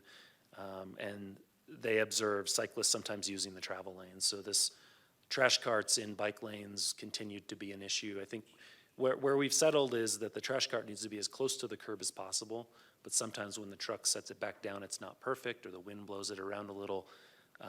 It's a bit of an issue that there isn't a great solution for. One thing that we've talked to solid waste about is where we put cans up against the curb, maybe we need to remove a couple of the parking curbs so that bikes have an easier way to get around the trash carts, kind of like it used to be before we had the curbs in place. So just creating some more breaks where we store trash carts. We talked to Mountain Line and we talked to FUSD. They actually had an incident where they bumped each other. It was just mirrors, but their mirrors bumped each other on Butler. So that was interesting. We talked to one and they said you should talk to the other. Travel lanes are narrow. They had the bump.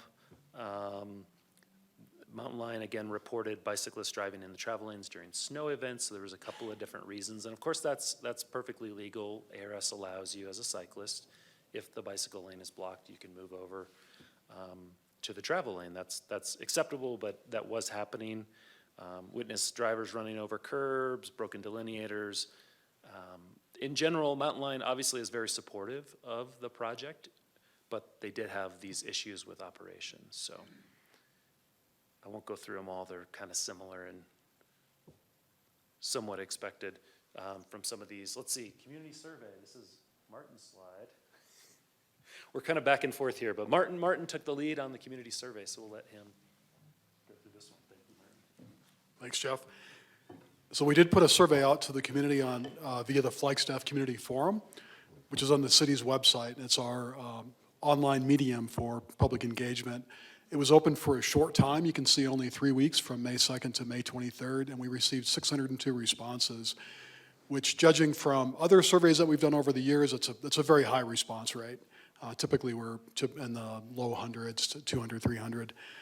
The survey was divided into 4 parts. The first part was we asked for experiences with the separated bike lanes. And here we were looking for a variety of experiences from both drivers, bicyclists, and pedestrians as well. So we wanted to hear from everyone. The second part was kind of a follow-up where we asked their general thoughts and comments about different aspects of the separated bike lanes. Third part of the survey, we asked them to rate different types of bike lanes that varied in terms of their level of separation from traffic. And this was a hypothetical exercise. We showed them pictures and described what the bike lanes looked like and asked them to imagine themselves bicycling on a fairly busy road, and then tell us how comfortable they would feel. And then finally, we asked about respondents' level of experience or comfort as bicyclists. We wanted to kind of gauge who fell into that category that I described earlier as interested but concerned, and who were kind of the more high-level cyclists at the kind of the top, and then who weren't bicyclists at all, kind of at the other end. And then we could divide the survey out into by those types of cyclists and see if the responses or the results changed in any way. So here's some of the highlights from the survey. For bicyclists, their experience with the separated lanes was both evenly divided and pretty highly polarized. So an equal number of cyclists said their experience was very positive, and the same number said their experience was very negative with reference to the separated lanes. From the driver's point of view, it was more universally negative. I think something close to half of respondents who drove next to the separated lanes indicated that their experience was very negative.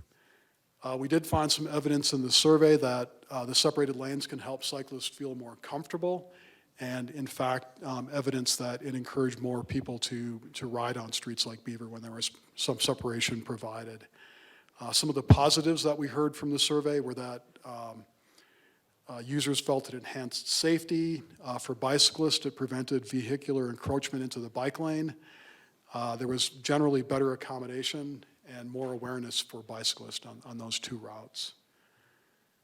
Some of the concerns that we heard from bicyclists include maintenance. This is really nothing new from what you heard from some of the presenters before. But the concerns were for maintenance of the lanes, including removal of snow and cinders. What was happening to the delineators when they fell over. Sometimes they would fall into the bike lane, sometimes they would fall into the travel lane. We heard about the presence of trash cans in the bike lanes. There was a concern with vehicles turning. So, particularly in the case of Butler, it's a fairly high-speed roadway. So when vehicles are making a turn from the roadway onto a side street or driveway, or turning from a side street or driveway onto the roadway, they feel like they have to go pretty quickly because traffic on the roadway is already moving fairly fast. And from a bicyclist point of view, that made them feel more vulnerable because there were vehicles turning across without necessarily paying as much attention as they should to the bicyclists who are already in the lane or the pedestrians on the sidewalk. And then finally, we heard from a number of bicyclists that they felt trapped where there was a barrier. In other words, if they wanted to get out to make a left turn or to go around obstructions, to get free of cinders or to go around trash cans, they really had very few options when the railing was in place to go to move out.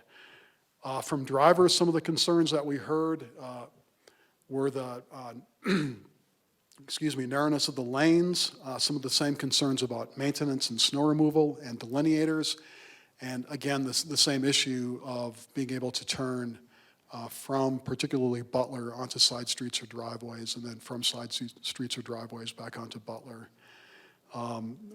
We need to note that many survey respondents expressed strong disapproval of the separated lanes, and I think we've included the full response, summary of the survey, as well as all the responses. Typically, when we do surveys, I encourage people who are reviewing the results to go through the comments because it could be very educational. In this case, the comments go on for many pages, so I would encourage you to skim the results, maybe instead of reading them all. And then finally, as I mentioned before, if you look through it, there is support for separated lanes, both from some of the users of these two pilot projects on Beaver and Butler, as well as in more of a hypothetical sense. So when we ask people about horizontally separating bike lanes from traffic, that is moving them physically off of the roadway, there was a lot of support for that kind of idea and that kind of separation from traffic. And I think that's the end of the survey part, but I'll turn it back over to Jeff.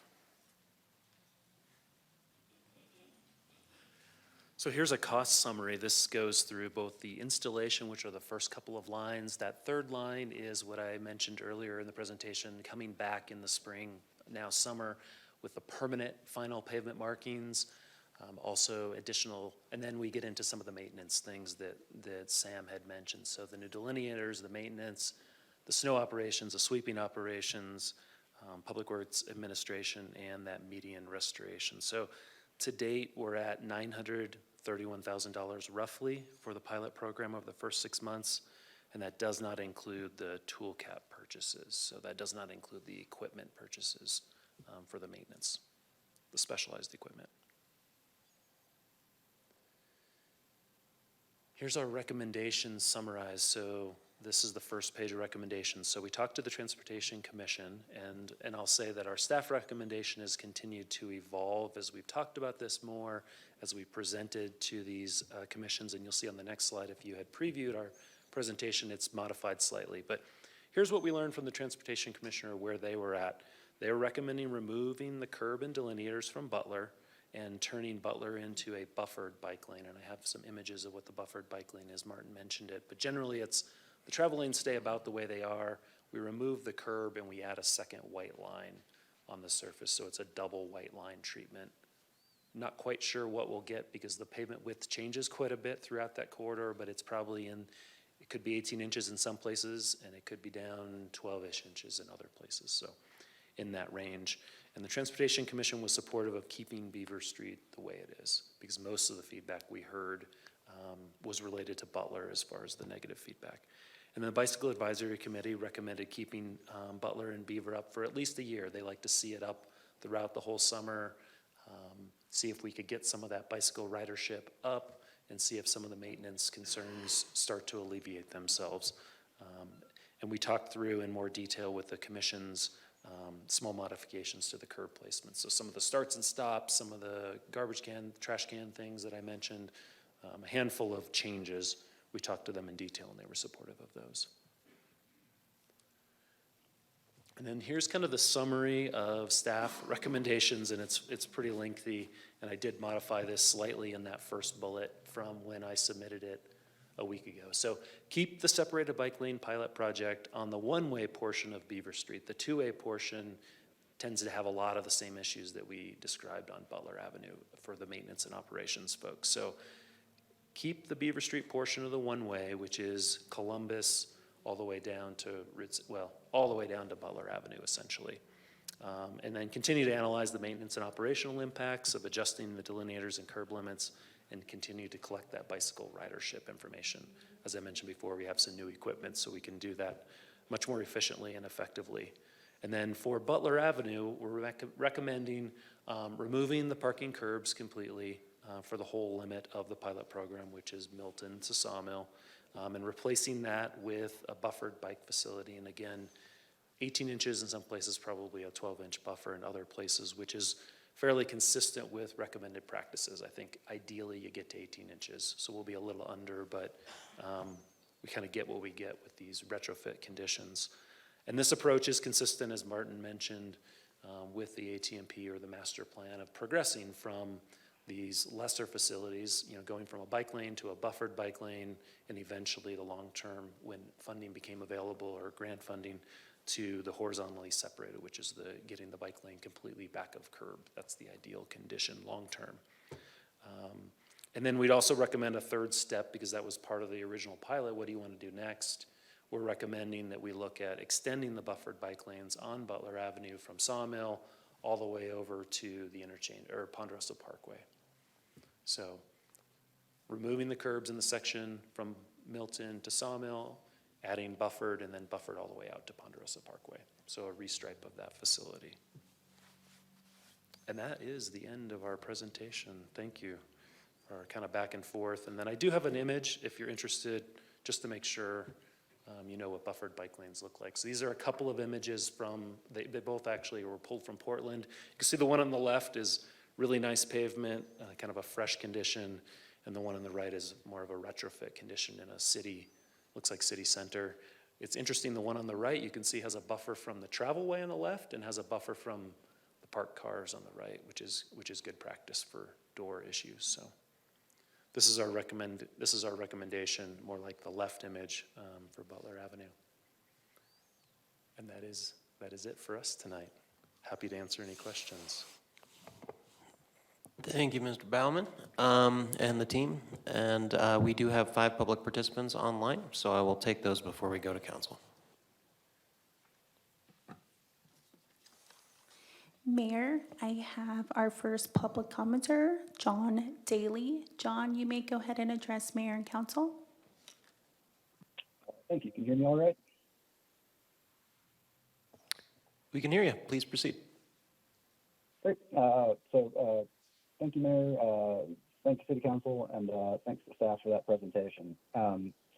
Guys, I won't sugarcoat it. Right? This is it's a disappointing presentation. Sir, it's a little difficult to hear you, actually. It's a little muffled. Would you mind speaking a little closer to the mic if you can? How's that? That sounds a bit better. Thanks. Okay. So I'll just say that, it's a disappointing presentation and it's a disappointing recommendation. The overall tone made it sound like we as a city are engaged in a bold and groundbreaking experiment to try a small pilot of protected bike lanes. But the reality is we're not. We're way behind peer cities that also experience snow. They have snow in Minneapolis and Madison, Wisconsin. They have snow in Denver. And these places have separated bike lanes, and they're all making it work. So, I can certainly appreciate some of the concerns, but the bottom line is other places are making it work, and they have for many years. So I think we can make it work too. I guess I'll also draw a contrast for you between some of the downsides that were identified. The presentation threw around, in terms of the downsides for vehicular traffic, that there are safety concerns. But I think what's going on here is that there's a conflation of property damage concerns and safety concerns. When two buses flip their mirrors, or when a person is driving distracted and they accidentally run their tire into one of those curbs and cracks a rim. I mean, that's not a safety concern. That's a minor property damage concern. When you don't keep a vehicle going 40 miles an hour on Butler out of the bike lane, that's a safety concern. And the city is proposing rolling that back, because it's inconvenient. Because a minority of Flagstaff residents are angry that they can't drive in the bike lane anymore, and I think that's wrong. I'll also make one final comment related to the carbon neutrality plan. Transportation mode switching is one of the key building blocks of the carbon neutrality plan, and that's not because it's a low-hanging fruit. It's because the math just does not work without it. What are we doing here? Right? Instead of talking about removing the very small mileage of protected bike lane that we have, we should be hearing about what the city's plans are to add more, to grow protected bike infrastructure in Flagstaff, so we can meet those goals. I think this is very disappointing. Thank you for your time this evening. I'll yield my remaining 1 second. Thank you. Thank you, John. Next public participant, please. Our next public participant is Michelle James. Michelle, you can go ahead and address Mayor and Council. Great, thank you. Mayor, Vice Mayor, and City Council, my name is Michelle James, and I'm Executive Director of Friends of Flagstaff's Future. I'd like to address some of the concerns that were outlined in the city's presentation regarding the pilot bike lanes on Butler Avenue, as those seem to be of more concern than the ones on Beaver. Butler needs to be accessible and safe to bicyclists, as it provides access to NAU, student housing, as well as businesses and a grocery store, and it's an important part of the Flagstaff Bikeways network. Protected bike lanes are the means to do this. This is necessary as the Bikeways network is part of a larger plan to increase bike riding and is a means for Flagstaff to implement the carbon neutrality plan. Staff is recommending removal of the protected bike lanes on Butler and converting them to buffered lanes with no physical barriers. While the pilot project on Butler has had its issues, creating buffer lanes on this road is a step backwards.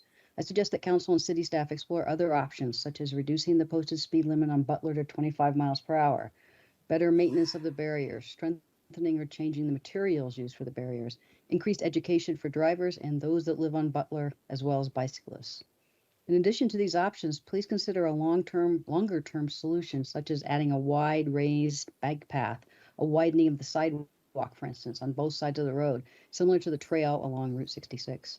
Planning could start on this soon using Prop 419, and funding could be sought from outside sources to supplement construction costs. F-Cube would be willing to work with the city in locating outside funding to create a safe bikeway along Butler. Thank you. Thank you, Michelle. Next up, public participant.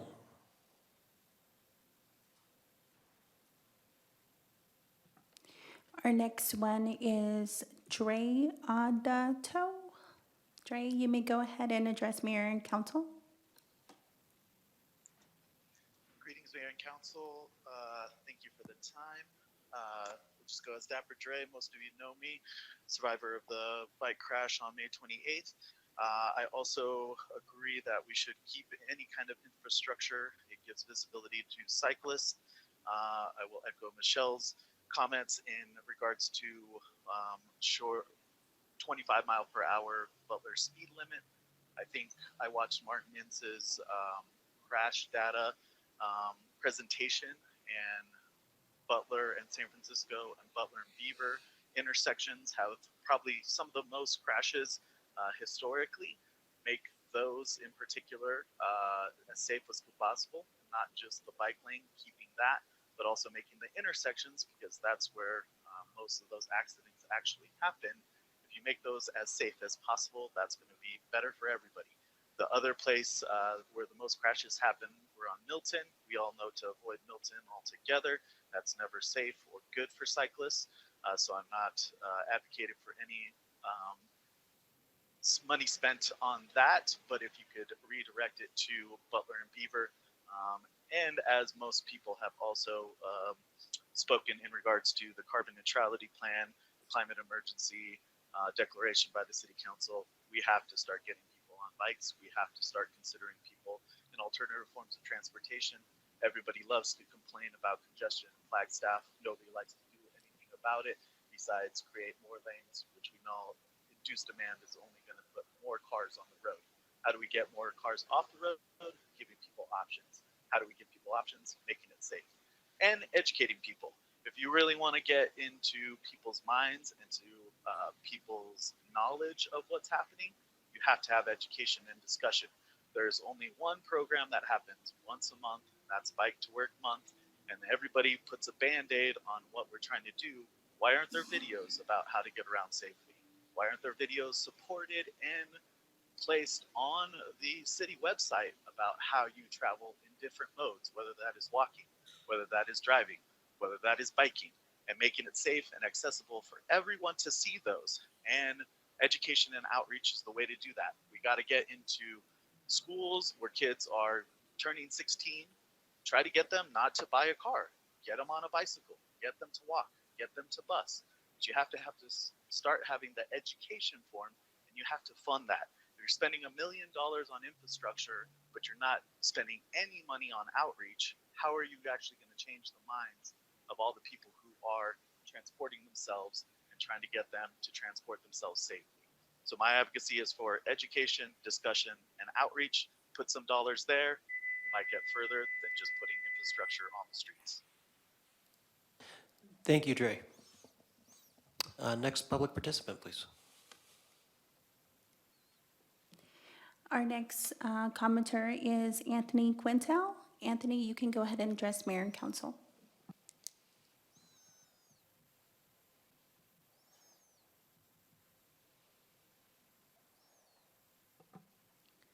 Anthony, you can go ahead and unmute yourself and address Mayor and Council.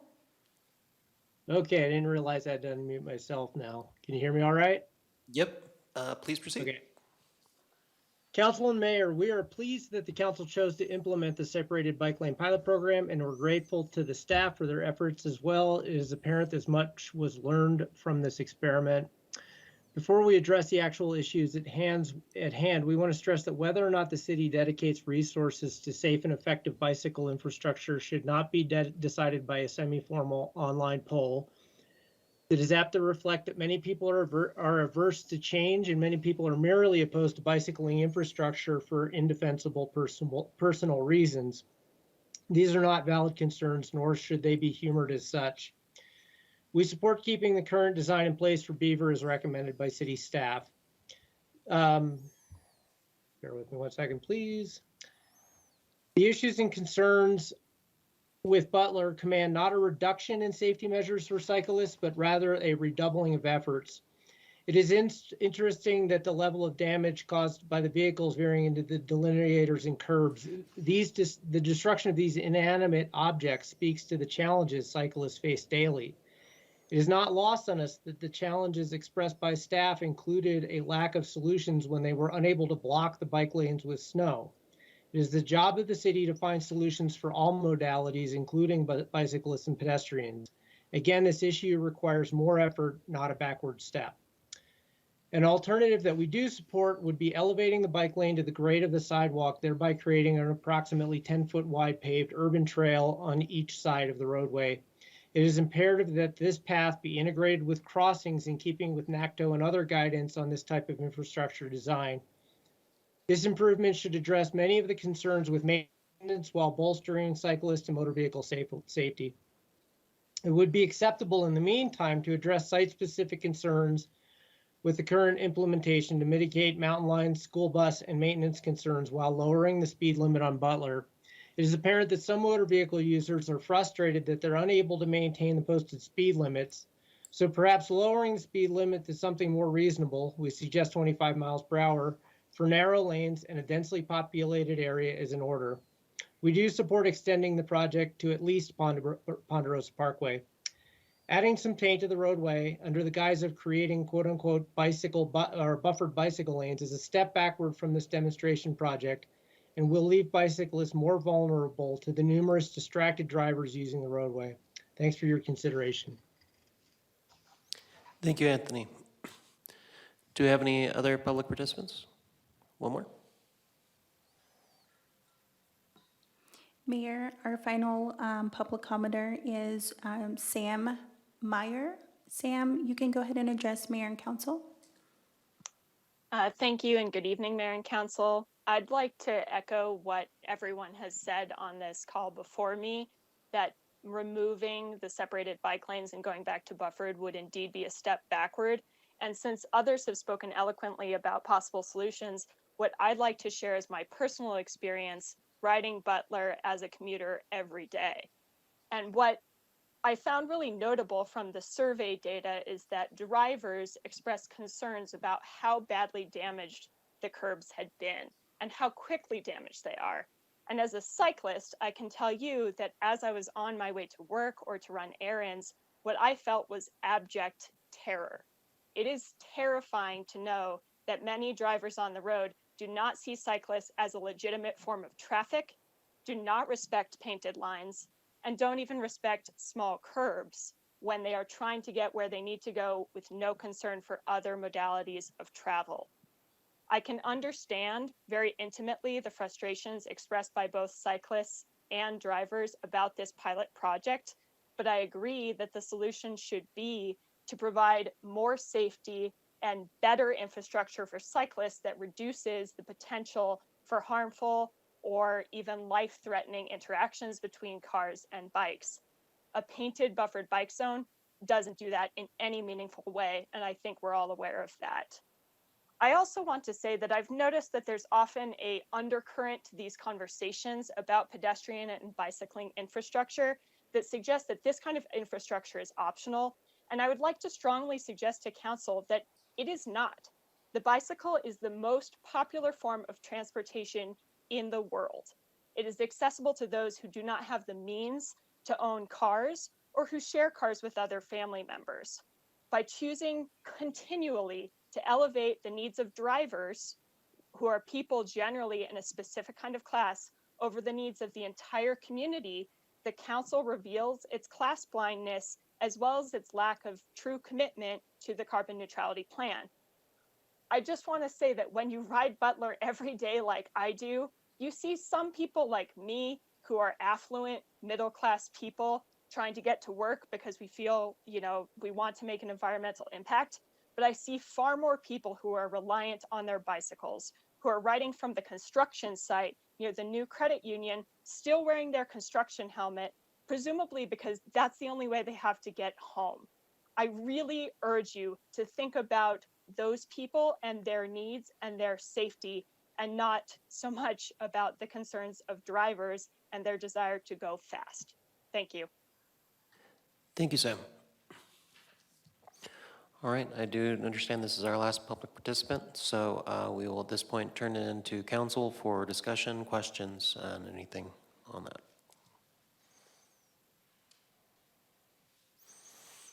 Councilmember McCarthy. I have a question for staff. Considering that it's staff's recommendation and the recommendation of the Transportation Commission that we get rid of the curbs and whatever you call those little candlestick columns, and replace it with a buffered bike lane, where would those buffered bike lane stripes be with respect to where the curbs are now? Would they be centered on the same where the curbs are, or would they be on the bike lane side of the curb or the car side of the curb? Thank you, Jeff. Thank you for the question. Let me go back. We do have a bit of a cross-section. So you can see, you can see the cross-section. Oh, I can see it. Stacy? Could we get that on the? Click in. Do I need to do something here? Okay.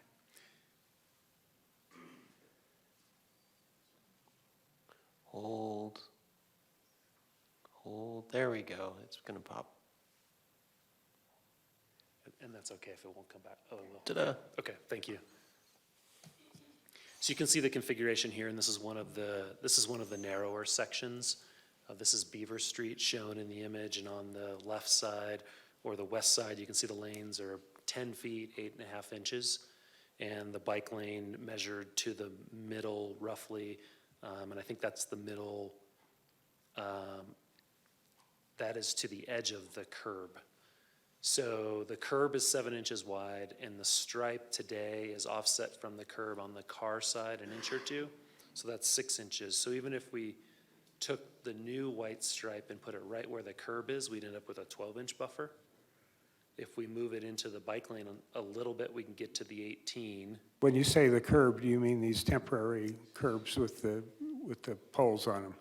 Correct. Okay. Yeah, the vertical curb. Yeah, sorry. Okay. The temporary vertical curb is about 7 inches wide, and the white stripe that we installed with this layout is 6 inches wide, and it's on the car side of the curb is where the white stripe is. So that, in most cases, I think that stripe can stay, and then the new white stripe will go just inside of where the curb was. So where the curb was would be the gap, if that makes sense. I'm not quite following this. So you have it, so when you say inside, I don't know if you mean towards the center line of the street or if you mean towards the curb. So let me start from. One more time. Let me start one more time, and I'll say it differently. So there's the travel lane, and then there's a white stripe, and then a vertical curb. And so if we remove the vertical curb, and it's about 7 inches wide, and this is the temporary parking curb, it's about 7 inches wide, and then generally we have 5 feet or 5.5 feet of bike lane of asphalt, and then another 1.5 feet of gutter, getting to the permanent vertical curb. So the white stripe could go back just to the bike lane side of the curb, where we have enough bike lane width, and we would end up with an 18-inch buffer and still a 5-foot bike lane. That's where we have the most space. And in some places, we would go with a narrower buffer to maintain the bike lane width where we didn't have that wider section. The road, it literally changes more than a couple times a block. So there's not a perfect answer for what the dimensions would be, but we would go with 12 inches at a minimum, and I think we would be 18 at a maximum for the buffer. So to ask the question a different way, if you drew a line at the car side of these little temporary curbs, would the white line move towards the where the cars are any more than it is now? Or would it all be taken out of the other side? Yes, that line would stay where it is. All right, that answers it. Sorry, that was too easy. It'd be easier if we had a chalkboard because we could draw it. Council, other questions, discussions? Vice Mayor. Thank you. Thank you for the presentation, and thank you to Streets, Public Works, Parks, and our community for walking through this with us. Lots of lessons learned and more to go.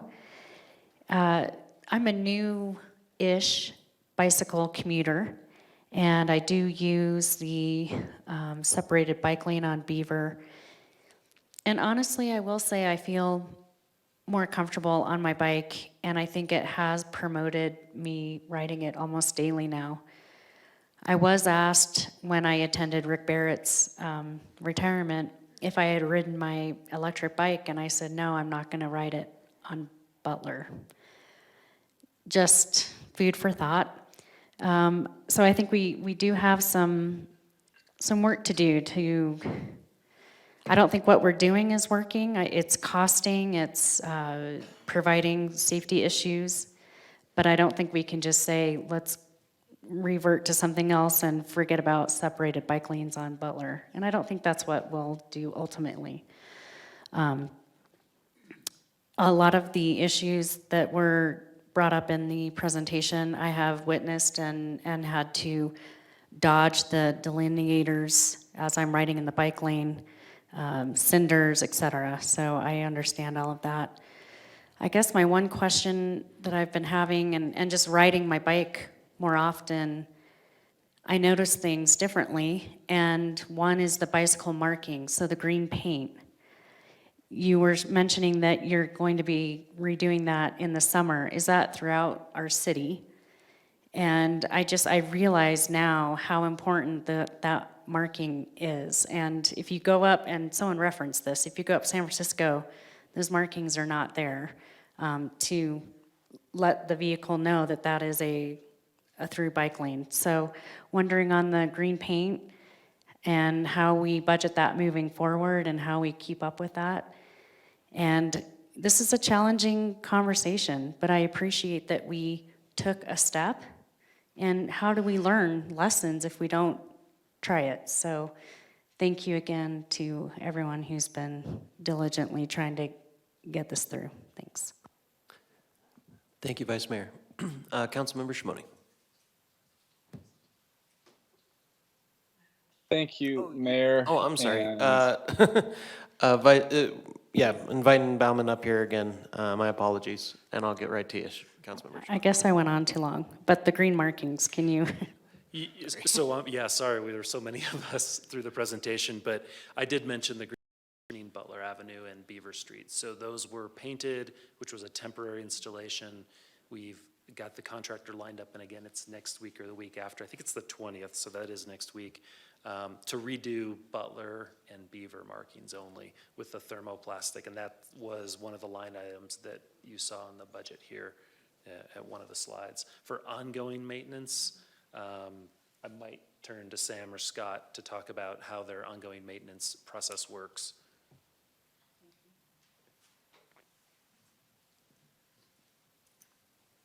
No, I appreciate that, Jeff. So, yeah, he's spot on there. As far as ongoing striping, that is something that we work on annually. They're working on it right now. However, they are shut down in preparation for museum operations. And this Saturday's event, we've actually had to shut down the entire streets operation, so no functional standard streets operations are happening this week in support of trying to get stuff ready for this weekend. But normally, they'd be up and running right now trying to get those items painted and striped. As for adding these pieces here, it would take Jeff to basically sign off on that as the traffic engineer, go through, study it, do all the pieces like that, and then we can get them implemented. And frankly, we don't have too many issues with the paint work itself. I think they're a really good enhancement to the process, and frankly, we are looking for ways to support this. I did like all the feedback we heard about people saying that realistically, in this environment, having the separated bike lanes on the street level probably isn't the best way to go about it, but I think the public feedback really, that dawned on me as they were saying that, so good feedback by them. But as far as this goes, I think it's a very doable option. Yep. Thank you, Councilmember Shimoni. Thank you, Mayor, and thank you to the staff and the community who engaged just now in public comments. I want to thank everyone who got these up as quickly as we did. And although there have been some hiccups along the way, I'm generally very pleased with how things are going. We had 602 responses to our survey. And throughout this conversation, I want to make clear that my focus is on that interested but concerned population of riders. Not folks like myself who are willing and able to ride a bike and risk our lives separated by a thin strip of paint. The Vice Mayor's comments about riding on Butler. I ride on Butler, and it is sketch. When you go past the part where there isn't any more bike separated lanes. So, of course, there is room for improvement, and I look forward. Of course, there's room for improvements, and I look forward to working through those with all of you. But to remove these along Butler doesn't add up to me. I love to see us break down the costs to maintain our roads for vehicle movement and lay out the complaints we have, what the negative impacts that cars have on our roadways, like we did for this pilot. I think that'd be a really interesting conversation that we can have at a later date. But the results from the survey were very insightful, and I enjoyed reading through the many, many comments that came in. Some of the key takeaways for me were that respondents want separation, and ideally horizontal separation. Obviously, with future projects, we're including that in design, which is wonderful. But with the projects that we have to retrofit, this is a little bit more complicated, right? And that kind of brings us to this point. But people want separation, and I thought that was really a good takeaway that I thought came through pretty clear. More chose to ride with the separated lanes, even though it was just for a segment and it wasn't a holistic network. We still saw many comments from folks saying that they were choosing to ride more, including Vice Mayor, than before, which is, proof that this is working. Maintenance was a huge issue, right? Sam, and Scott, you all know too well as I do. Those first snows came in and we didn't have the equipment till like a month or two after we had the snow. It was embarrassing. I felt bad for riders. I felt horrible knowing that we put those bike lanes out without being able to maintain them. So of course the comments coming in on the survey were super negative about the maintenance. But Sam, to your team's credit, you all worked hard, you learned from your mistakes, and I feel good going into next winter. Staffing is an issue, but I think our team with your leadership, Sam, can take this on and really show the community what a properly maintained bike corridor looks like in the city of Flagstaff. It rated very low in the survey, and it was even noted by the results that it should be noted that the city did not have the proper equipment to sweep and the bike lanes for the duration of the pilot period. Okay, that's important to note, right? When we consider these comments. We also heard that the lanes were too thin. Moving forward, council, we need 8 to 10 foot lanes minimum because that's the most efficient and simplest way to maintain them. So, elevating that curb to do that 10-foot foots on both sides of the road, that was an idea that Rick Barrett came up with, and I love it. And I'm curious to see us explore that prior to removing these lanes entirely. We need to figure out the trash pickup, and I know staff is working on that, and I am confident that we'll continue to work on that. Spacing between curbs to give the rider the ability to weave in and out if needed, I think might go a long way. And we don't need those flaps every single time. I feel like we can potentially play with the spacing, Sam. And I guess this is more of a comment for Sam, And I trust, Sam, you're in your team. I know you're doing a lot of research about the colors and whatnot and working with Mountain Line. And I just think that we can keep playing with this to dial it in more. Merging points need to be signed. So especially the Beaver Hill going down. There's so many good comments we got from the survey that staff, I'm sure you saw, and I'd love to see us work on. So signage when that Beaver Street corridor, bike lane is ending and that cyclist needs to merge into the road. We need better signage. We need more education, as we heard a lot from the public about. And we need to help the public get on board with this and understand how this works. Bus movement needs to be better supported. In regards to the double left turn box, they need to be larger and set back from the intersection a bit more. They're too small and they're in the middle. They're a little too far out there, and it's a little sketch. And I agree with the confusion about them. But that's going to take education as well. You know, the petition that was turned in a year ago talked about reducing the speed to 25. And I think that in reducing the speed, Jeff, you know, as a comment for you, you know, I think that if we did that, I think a lot of the car complaints and issues around vehicle movement would be addressed. And I'd be really curious to see how the public responds to that as a driver. Pedestrians expressed positive feedback about the bike lanes. As I'm sure folks saw who are on council who reviewed the packets, they expressed that, you know, although the maintenance of the walkway for the pedestrian was not good, they felt safer because of the further disconnect from the car because of the bike lane. And so I think that's a really important note here. This is a positive for pedestrians. And that I think we need a longer count pattern to get a better feel for how this pilot is really going and what we can really learn from this. And, you know, our snow removal plan isn't ideal. We knew this going into it, but we're making it work. And as another public commenter said, you know, when we put the snow into the bike lane and the pedestrian walkway, that's okay. No issue there, right? But when we put the snow into the center, suddenly here's all these issues. So again, who are we prioritizing, council? Who are we working for?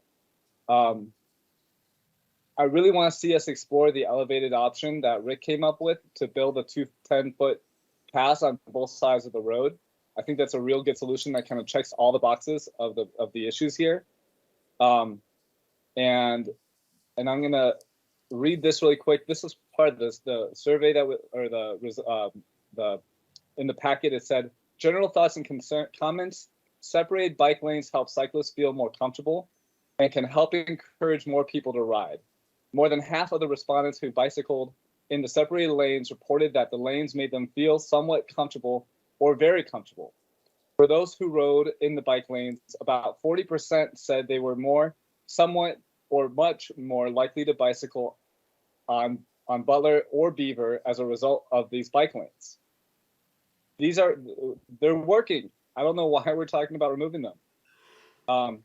There's a learning curve to these types of big shifts in our community, and it takes time and attention is needed to successfully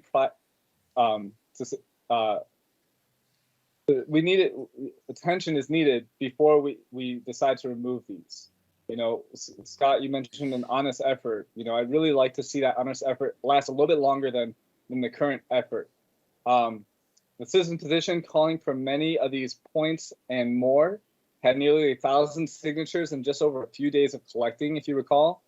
And so we have public support, council. So other phases and next steps, as we continue to build towards a holistic connected network that serves all populations, council, there's really 4 points I really want to highlight to see if there's majority support for. The first one is follow through on the petition's asks of reducing the speed to 25 miles an hour. Mayor, I know you're interested in this, and I'd love to see us see that through. Secondly, expand these efforts further, much further than what's being proposed, but the petition calls for San Francisco Street, 4th Street, Milton, which we could do that parallel corridor, and more. Let's continue. Let's not take steps backwards. Let's take steps forward. We need a better sign, mark, educate the public while working through these struggles with trash. That's my third point. And then the fourth one is explore alternatives such as the elevation of the bike lane and creating the 10-foot corridor on both sides of the road. So the fact that these curves and delineators are getting added, replaced, and destroyed further makes the case for why these are needed in our community. It gives me chills when I see how much damage these curves have.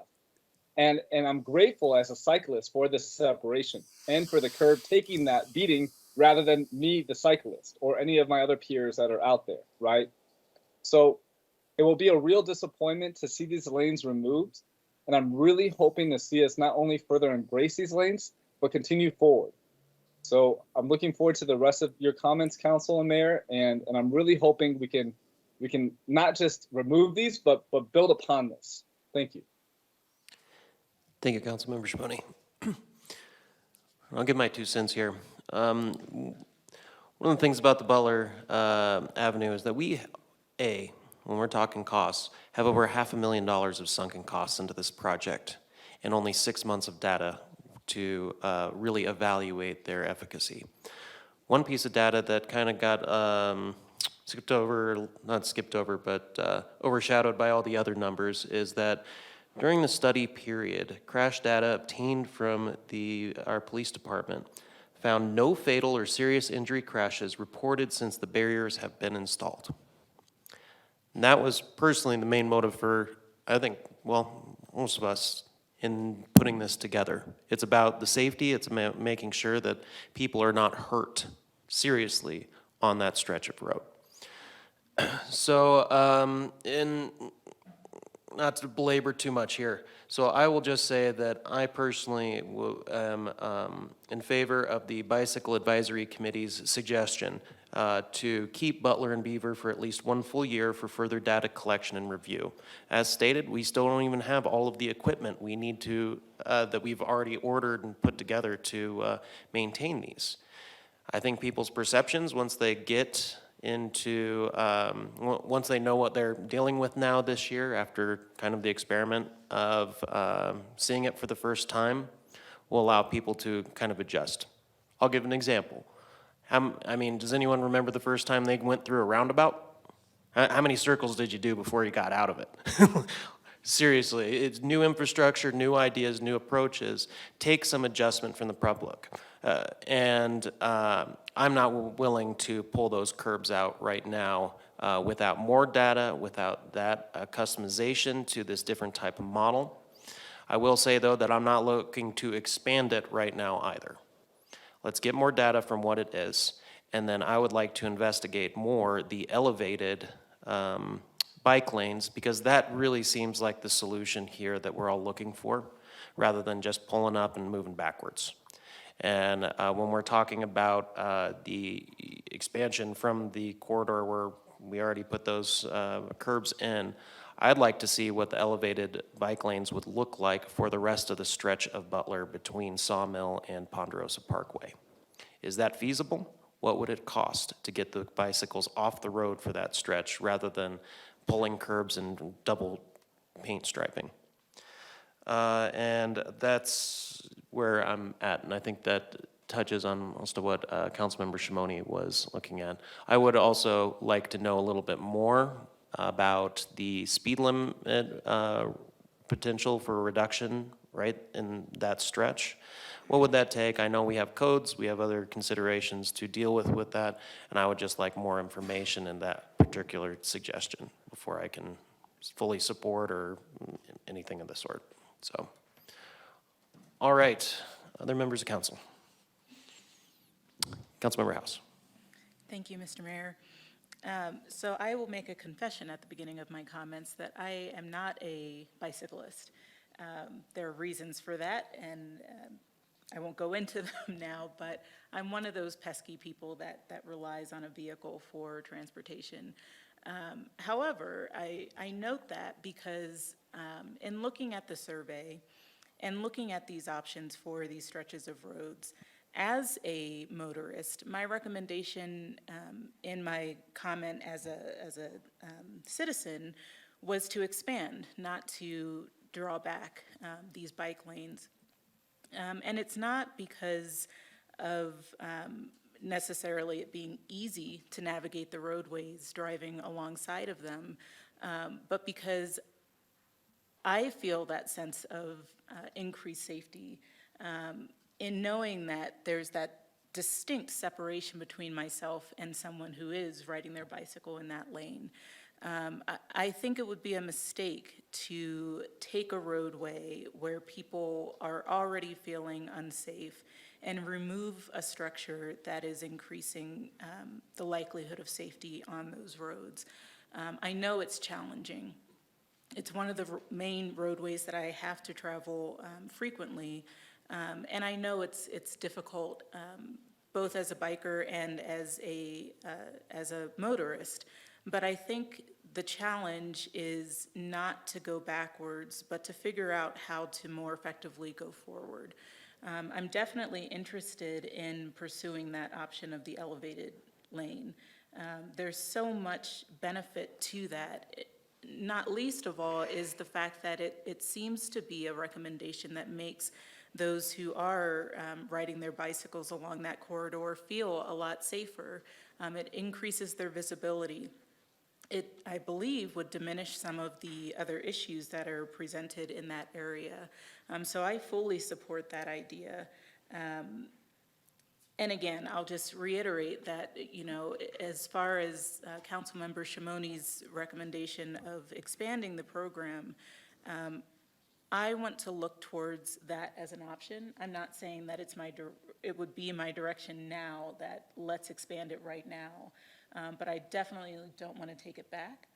And I certainly want to look at how we can increase alternative modes of transportation infrastructure throughout our city to ensure that we are addressing the goals that we've put forward for transportation in Flagstaff. So those are my thoughts at this point. Thank you. Thank you, Councilmember House. Councilmember McCarthy. Thank you, Mayor. Ideally, we would have real separation between the bicycles and the cars, elevated bikeways or whatever. I don't know if that's practical for Butler, because I'm assuming that if we do it in an idealized way, we would need more land, which isn't readily available, and the construction costs would be very significant. However, when we're doing new roads, like East Butler over by 4th Street, we probably definitely should do that, include that, because it's a new road, you know, and it's way more practical to build something like that when you're doing a new road compared to trying to retrofit a road through a very crowded part of town. I'll go with whatever the council decides, but my feeling is that we should take the recommendation of the Transportation Commission, which means delete the curbs and the delineators, and to install a buffered bike lane. And I think that's what we should do in Butler, and then leave, per their recommendation, leave Beaver the way it is. That's where I'm at. Thank you, Councilmember McCarthy. Councilmember Salas. Thank you, Mr. Mayor. First of all, I want to provide a space for gratitude and profound acknowledgement of the work that staff in multiple departments have put into this pilot project, as well as the work that our commissions have dedicated to provide input and expertise to this matter. I'm just looking at the numbers, the facts and figures. The total cost is $1,062,294. I just added the Bobcat that have been ordered but have not been delivered yet. That's for snow removal specific to the two Bobcat toolcat specific to removing snow on the separated bike lanes. And then in terms of bicycle volume, the highest number in Butler is 78, and the highest number on Beaver is 83. I also want to note that it is not council's purview to point fingers or finding mistakes. This is a pilot program. It's a huge learning curve, and I trust that staff and stakeholders who are involved in developing this pilot project have did their utmost excellence in delivering this pilot project. When it comes to reducing speed on Butler, this conversation need to happen with our partner ADOT, as it impacts ADOT's right-of-way and ADOT's roadway, as Butler fits into Milton, Route 66, and I-40 and I-17. As we know, that Butler is a major artillery roadway. I think, well, I agree with Councilmember McCarthy, is that, you know, ideally, and of course, as we work on our future projects, as we build streets and roadways, it is ideal that we deliver complete streets with safe pedestrian, separated bicycle lane, and of course, turning lane, and a lane for transit, along with vehicle movement. But addressing this now and moving forward as we evolve in this pilot project, I would defer to the recommendations by stakeholders, by the Transportation Commission, and by staff. Thank you. Thank you, Councilmember Salas. Councilmember Aslan.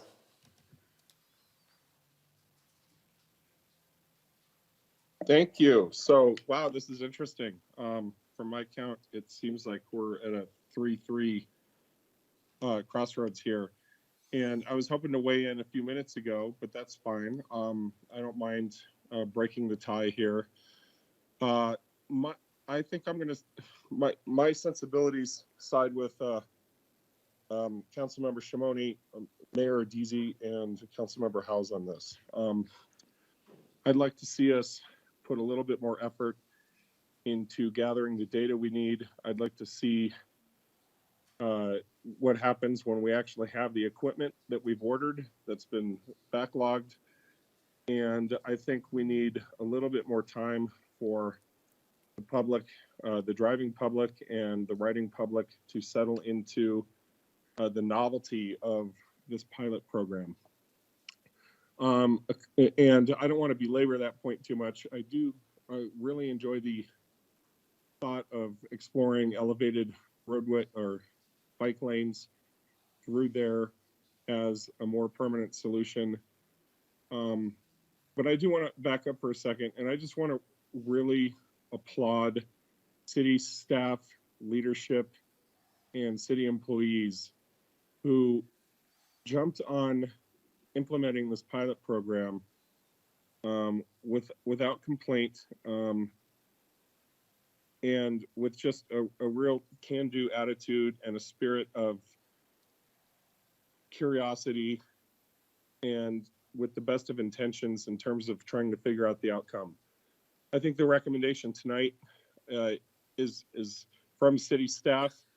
Obviously, I'm siding with other council members who think we need to stay the course here a little bit longer. That doesn't mean ultimately I'm going to be supportive of these obstructions in these curbs at the end of the project. I want to maintain objectivity and my right to a final decision at that time. But I think we need to stay the course here a little bit longer, get more data, give the public a chance to settle into this. And I ultimately what this comes down to is an agreement with the sentiment that what we're discovering here is that drivers on Butler are not taking bicycle safety into the forefront of their minds the way they should be as responsible drivers. The damage to these curbs is evidence of that.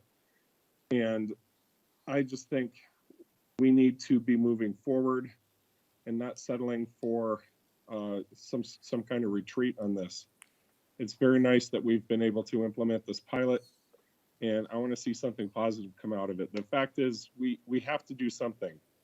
And I don't think retreating into a status quo really is very helpful. And I would agree with Councilmember McCarthy as well, that it's so important that we implement the right design whenever we build new roads from here on out.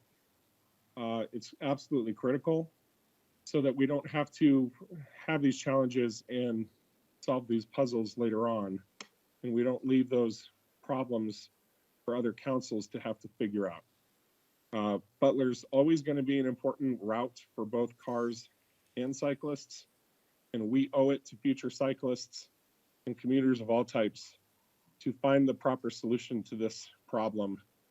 And I don't think there's anything wrong with a continued low-level investment in this pilot project, just to stay the course for now. Thank you, Councilmember Aslan. Well said. Councilmember McCarthy. Thank you, Mayor. Well, it sounds like there's a majority that wants to stay the course, so to speak, and I accept that. I have another idea. Are there any, and I don't need an answer to this immediately, are there any other roads around town where we might try, a different road, not the two that we're talking about, add a new experiment where we install buffered bike lanes? The expense would be pretty minor, it's just paint. And it might give us some experience with that option. Or do we have any streets right now with buffered bike lanes? If not, maybe we could try, and I don't need the answer right now, but maybe we could try buffered bike lanes on another street and see what kind of experience we have. Thank you, Mayor. Thank you, Councilman McCarthy. I like that thinking to give more comparative cases too.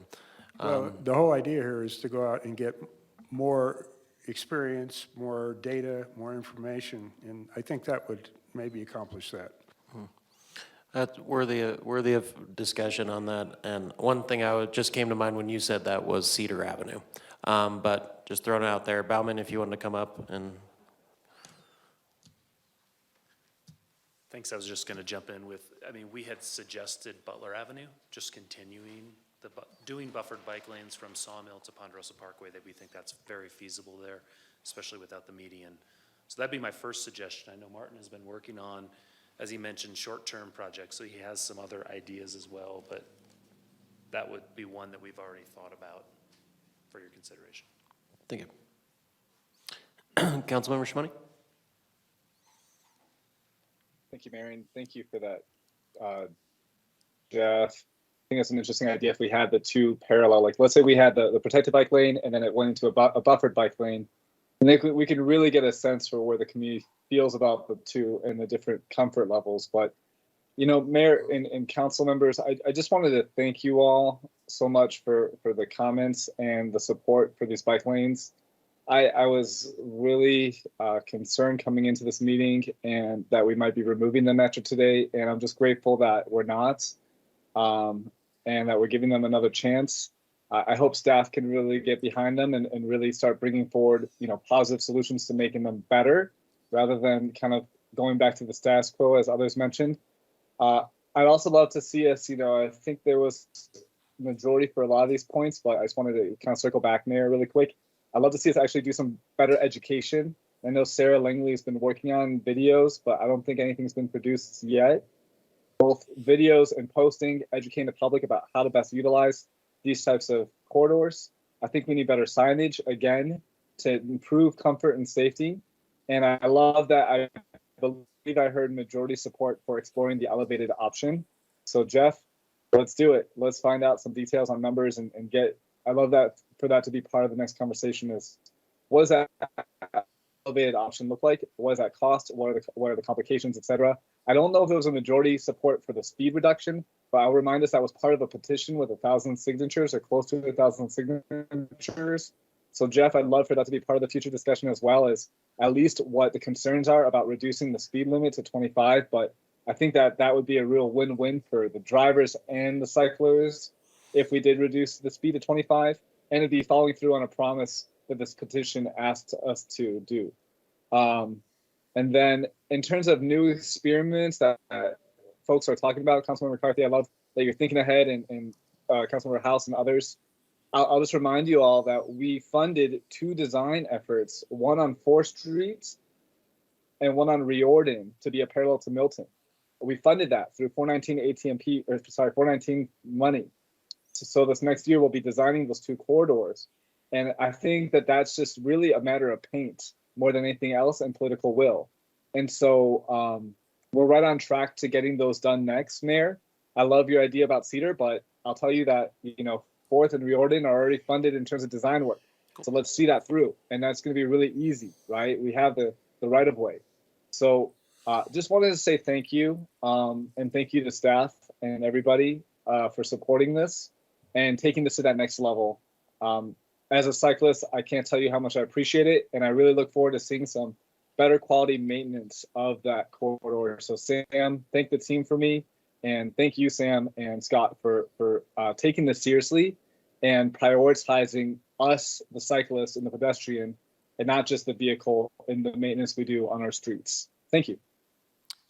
Thank you, Councilmember Shimoni. With that, any further commentary before we take a break? I'm not seeing any, so let's take a break. 7:45, be back here, 15 minutes. All right, well, thank you. We are down to agenda item 11, the Greater Observatory Mesa Area Trail Plan and Public Outreach Commencement. Take us away, Robert. All right, good evening, Mayor and Council. I'm Robert Wallace, and I work as the Open Space Specialist for the City of Flagstaff. It's really good to be here tonight. I'm here to provide an update on the Observatory Mesa Trail Plan, and I'd like to recognize that several partners that helped us get to this point are here with us tonight, so in case the council does have questions for any of them. So that includes the American Conservation Experience, Lowell Observatory, the Coconino National Forest, the Open Spaces Commission, and the Flagstaff Trails Initiative. So a big thank you to all of them to help them get us to this point tonight, where our presentation marks the beginning of our public review process for the Observatory Mesa Trail Plan.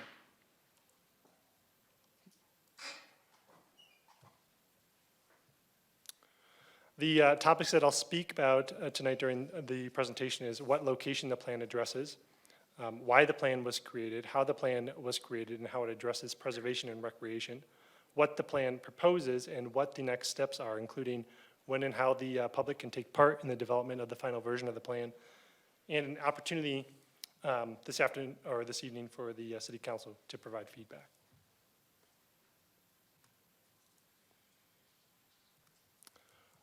So what does the plan consist of?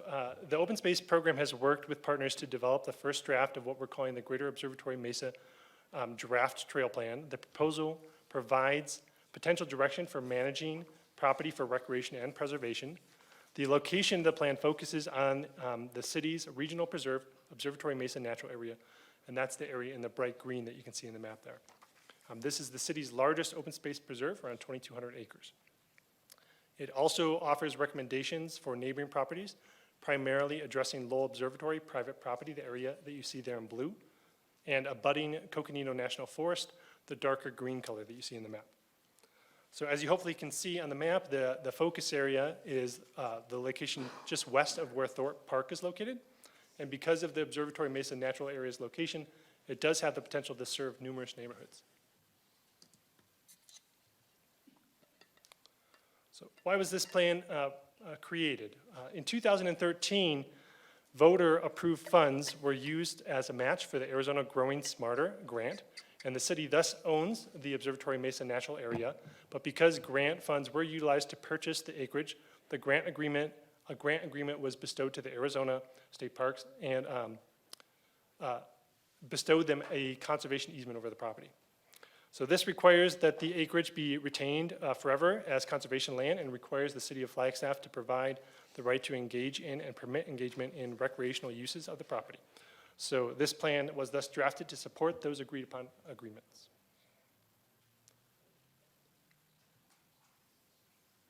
Furthermore, the Flagstaff Trails Initiative completed a public survey to garner public feedback on the Flagstaff trails to develop their broader regional trail strategy. Public comments were compiled and evaluated to better understand the public's relationship to outdoor recreation in Flagstaff. And of the 1,700 comments received, 120 of the public comments were about the Observatory Mesa area.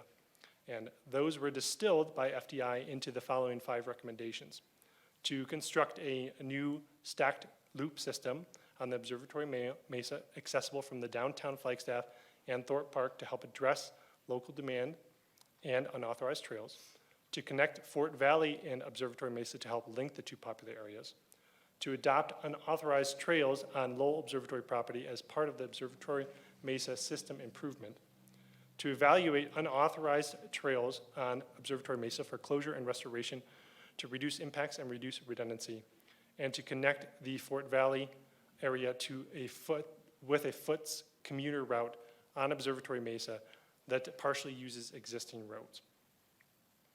So a high level of interest in Observatory Mesa was expressed by the public comments, and this is reflected in those prioritized recommendations by FDI and the plan that you are viewing tonight.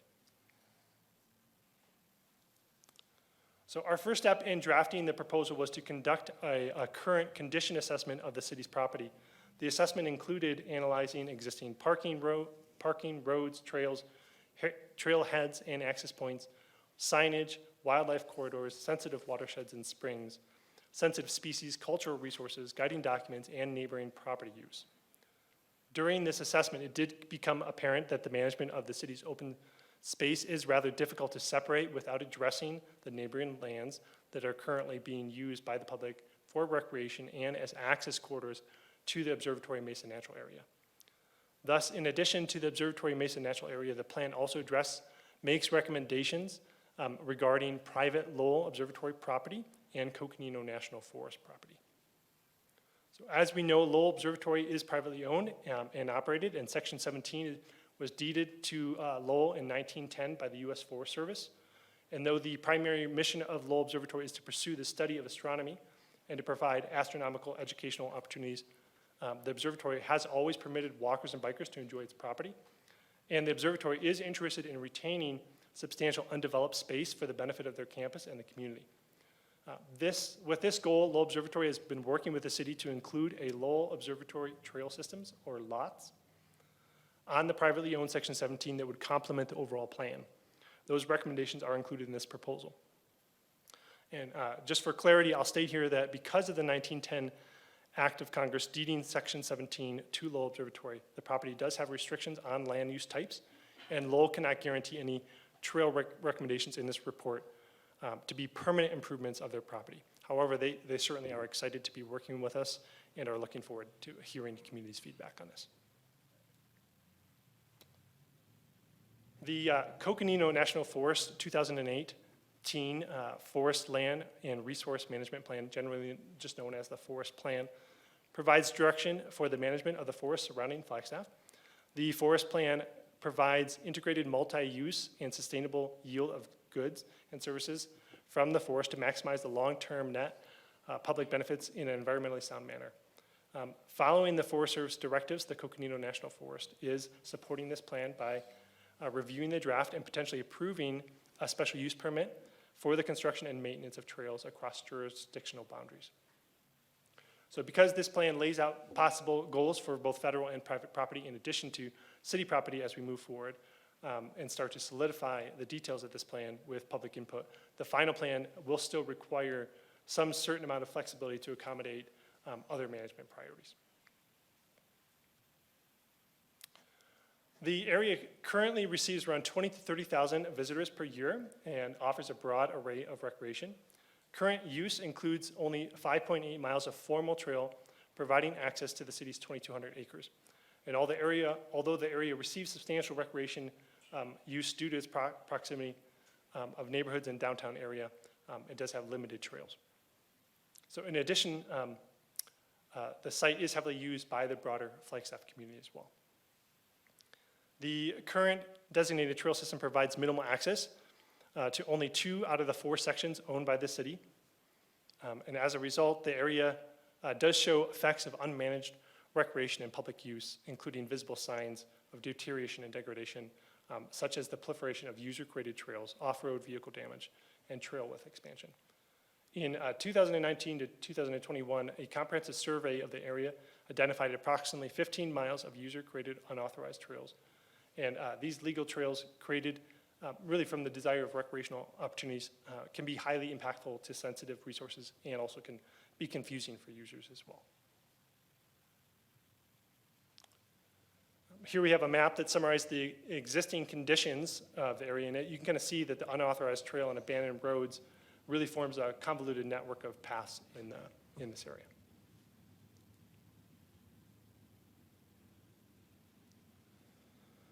After initial condition analysis was completed, this draft plan was developed with extreme thought and care. We are aware that this is a location that really is an amazing asset for the community, and we do want to be sure that the trail project ensures its protection in perpetuity.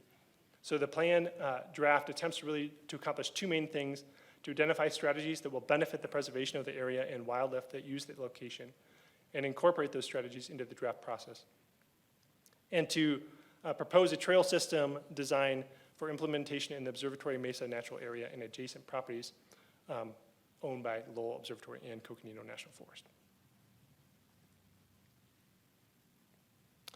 During our assessment to identify strategies for preservation of the area, we did analyze wildlife corridors, reviewed sensitive water springs and watershed areas. We looked at sensitive species, examined cultural resources, evaluated the Arizona Parks conservation easement requirements, and of course our open space directives as well. And therefore this draft does provide guidance on a selection of sustainable alignments. The naturalization of disturbed areas and unauthorized trails not adopted into the system that includes reseeding and invasive plant management as well. Appropriate uses of the final completed trail system to include, will include passive recreation, which includes but is not limited to walking, hiking, bicycling, horseback riding, wildlife viewing, education, and picnicking and things like that. It does not include motorized vehicle use. The avoidance, we also tried to avoid ecologically sensitive areas, including northern goshawk post-fledgling areas, the Woody Ridge Wildlife Corridor. We placed a 500-foot buffer around springs, a 250-foot buffer around stock tanks, and a 500-foot buffer around archaeological sites, including sites that are just isolated occurrences. So what's proposed in the trail system infrastructure?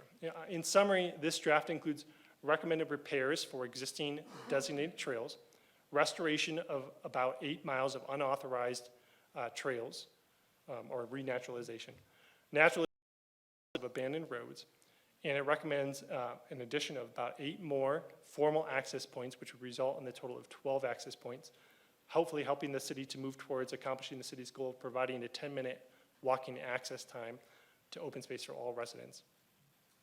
It recommends approximately 26 miles of identified alignments for a natural surface single track trail for varied recreational opportunities. It makes suggestions for ADA trail alignments. It recommends adaptive mountain biking routes. It also talks about the installation of trail signage for the purpose of informing users of regulations and providing wayfinding assistance. And then it does talk about additional parking for residents and visitors in 2 locations, one at the western boundary of Forest Service Road 515 and a second along Route 66 near where the Public Works yard is currently located, with the basic visitor amenities such as restroom and trash service being provided at the Route 66 trailhead location. And finally, the implementation of potentially 2 educational zones to be considered for interpretive signage for the purpose of increasing student and adult awareness of environmental, cultural, and historic significances. Those recommendations are divided up into 3 different priorities, with the idea that priority 1 will be implemented first and then be followed by priority 2 and 3 as funding is secured. So I'll just flip through these maps here. You can see priority 1, which is primarily looking at implementing trails in section 8, 17, and 20, or excuse me, 8, 17, and 18. Here is priority 2, which is focusing on section 7 there, and then section 12 and 13.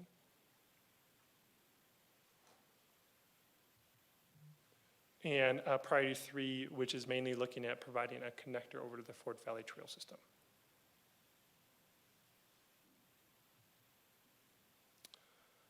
Here you can see the overall proposed system there, next to what the current conditions here are. And we think it's definitely an improvement. We're encouraging the public to take part in the development of the final plan. We developed this first draft as a starting point to open up discussion with the community and our partners so that we can ensure the property is preserved and also while offering exceptional recreational experiences. So these are some of the partners that we've identified that will hopefully provide some feedback. Here's our timeline and next steps for public participation.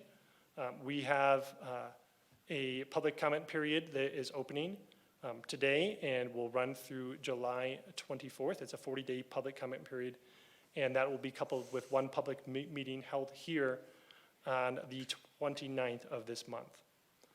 And then the plan will be taken back and retooled with those suggested revisions, and we'll have a second public comment period potentially through from August 8th through September 9th, another 40-day public comment period, also accompanied with a public meeting as well. And then the plan will have final revisions during that time, and then we will present a final proposal for review by the community that includes those comments and feedback that we received. So in summary, to move forward, we'll be working with the public to create a final plan. The goal of the final plan is to ensure that resources are protected, to ensure trail alignments with all guiding documents. We will provide proposed actions for facility development, naturalization, signage, and educational zones. And once the plan is complete, we'll begin applying for funding opportunities that will support the implementation of the plan.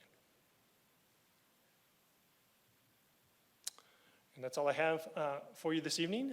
You can see some information about our first public comment there, for first meeting and public comment period. And I'm happy to address any questions you might have. Thank you, Robert. Councilman McCarthy. I have one suggestion and one question. I guess I'll ask the question first. Will there be some trails that will be bicycle primarily, and maybe other trails that will be pedestrian and no bicycles? Or will all trails allow all modes? At this point, we're looking at all modes of use on all trails, passive use, that is. So we have not designated in this draft plan specific trails for bikes or pedestrians. But that could be a public comment that we could consider. Most of the trail alignments are easy to moderate as well. So I wouldn't say that the Mesa really lends itself to like advanced mountain biking trails. Okay, I don't have any specific suggestion, but just something to think about. My suggestion is, when I was looking at this in the packet, it was kind of hard for me to understand, and I do quite a bit of hiking up there, actually. Maybe you can put some landmarks in, like label where the Mars Hill Trail is, or label where the dog park is, you know, so that when I'm just looking at a bunch of lines on a map, they mean something to me. So that's a suggestion I have. Thank you. Great, thank you. Thank you, Councilman McCarthy. My apologies, we do have one public commenter that I'd like to take before we have the rest of council weigh in. So Debbie McMahon.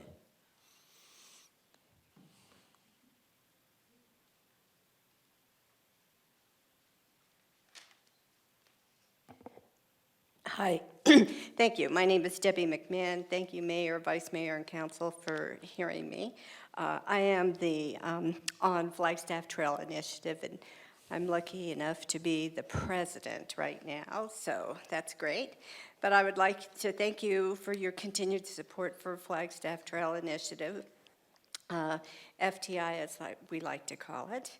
We look forward to our continued partnership with the city, with your parks, your recreation, your Flagstaff urban trail system, and of course the open space. Flagstaff Trail Initiative is here to assist the city with your public sessions concerning the Great Observatory Mesa Trail Plan, as with any of your city public outreach sessions concerning the trail system. FTI values our partnership with the City of Flagstaff, and we fully support the Greater Observatory Mesa Trail Plan. Thank you. Thank you, Debbie. All right, with that, further questions or suggestions from council members?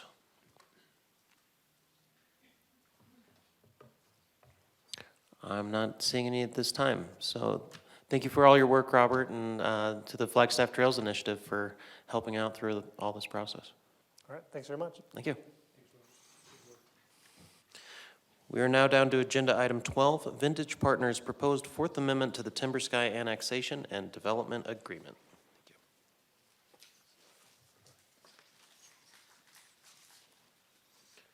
Just do it my way. Oh, no, just pop it. Good evening, Mayor and Council. Thank you so much for your time tonight. I know it's been a long night, so I'll try to get through this as quick as possible. I do have some introductory background slides. I won't really go through them too much. Just, let me know if you want me to go back through some of that background, but you saw these at a previous work session. So just that little history, that summary of what Timber Sky is. Here's the development plan. It is a minimum of 910 dwelling units with a maximum of 1,656. We did all of this work with council back in 2016, but you're just now seeing the first real, first homes occupied in the development. The development is broken into 4 phases, so here are those 4 phases. I won't read through all of this text. Just so that you can see where they are as we talk about this proposed development agreement amendment. And then here are the subdivisions that have already been platted. This is where homes are currently under constructed or occupied. The rest of the land is in the process of being platted or in various stages of development. So I'm just going to go over the provisions of the current development agreement as opposed to the proposed. So the current development agreement had provisions about balancing densities across zoning categories. The new proposed amendment looks at balancing densities across the overall development site. Staff doesn't see any issues with this as long as both the minimum or as long as the maximum is not exceeded on any one site in terms of what its zoning would allow. That would allow us to better balance and work with resources as well. So this is the current development agreement. This is what's required for the workforce housing provisions. It's 100 residential units, ownership units that would go into the land trust, serving up to 125% AMI, area median income. Was subject to an affordability plan. The intended locations were the MR and the HR zones, medium density, high density residential. The units were not planned to be clustered. They were going to be distributed. And the city agreed to add in an incentive in regards to engineering fees. There was a penalty provision in relation to those engineering fees. So here's the proposed amendment. Feels like work is ever present, ever happening on this development agreement. So right now we're looking at replacing that workforce housing section with the provisions for a minimum of 180 affordable rental units. However, we do have a concept plan in right now that's 200, but the applicant will guarantee a minimum of 180. Serving an average area median income of 60% for a period of 30 years. There would be a restrictive covenant that would be recorded with the city as a third-party beneficiary. A concept plan for the site has been submitted. It does look good. We're not seeing big issues with that concept plan. And again, that concept plan does have 200 units. Vintage's obligation will be satisfied once the covenant is recorded and the city accepts the rough grading certificate. Grading certificate is a good indication that construction is definitely imminent. You've invested a significant amount at that point in time. And in addition, Vintage will provide no less than 3 acres to Habitat for Humanity for the development of at least 40 units intended for ownership for households with an average area median income of 100%. Part of Habitat's existing, this will be part of Habitat's existing starter home program, and units are restricted for affordability and will be included within the City Land Trust program. Vintage will be responsible for subdividing the Block 2 to create the 3-acre parcel and is committed to providing access and to stub utilities to the Habitat parcel. The deed is to include a right of reversion clause in favor of the city if construction is not completed in 5 years, and the Habitat parcel will be subject to the Timber Sky CCNRs.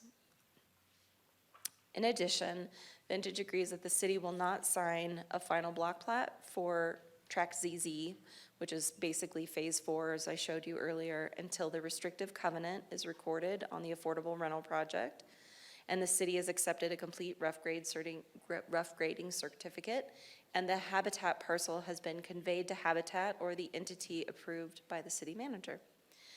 And there is a small provision to the water service or water system improvement requirements. This means deleting provisions of the development agreement that required upfront water capacity fee payments. Water Services has agreed that these provisions are no longer necessary. All required water capacity fees, however, will be paid. This was just about a timing of payments. There's also an alternative payment schedule for engineering fees, so Vintage has agreed to pay the current engineering fees for Phase 4.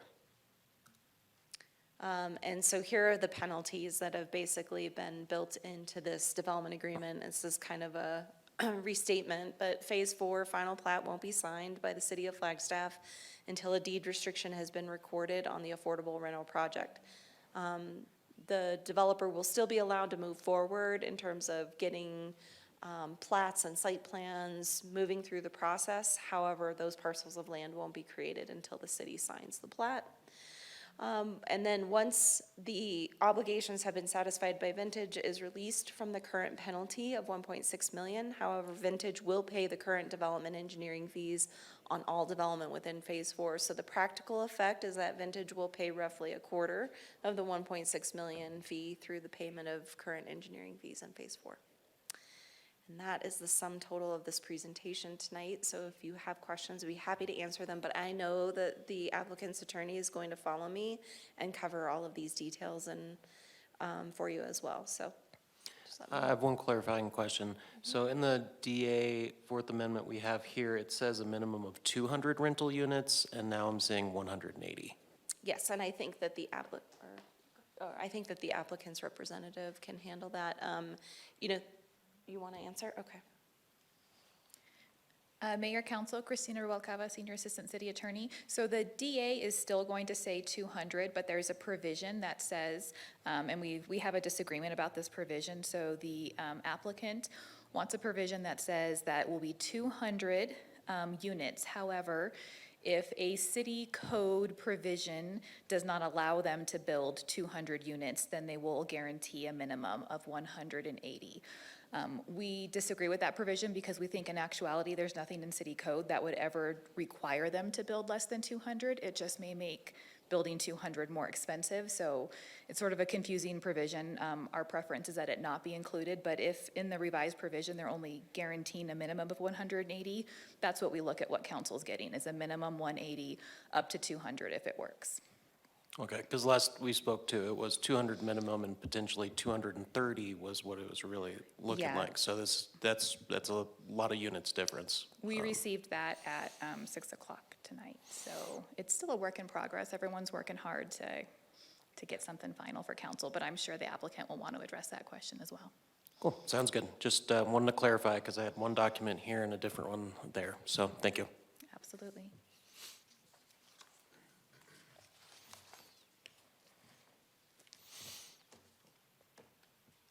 All right, yeah, please come on up.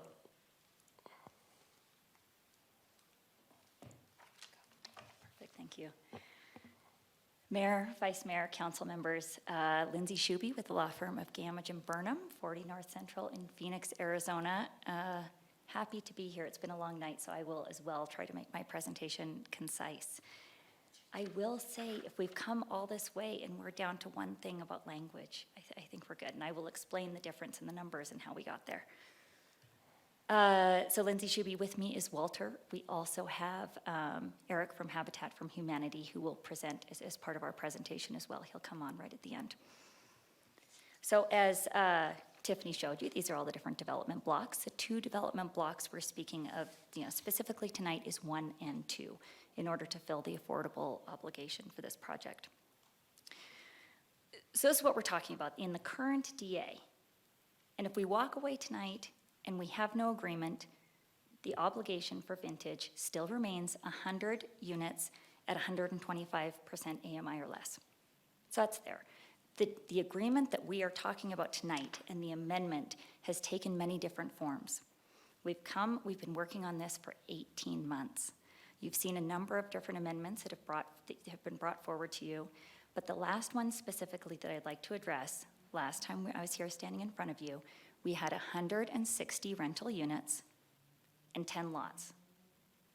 And we talked about the pros and cons of the rentals versus long-term housing, and you guys said, I like it, we're better, but we're not there yet. We were talking to Housing Solutions at the time about the 10 lots, and we got the recommendation from council to talk to other nonprofits, perhaps Habitat for Humanity. And it turned out to be a very fruitful conversation. After we left, so we had 170 before, now we're at 240, and I'll explain the 10% deviation and why that's important to us. After we left the council hearing, Vice Mayor Sweet actually had the good idea, I'm gonna give you credit, of tiny houses. We're talking about 10 big lots. We're talking about at the end of the day, we do have to, we've got to figure out how to make it work for everyone. But continue to give. How can you be better? We took that to heart. We went to Habitat. We hadn't thought of the tiny house idea. And Habitat got very excited. And I'll let Eric speak to that specifically as to what Habitat can do and why they're at the table. We've made a lot of good progress. So we have gone from 170 to 240 just in the short time that we've been away from you. And now we're back. So block 1, and this is I'm gonna regurgitate what Tiffany said, so we're gonna go through it super quickly. 200 affordable units, they already have the 4% tax credit.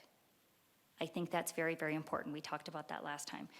They just did the new tax credit projects, and a lot of projects didn't get it in Flagstaff, and it was exceptionally disappointing. So I think this is an incredible way to get 200 rental units to market when some of the 9% tax credit projects that people applied for in Flagstaff, I apologize, it's late, didn't get approved.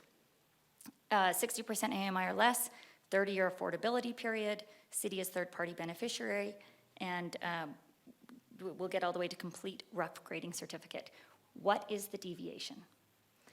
We have a concept plan, so Mayor, to correct you, I don't think we ever had 230. Oh, we want to get as many as we can. Roars, our partner, wants as many units as possible. It's better for them. The concept plan that is in review with planning right now, and they can confirm that, has 200 units. We will get as many on there as possible. That's why we have 200 in here. Here is our fear. As you go through the development process, and you guys have all heard this, fire needs some things, engineering needs some things, planning needs some things, right? And then you start to have code issues. We will not do anything to get less than 200 units. But we do want a buffer so that if, because of managing code and managing the approval, the plan in today has 200 units.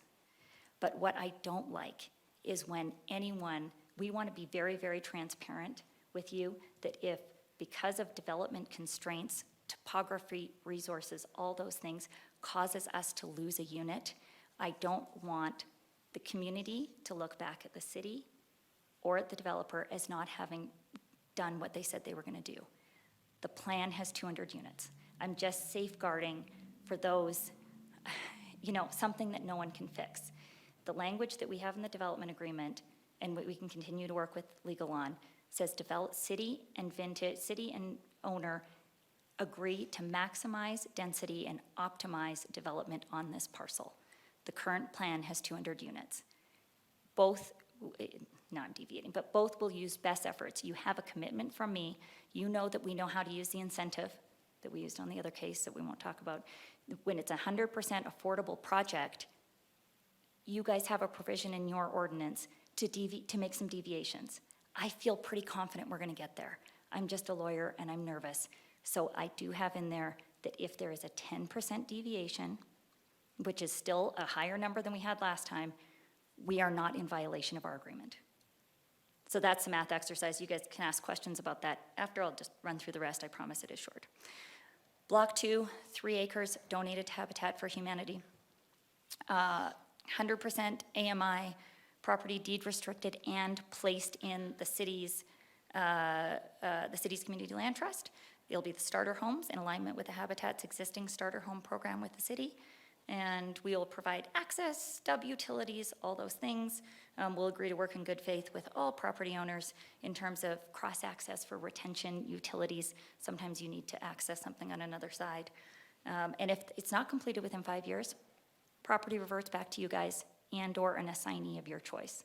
And that's something that Habitat agrees to. Eric can speak to that tonight. SWI has volunteered its services for this lotting plan. This lotting plan has 48. So Mary, this is the lawyer. I get nervous. This is 48. We're hopefully gonna get 48 lots out here. I wanna guarantee 40, and I wanna be able to produce more. So that's the plan that's attached to your tonight. This has changed since the last time we saw you. We agree to pay the current development engineering fees on parcel 4. That wasn't on the table last time. The city asked us if we would pay current fees on phase 4, and that'll be a significant increase in revenue. 2 is just the averaging of densities. I think Tiffany covered that, unless you guys have any questions. The deletion of the water fees. Again, all water fees are paid. It's just a matter of timing, and it's inappropriate. It's not necessary anymore. So this is my last slide before I turn it over to Eric. I appreciate it's duplicative. I know you've already seen it, but this is kind of what it boils down to. The 100 at 125% AMI, or 240. And if it makes you feel better, we can say 220. But I do feel comfortable we're gonna get to that 200. I just want that 10% deviation in there in case there are things that we've got to deal with. You asked us to do better when we came with the 170. You asked us to look at other alternatives. We did it. We're really excited. I think this is an incredible opportunity for the city. It's been a long night. I know there are a lot of challenges right now in Flagstaff, and hearts and prayers are with everyone who's been affected by the fire. But in terms of other challenges and crises and emergencies that you guys have, I really think these 2 projects that can come to market right away really do help solve another crisis and emergency that you guys have. We've been working on it for 18 months. We feel good about it, and this is our final and best offer. And we feel really good about it. There have been a lot of negotiations back and forth, but we're really, really hopeful that council will recommend that we proceed with this for adoption for next week. So Eric would like to say a few words on behalf of Habitat, and then we all can answer questions and comments for anyone. Certainly.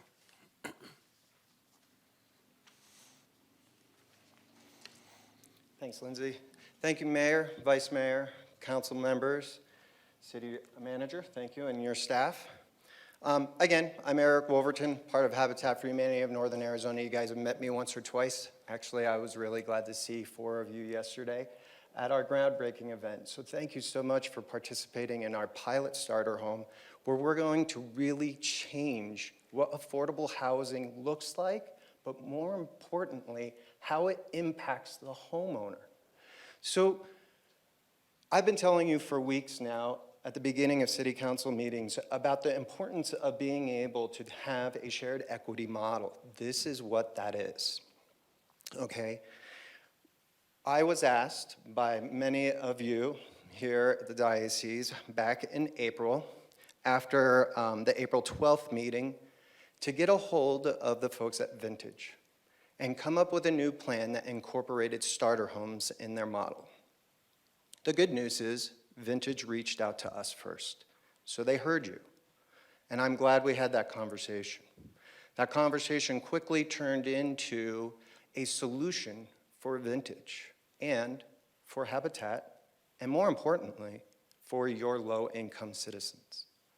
That solution is the simple fact that land trust programs are very hard for the private sector to work with because they can't get the lending as easily as Habitat can, simply because we provide the lending.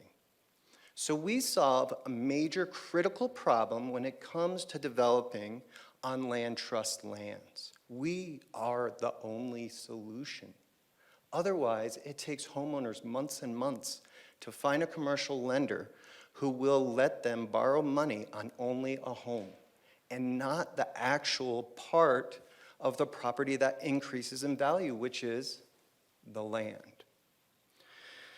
So we met your benchmark.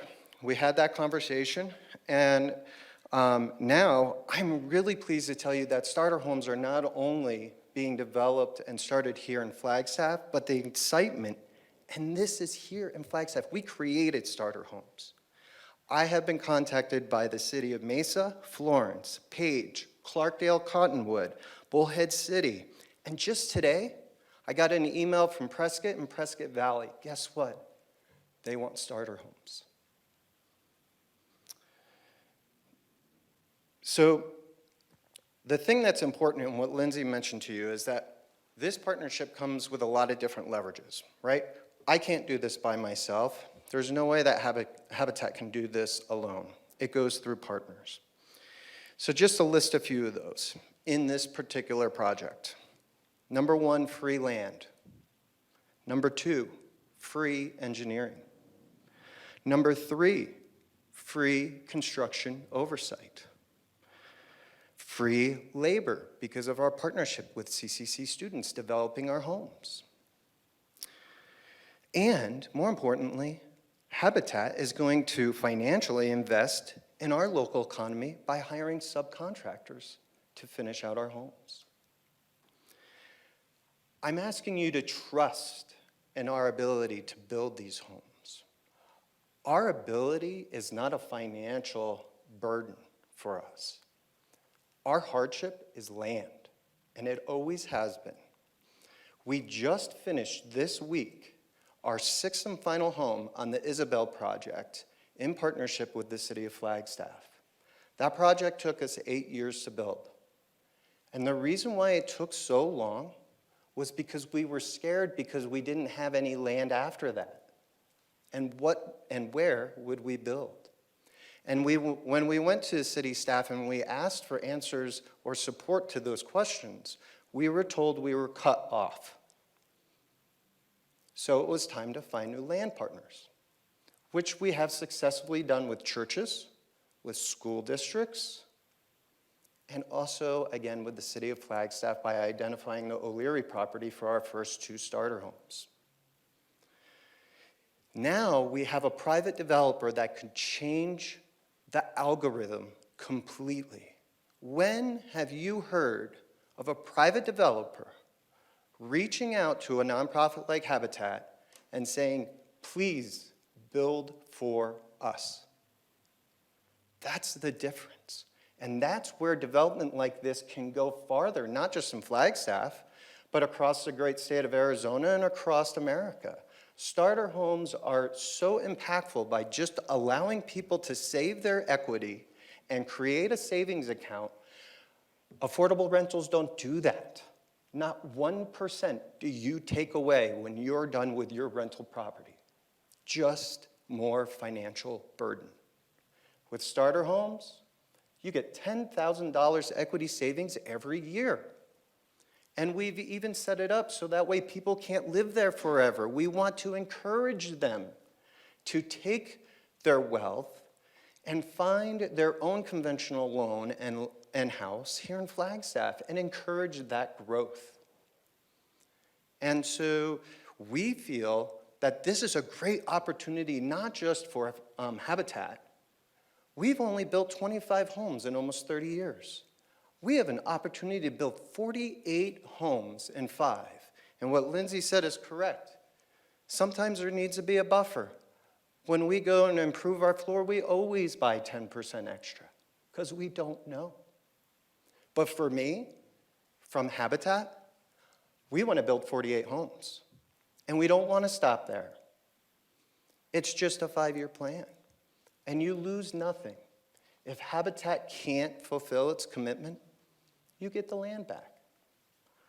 To give you an idea of some of the investors that are just so amazingly encouraged by this starter home idea, just in the last month alone, 30 days, we got a $100,000 gift from M3F, a full house sponsorship. That's a music festival in Phoenix. So thanks, Phoenix, for investing in us. Right now, we're in very heavy talks with Arizona Lottery. They're so impressed, they want to sponsor an entire home for $100,000 as well. And Habitat of Central Arizona, which is basically all of Maricopa, is looking to expand their programs to include starter homes. So how did they invest in that? By giving us $100,000 of their money to build a home here for them to learn off of. Investors are ready to put their money to work for affordable housing here in Flagstaff because we created the solution finally. We're not going to hold people in poverty anymore. We're not going to take their increased pay and wages away from them anymore. We're going to allow them to succeed within our city and grow and prosper. We lost a big part of our view this week, so we don't have much with poverty with a view. But by goodness, we can get rid of the poverty. We can. We have to do it together in partnership and trust and faith. And believe me, I'm standing here after 25 years living in Flagstaff, and I am 1,000% committed to this project and the success of it. And I'm so grateful that we have partners like Vintage, like Westpac Construction, that is willing to donate all of their services on all of these homes. Why are big businesses willing to give up so much? Because they know it's the responsibility and the right thing to do. So I thank you so much. Thank you, Eric. We do have a few public participants I'd like to take before we go into more of the meat of the questions and discussion. Tyler Mark.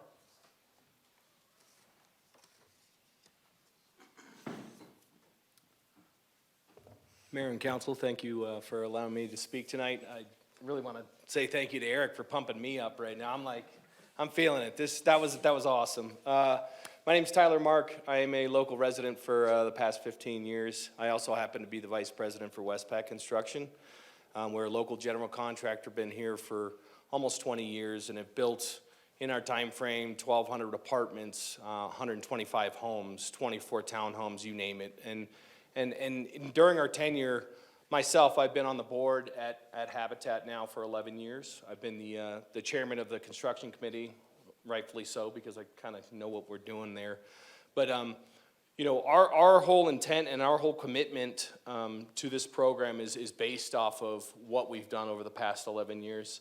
I feel myself socially responsible for what's going on. I feel connected to what we're doing, and our company as a whole is committed to Flagstaff in general. So, you know, for us, the challenge has always been, as Eric touched on, the land, right? How do we get enough land to be productive? And now we have that opportunity to seize on an opportunity that Vintage has presented to us and be able to execute what we know we can execute. And so Westpac is committed to being a part of this deal. Tyler Mark is committed to be a part of this deal, as I have been for the 9 homes that I've built with Eric. From a board perspective, we have a solid, committed group of individuals who are all behind this project. I can't speak individually as to some nuances here or there, but we do have a board that is committed to the process, that's committed to starter homes. We've spent the past 5 years as the construction committee developing this program, and now we have an opportunity to execute. So it's really just an exciting moment for us.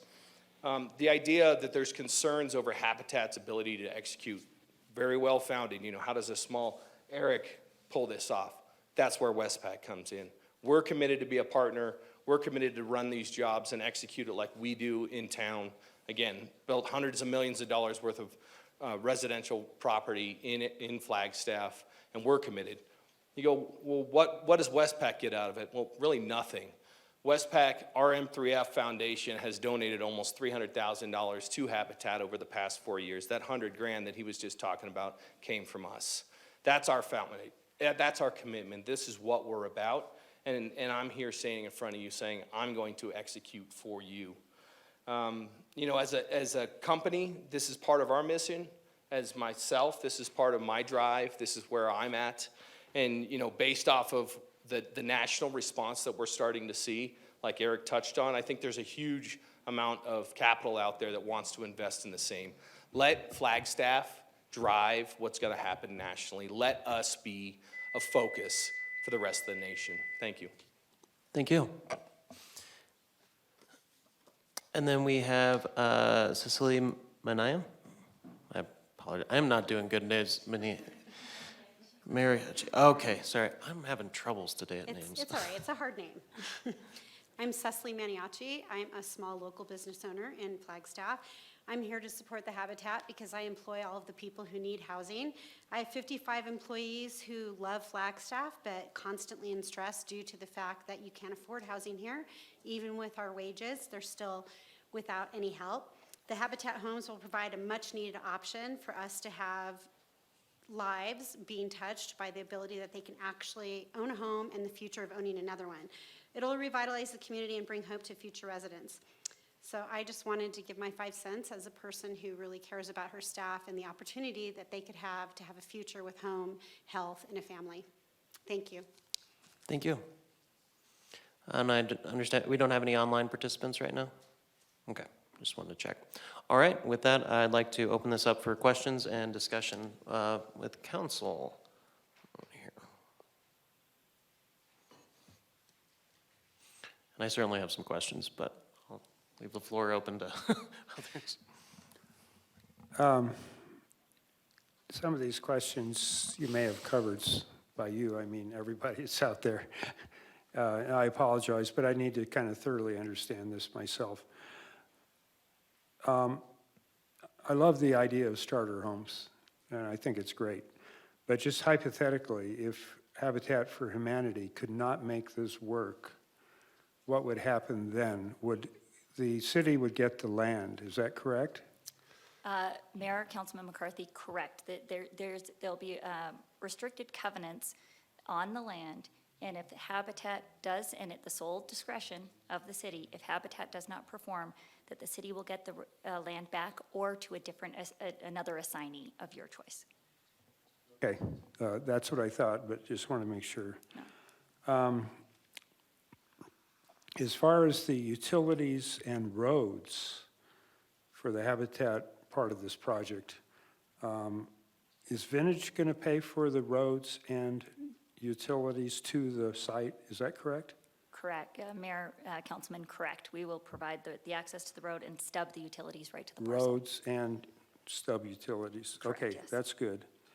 And then in the staff report, it said that grading is an insufficient trigger to ensure development of the, I don't know how you pronounce this, Rowers parcel? Yeah, Mayor and Council, there has been a change from the last, there's been several changes from the staff report, but one of them is that it's no longer going to be just grading. It's going to be the rough grading certificate, and we have confirmed with engineering that they believe that is a sufficient level of progress to ensure the likelihood of continued construction. So staff now feels that that's a sufficient trigger, so to speak. Right, I mean, there's no guarantee. I guess if you wanted 100%, you would say certificate of occupancy, but we're trying to strike a balance where we have enough assurance. We think it's likely that the project will be developed and not holding up development on phase 4 unnecessarily. So we think that is a reasonable compromise. And then, just to confirm on your prior question, the road and utilities will be stubbed to the parcel, but not to the individual units. I think that was understood, but in case there were any So questions. they'll build the road, but the utilities will just go to the edge of the road or whatever, and then Habitat or their buddies will run it from the road into the structure. That makes sense. Correct, yeah, the road goes to the parcel and the utilities go to the edge of the parcel, and then all the development actually on the parcel will be Habitat's responsibility, including getting the utilities to the individual homes.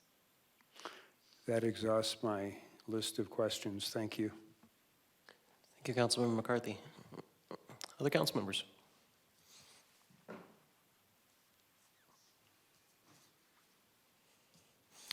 All right, I guess I'll jump right in here. First off, I'm curious about the HOA fees for this incorporation and how that might be affecting the affordability of these particular units. I'm not sure. I mean, HOA fees around here can be extremely high or not so bad, but. Mayor Deasy, council members, what we did on the Roars parcel, which is parcel 1, can you bring that up? Which is parcel 1. What we were also asked to do was to not put these off into later phases. Parcels 1 and 2 are right at our entrance. So where the Timber Sky sign is, immediately across from that is where parcels 1 and 2 are. So we worked with Roars where they're not paying an HOA fee. They pay an upfront fee for connectivity, trails and maintenance, those things, but they don't pay an ongoing HOA fee because they're not, it's a rental. We're gonna do the same thing with Habitat. We haven't had the opportunity to sit down and have that discussion, but the simple answer to that is no, they will not pay. Those individual homeowners do not pay a monthly HOA fee. Thank you. Eric, if you want to jump in, you're welcome to. Yeah, and if I could just add to that with our starter homes, because again, these homes function to serve a multitude of families, right? We want to create self-wealth for many families per unit. And so in that effort, since Habitat will always, in essence, own the home in one shape or form, then we are committed to ensuring that the roof, the siding, and the outside paint is always up to snuff, because that shouldn't fall onto a, say, second or third homeowner of that unit. So just to be aware of that. Thank you. And then I did have a question about the, I know legal is still going back and forth with this 108 residential and the, if city code gets in the way. How is that determined is the real question. I'm going to have the lawyers stand down just for a minute, and then you guys can Actually, I'm going to have Rubalcava start. Mayor and council, so, it all depends on council's level of comfort. Because we have not yet gotten to a point where we have approved the concept plan, I think that's just why everyone's a little bit anxious. It was submitted with 200. When it came to us initially, it had this language, it's submitted for 200 units, but if the developer or the owner can't build 200 because of the city's code, then we want to decrease. And so I don't think actually that there is any way that they would not be able to. It might be cost prohibitive, right? You might have to underground detention or, build a parking garage. I think that's probably over the top. But there are things that could happen that would require the development to be more expensive. And so given that it's affordable housing development, it might not be practical to do it. But in terms of cannot be developed, I don't think that there is anything in our code aside from not meeting densities, which we don't have that problem here. So that's just my concern, is just the looseness of the language, and precisely your concern, Mayor. What does that mean? I actually don't know. And so that was my request, is that if there's a deviation amount that you're thinking of, let us know. They said 10%. And so, when I look at that, I see that's 180 guaranteed. And you've heard, I think, a really good faith intent to get up to 200. But from what does the actual agreement say? It's guaranteeing 180, and it says that everyone's going to use best efforts, including city staff, to get to 200. So that's what the agreement provides. Okay, thank you. I appreciate that. And I know we have a lot of good faith intent, but we are now on a fourth amendment to a lot of great intentions to provide good things for our community. So I just want to make sure we're buttoning things up well, but I do want to let you have the floor here, Mr. Crutchfield. Mayor Deasy, council members, the reason I asked the lawyers to stand down at that moment was this wasn't something they generated. Neither my attorney nor the city attorney, who is saying, I'm a little confused, it really wasn't their idea. And so I want you to understand sort of the genesis of it and why we put that in there. Council's declared an affordable housing emergency. And in my view as a developer, if something's an emergency, it's an emergency for everyone. It isn't just an emergency because the expediency of we need to get some affordable housing plan done. It's an emergency and we have a responsibility to the citizens of the city. So we have made a good faith effort of bringing all these things forward, recruiting ROARs, working with Habitat, because in 2015, when we decided to do all this, the Community Land Trust, because of cost, supply, lots of other things, we can't do it. So I'm starting with the fact that I did not deliver, and now we're trying to deliver. So the language there was simply included in my thinking, with my attorney saying, I don't really like this. It was simple, and maybe I should have just listened to her in the first place. I paid for it anyway, but at any rate, the idea was I did not want any aspect of the process on staff's part to get us off of that 200, that we would all roll our sleeves up and say, the initial concept says 200, so let's make sure that LID requirements or tree resource or this thing or that we all work to get to that 200. So it was my desire that everyone would be motivated to get to the 200 or beyond. And so that's why we included that language. City attorney did not feel comfortable, which I fully understand, wanting some factual number in there, so it wasn't just 200 unless, so we agreed outside earlier this evening to say, well, let's just say 180.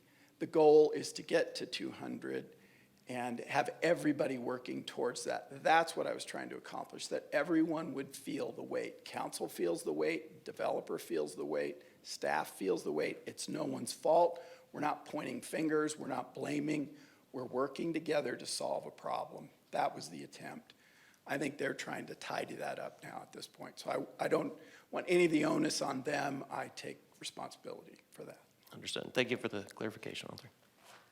Yeah. I just wanted to jump up and add that last year we did add into our zoning code provisions for projects that are 100% affordable, that we will allow modifications to almost every standard found in the zoning code to support those affordable housing units. So I did just want to reiterate the things that we have done in our zoning code to make those things possible. Thank you for pointing that out. That makes me feel, well, that reminder makes me feel a lot comfortable, a lot more comfortable. Yeah, Councilman McCarthy. So I guess I'll ask our attorneys. We have several. If there is no concern that our zoning rules will prohibit them from building 200, why are we even worried about this? And it may be that with some subtle word changes we can, you know, when you say, well, it may cost them more or whatever, but if it's worded in such a way that it doesn't get into cost, it just talks about, you know, the zoning code might prevent something, then there's really no risk to us on this detail. So Mayor, Councilmember McCarthy, it's not just the zoning code, it's also the engineering standards, it's also the fire code, and we're just at such an early stage of review on the concept plan that I think that's why you're seeing some sort of discomfort. We don't know what could arise, and so when I look at the agreement and I say, what does the agreement guarantee council? I mean, it's almost like with the ownership units, right? We have a concept plan that's been circulated that shows 48 units. They're committing to 40. So when I look at the agreement, it's really, we've got a concept plan for 200. They're committing 100% to 180, but everyone's going to do their best efforts to get to 200. I think you've heard from Tiffany about some accommodations that we have newly built into our code that we're excited about to work with them, but lawyers always having to be Debbie Downers. When I look at it, I say what you're guaranteed is 180, and then it's up to council's comfort as to what council thinks we can do in getting to the full 200. I think we're all very hopeful and eager to get there. So if the agreement said 200 and city code would not allow 200, what would you do? So city code will always allow 200. It's really the densities and our density requirements that determine that. It's just when you only have so much land, you have to build differently, right? So maybe land you were going to use for a detention basin, now you've got to underground it so you can put units on it. Maybe land you were going to have for parking, you have to build a garage so you can use some of that for units. It's not the code that's going to prohibit a number of units. It's going to be cost that's going to prohibit a number of units, because some ways of development are just too expensive in general, and especially for an affordable project where the margins are thin. Thank you. Other council members? Oh, Councilmember Schmoene. Thank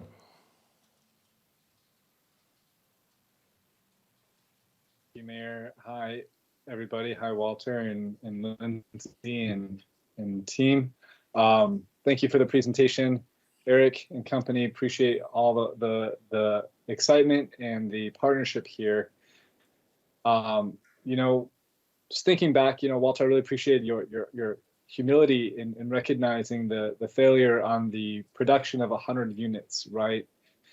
Originally, the developer, yourselves, were going to bring forward 100 completed land trust units in perpetuity. And that's a big deal. And that's a big gift to our community, and a big reason why I think we were all so excited about this project. Now, in this current iteration, I think that we have a reasonable trade-off. Am I still a little bummed? I'll be honest, I am. 100 units in perpetuity go a long way in my mind, produced and given to the community.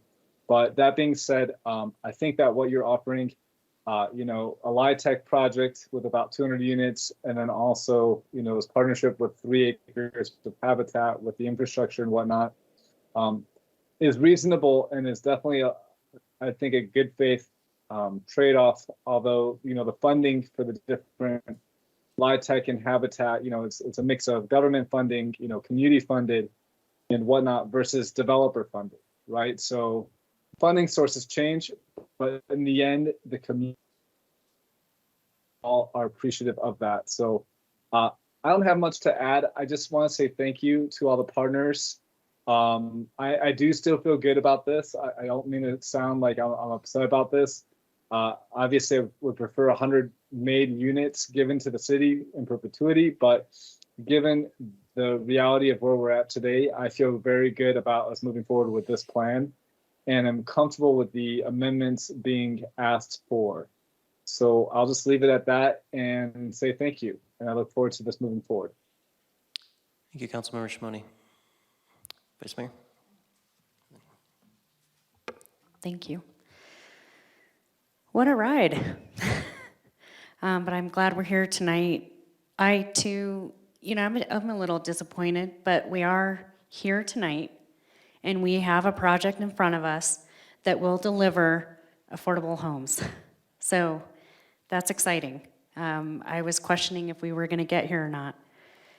I am ready to move forward with this. I think we have some good teeth and guardrails in place. I am excited to see Habitat and the partnership that has formed. And I appreciate the humility as well, Walter, you coming forward and saying what you've said. I just hope that we really can deliver on this. This has to happen. Our community has been waiting. So I'm ready to put a thumbs up on this. Thank you. Thank you, Vice Mayor. Councilmember Salas, and then we'll go to Councilmember House. Thank you so much, Mr. Mayor. I get it. the realities, when was the first DA signed? 5 years ago? Oh, gosh. 2015? I think it was 2016. Oh, gosh. Yeah, a long time ago. 6 years ago? 6 years ago. So the reality is, 6 years ago have evolved and changed. So what would have been realistic and potential 6 years ago in terms of commitment on the side of developers have dramatically changed. Many factors, financing, oh gosh, the skyrocketing cost of construction, supply chain and logistic management, challenges globally, and shortage of workforce. And I get it. And thank you, Mr. Crutchfield, for admitting that, the promises made 6 years ago were no longer deliverable with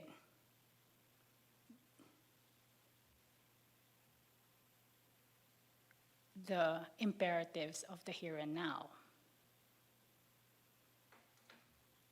I do appreciate your continuing commitment to deliver on this project.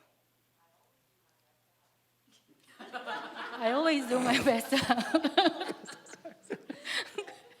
Yes. Yeah, and I also appreciate staff for working hard in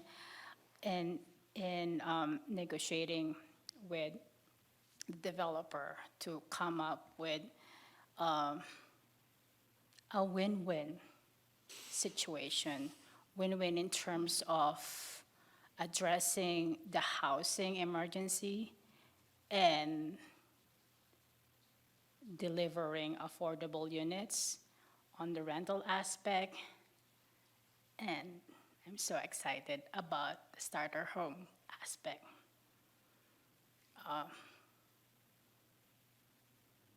40, hopefully 48 units. That's a huge step in addressing the almost 9,000 shortage of workforce housing that we need.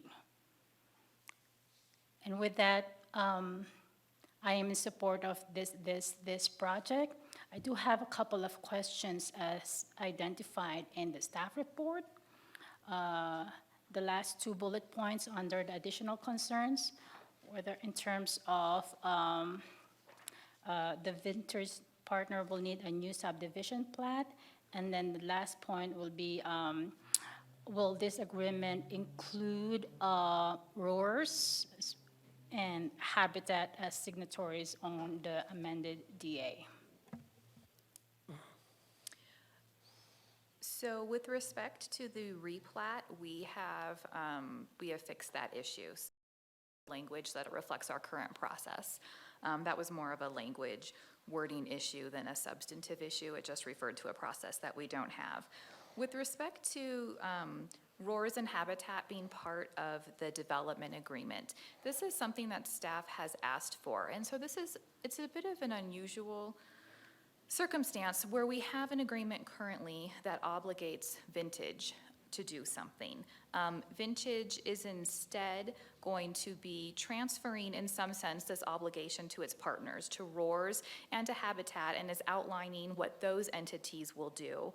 But we really don't have their confirmation as part of this agreement, that they're aware of this agreement, that they're signing on, that they're agreeing to be bound by it. And so what we're relying on instead is that we'll have tough enough language in the deed restriction that Vintage uses when it transfers the property. So our preference would be to have them be part of the agreement so that this is really all the parties that are going to be working together are part of the agreement, are signing off, are acknowledging the commitments.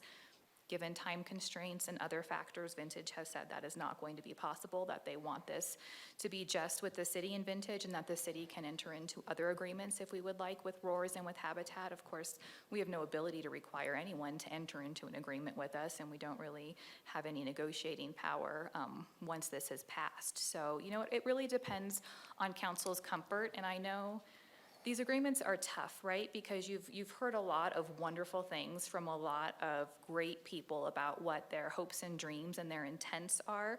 You know, from a lawyer's perspective, I can tell you what's buttoned up in the agreement, and most of that is not. And it really comes down to, you can't button up every detail on an agreement. And so we want to make sure that our agreement has enough so that what is critical to council and what council is really concerned about is buttoned up. And then, I mean, sometimes you have to trust and make a leap of faith and hope it works out. And so there's a lot that's not tightened up in the agreements. That's why if you have any questions, we're here. If there's something that's important, let us know so we can work it in.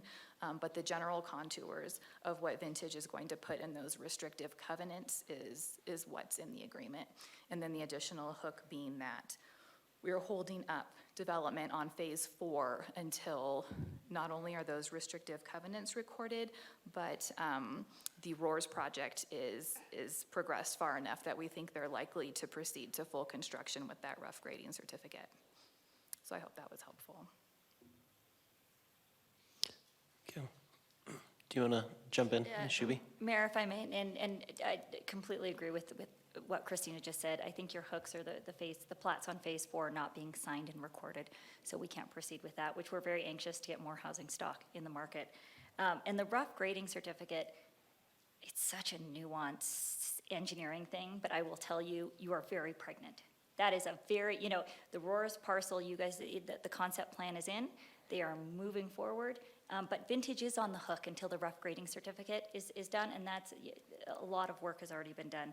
And then Habitat, you have a longstanding relationship with them. So I feel comfortable that the covenants will absolutely protect the city, and Vintage isn't going anywhere. So we still, it will not be the last time we ask something. So we know that, and we want to be a good community partner. Thank you, Ms. Shuby. Councilmember House? Thank you, Mr. Mayor. I wasn't sure, though. I saw the city manager raised his hand at one point. If you had a comment, and then I can go after you. That's fine. Thank you, Council Member. And add on to what was just stated, deed restrictions, the ability to hold up the last phase. I would add that the 5-year reverter to the city is also, at least with respect to the 40 or 48 units, is also a pretty good security to fall back on. If things don't happen, we have that as well. Thank you, City Manager. So first, I want to express some major gratitude to a lot of the city staff that spent time catching me up on this project. We spent a good hour discussing the history and where we're at now, and it was very informative.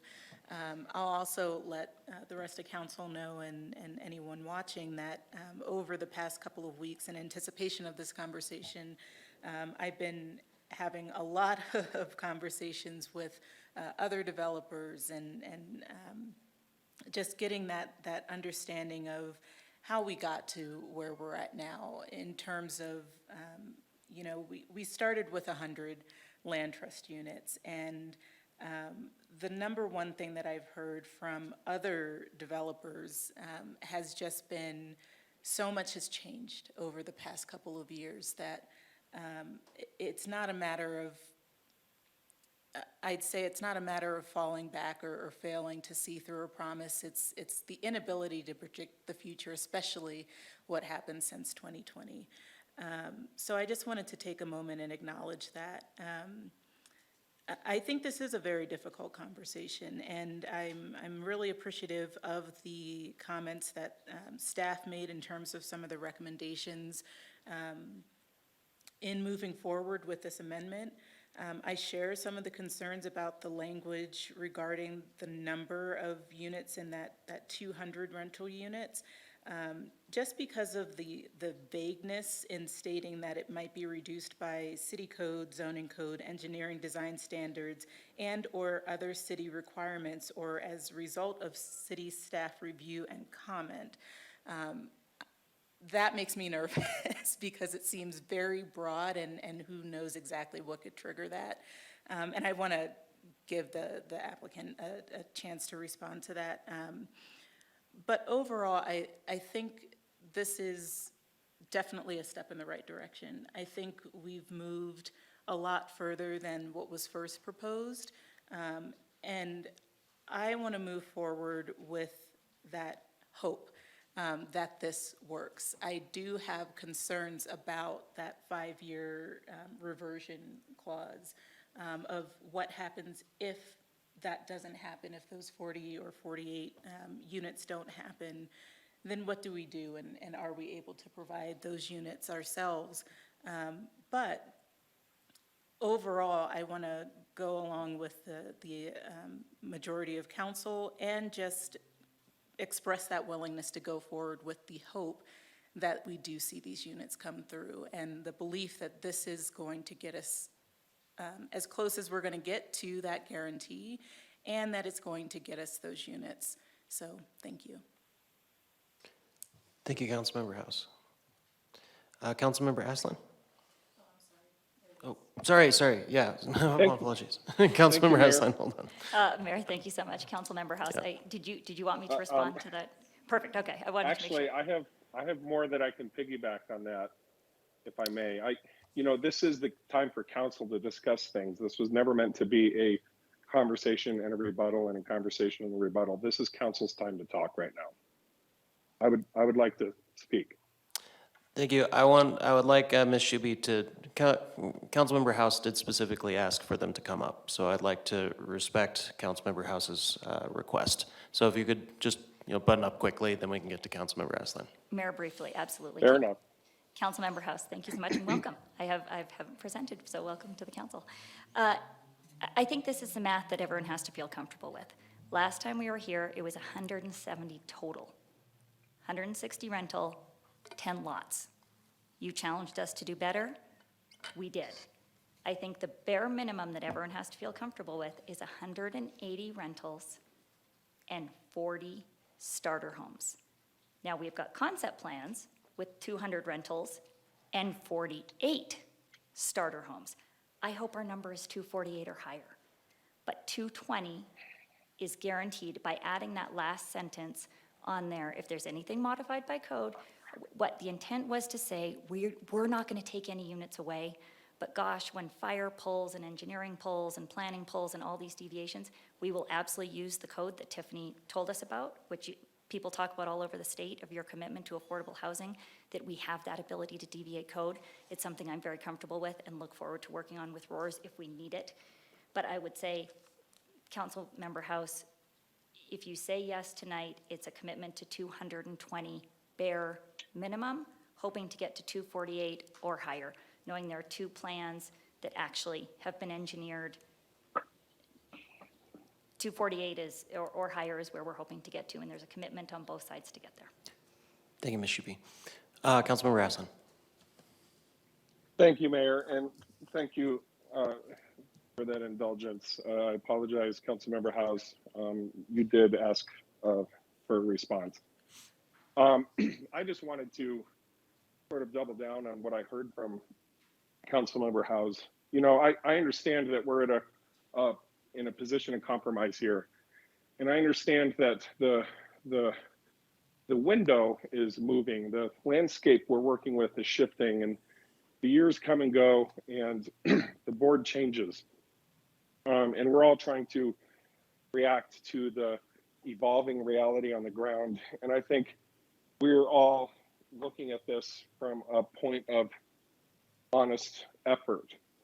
And so I appreciate how this, this is what, our Fourth Amendment, I guess, and it's different than what we started with, and that a compromise is going to be disappointing to various parties. I also understand how this process and the outcome is frustrating to members of the public. And I also understand how there's actually some really cool things happening here. And given the situation and the changing landscape and today's economy, we're looking at some really creative solutions to some very thorny problems. And I think everybody deserves a lot of credit for that.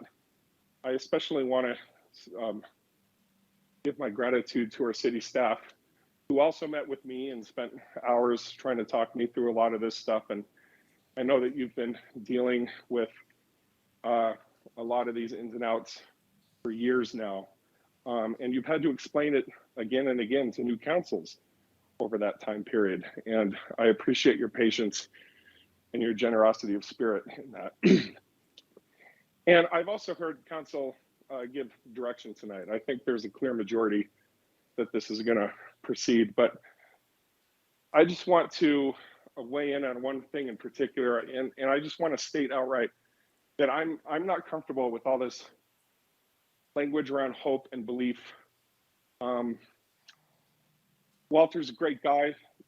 Vintage Partners has a track record of quality product and partnership in the Flagstaff community.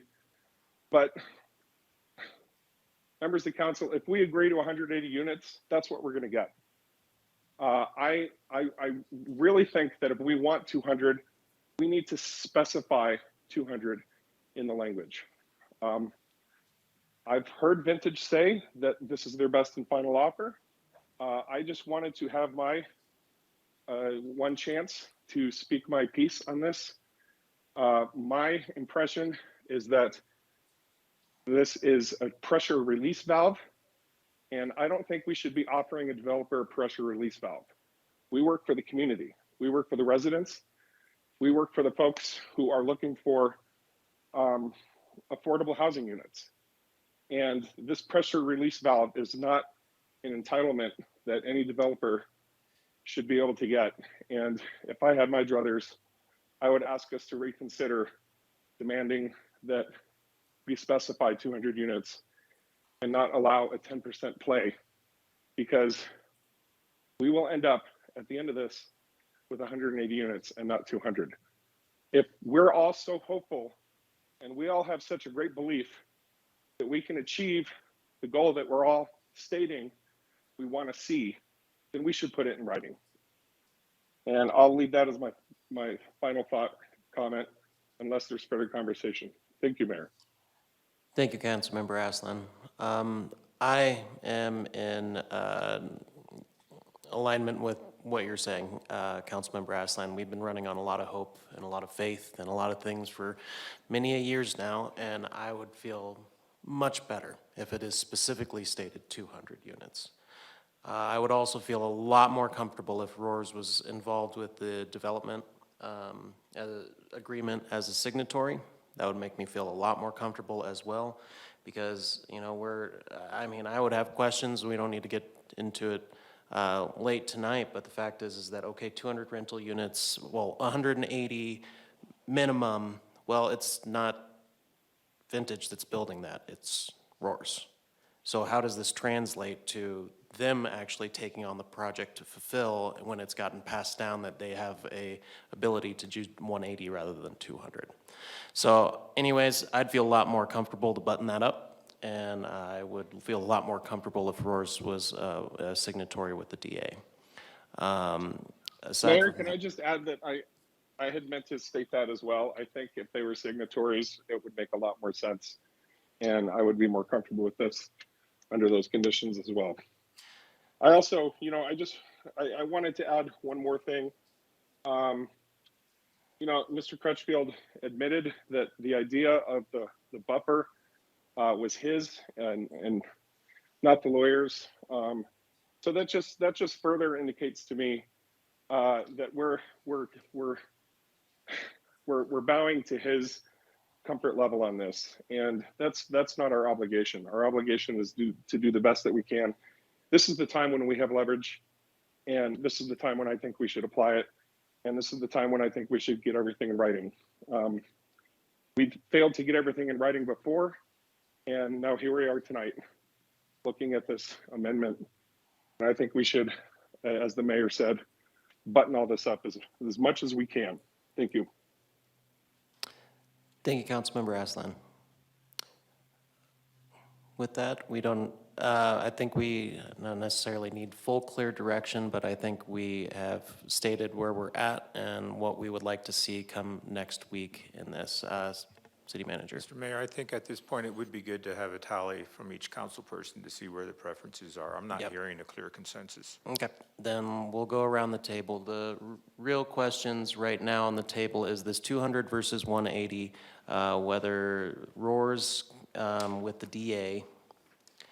And other than that, I think we're pretty well have that consensus. Ms. Shuby. Mayor, thank you so much, and I know it's long. Roars being a signatory to the DA is a complete non-starter. In terms of their financing, their ability to move forward, this development agreement covers this entire plat here. So this amendment is not specific, it's for the entire agreement.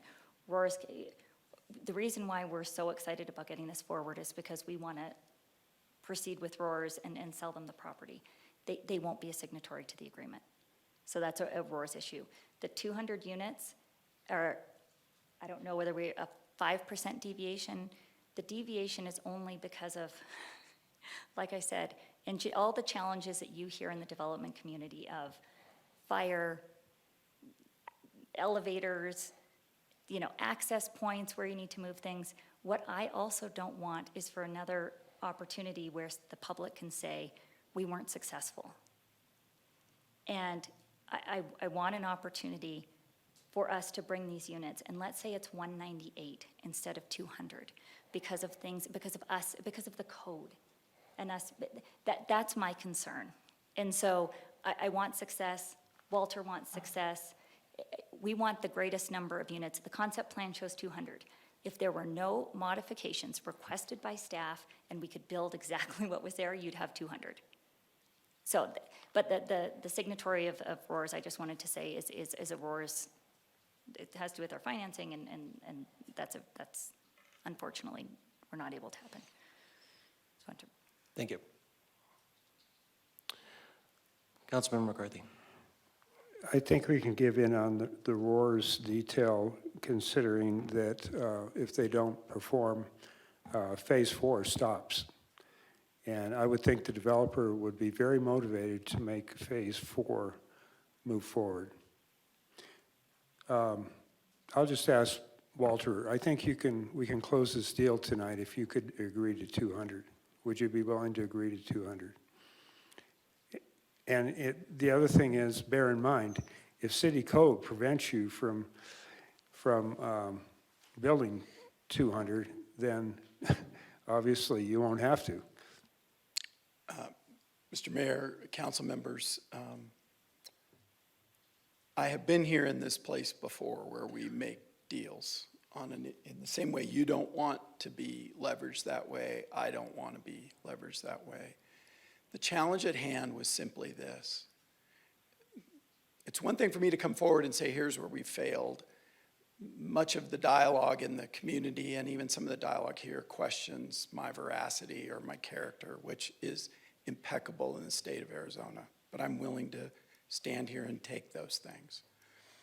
In this particular case, we have a whole plethora of things that we can't control, and we have developed here for 11 years now. We have delivered for the city. We have invested multiple millions of dollars to deliver the public-private partnership. Our testimony and our resume is not failure after failure after failure. And I want to emphasize the 100 land trust units weren't being successful. The costs were getting out of hand. We were not able to deliver units in the 300, 200, 300 range. They were moving towards 500,000. I didn't think those were going to be successful. We came forward with another approach. If we don't do this approach, we can simply go back to the approach that we have, at which point we'll keep the original development agreement. We'll simply pay the fine when we get to phase 4, and somewhere in there we'll figure out those units 5 years from now. But we have a chance to do that right now. This was done in good faith, with the best of intentions and working out all the pieces, and compromise requires us to say, well, 100 land trust units that are no longer feasible because of cost are being replaced with things that are very feasible with Roars, who is ready to move forward now, and Habitat, who's ready to move forward now. So we could have these units, a minimum of 220, in the next 18 to 24 months, with someone who's ready to close. And if they've closed on the property, they're going to move forward. And we're already positioning and have raised money for Habitat, and that's moving forward. You can say, you didn't deliver the community land trust unit, so why should we trust you for this? I came forward and said, we didn't deliver this. We think this is a better solution. So I really want to be in a position to say, I want to compromise. I'm willing to take the shots. I want to deliver, but this was about delivering. This wasn't about, well, we made all these promises to get what we wanted, and now we're going to make new promises. It wasn't effective for the people we promised to help. This is effective. And 220 units of LIHTC 60% AMI affordable and Habitat for Humanity tiny homes in the shadow of $1.5 million homes, of which if it was left to those people, they would never allow these things. We're willing to do that because this is good development, it's community development, and I think this is a fair package, and I think it represents our best effort.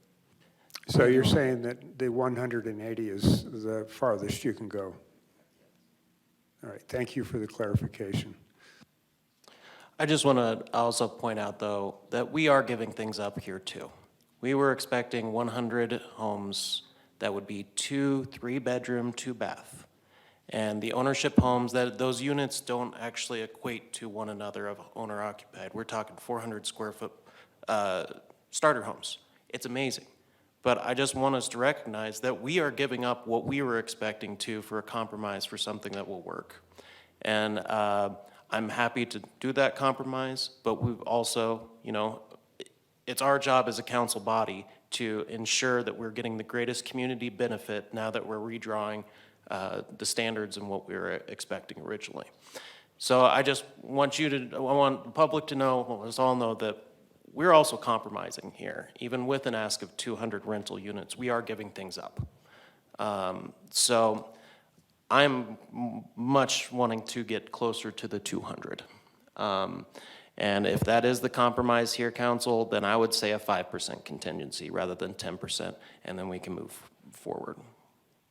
That would be 190 rather than 200 if there's that 5% contingency. And 10 units is a big deal that's 10 families that can now still live in Flagstaff. That's 10 families and even more people that can be part of our workforce. So that's how we're looking at it and understand. Mayor Deasy, council members, I'm going to agree to that without the approval of my partners, but we'll agree to it and we'll put it in writing. The 100 units that you are not getting, it's not because we withdrew them, we pulled them. We sold those lots for zero cost to builders, and builders came back and said, this isn't doable, this isn't feasible. So we came back with a willingness to come up with a different solution. So it's not failure, and here's another possible failure. It's the markets changed, supply, labor, costs, all changed. We think that this is spectacular, and I would love that if we could finish out tonight rejoicing in a great thing rather than battling over the last few pieces, but I'm willing to make that concession. And Mayor, if I may, I think 5% is good, and we will, and I hope that we are in front of you and we have 200 or more. So the 5% it's giving us some breathing room, the planning department as well as ourselves, so thank you. Okay, thank you. Can I speak? Yes, Councilman Rasslin. Thank you. Walter, thank you very much for agreeing to 190 in writing. I really appreciate it. I was wondering if I was gonna get to a yes vote for myself, and I think I'm there. And I will also say, in the I'm trying to have some fun here. I would like to challenge you to get to 200 or beyond. If you're able to, whenever that happens, I will shave my head for charity, or do something along those lines. Maybe you and I can come up with it together. And that is just my way of sort of taking a step back and thanking you for making that compromise even more available, and letting you know that I believe you can achieve it. And I look forward to eating crow when you prove that true. I hope that makes sense. I'm trying to have fun here. I'm not. I believe in you, and I want to give you the extra motivation to humiliate me. Thank you, Council Member. Vice Mayor. Thank you. It's been a long night, and I'll make this quick. Staff has walked a lot of us through this, and Walter, I want you to know we all took it very to heart. We spent a lot of time on it, as you did. And I, for one, am going to go home and rejoice. I think this is a win-win, and that's what I was hoping to get to. Thank you. Thank you, Vice Mayor. Councilmember McCarthy. Well, Walter, I thank you for going to 190. I am supportive of the proposal as presented tonight at 190. Councilmember Salas. I'm supportive of the 190. My question is, when do we break ground?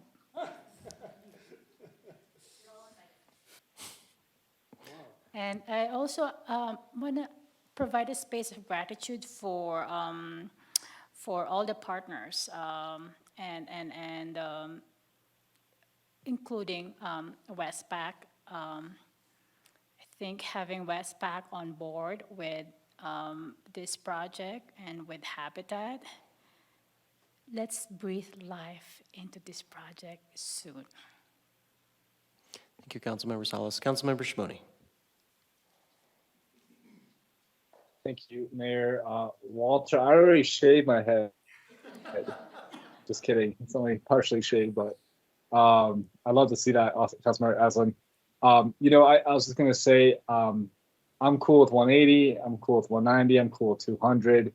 Like we said, I don't really care to split hairs too much at this point. I think that this is the best that we have in front of us. Council, maybe we can negotiate for another acre or two for the land trust, but I think we have enough that we've been off here to chew on and see if we can follow through on. So I feel good with this. I don't necessarily need us to put anything else into the DA as was asked about. I think it's time to move forward.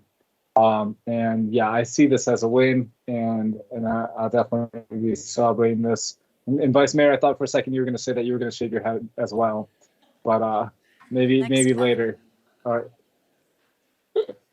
All right. Thank you, everybody. Thank you. Thank you, Councilmember Shimoni. Oh, by the way, what time is it in Israel right now? Where you're at? 7:30 a.m.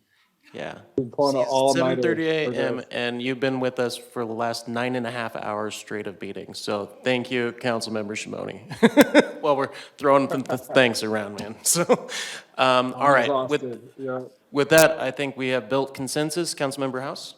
Sorry, I know that we've built consensus, but I wanted to also just express that I'm good with the 190. Thank you. Excellent. All right. Well, without further ado, folks, woo!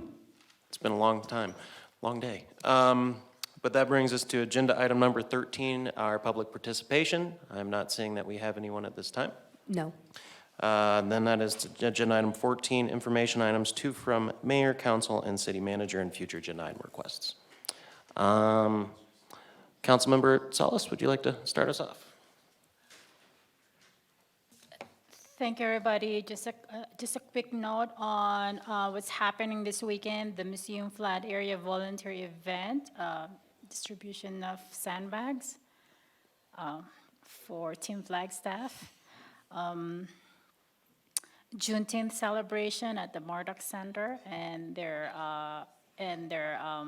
inaugural gala later that evening, and Pride in the Pines. Thank you, Councilmember Salas. Councilmember Aslan.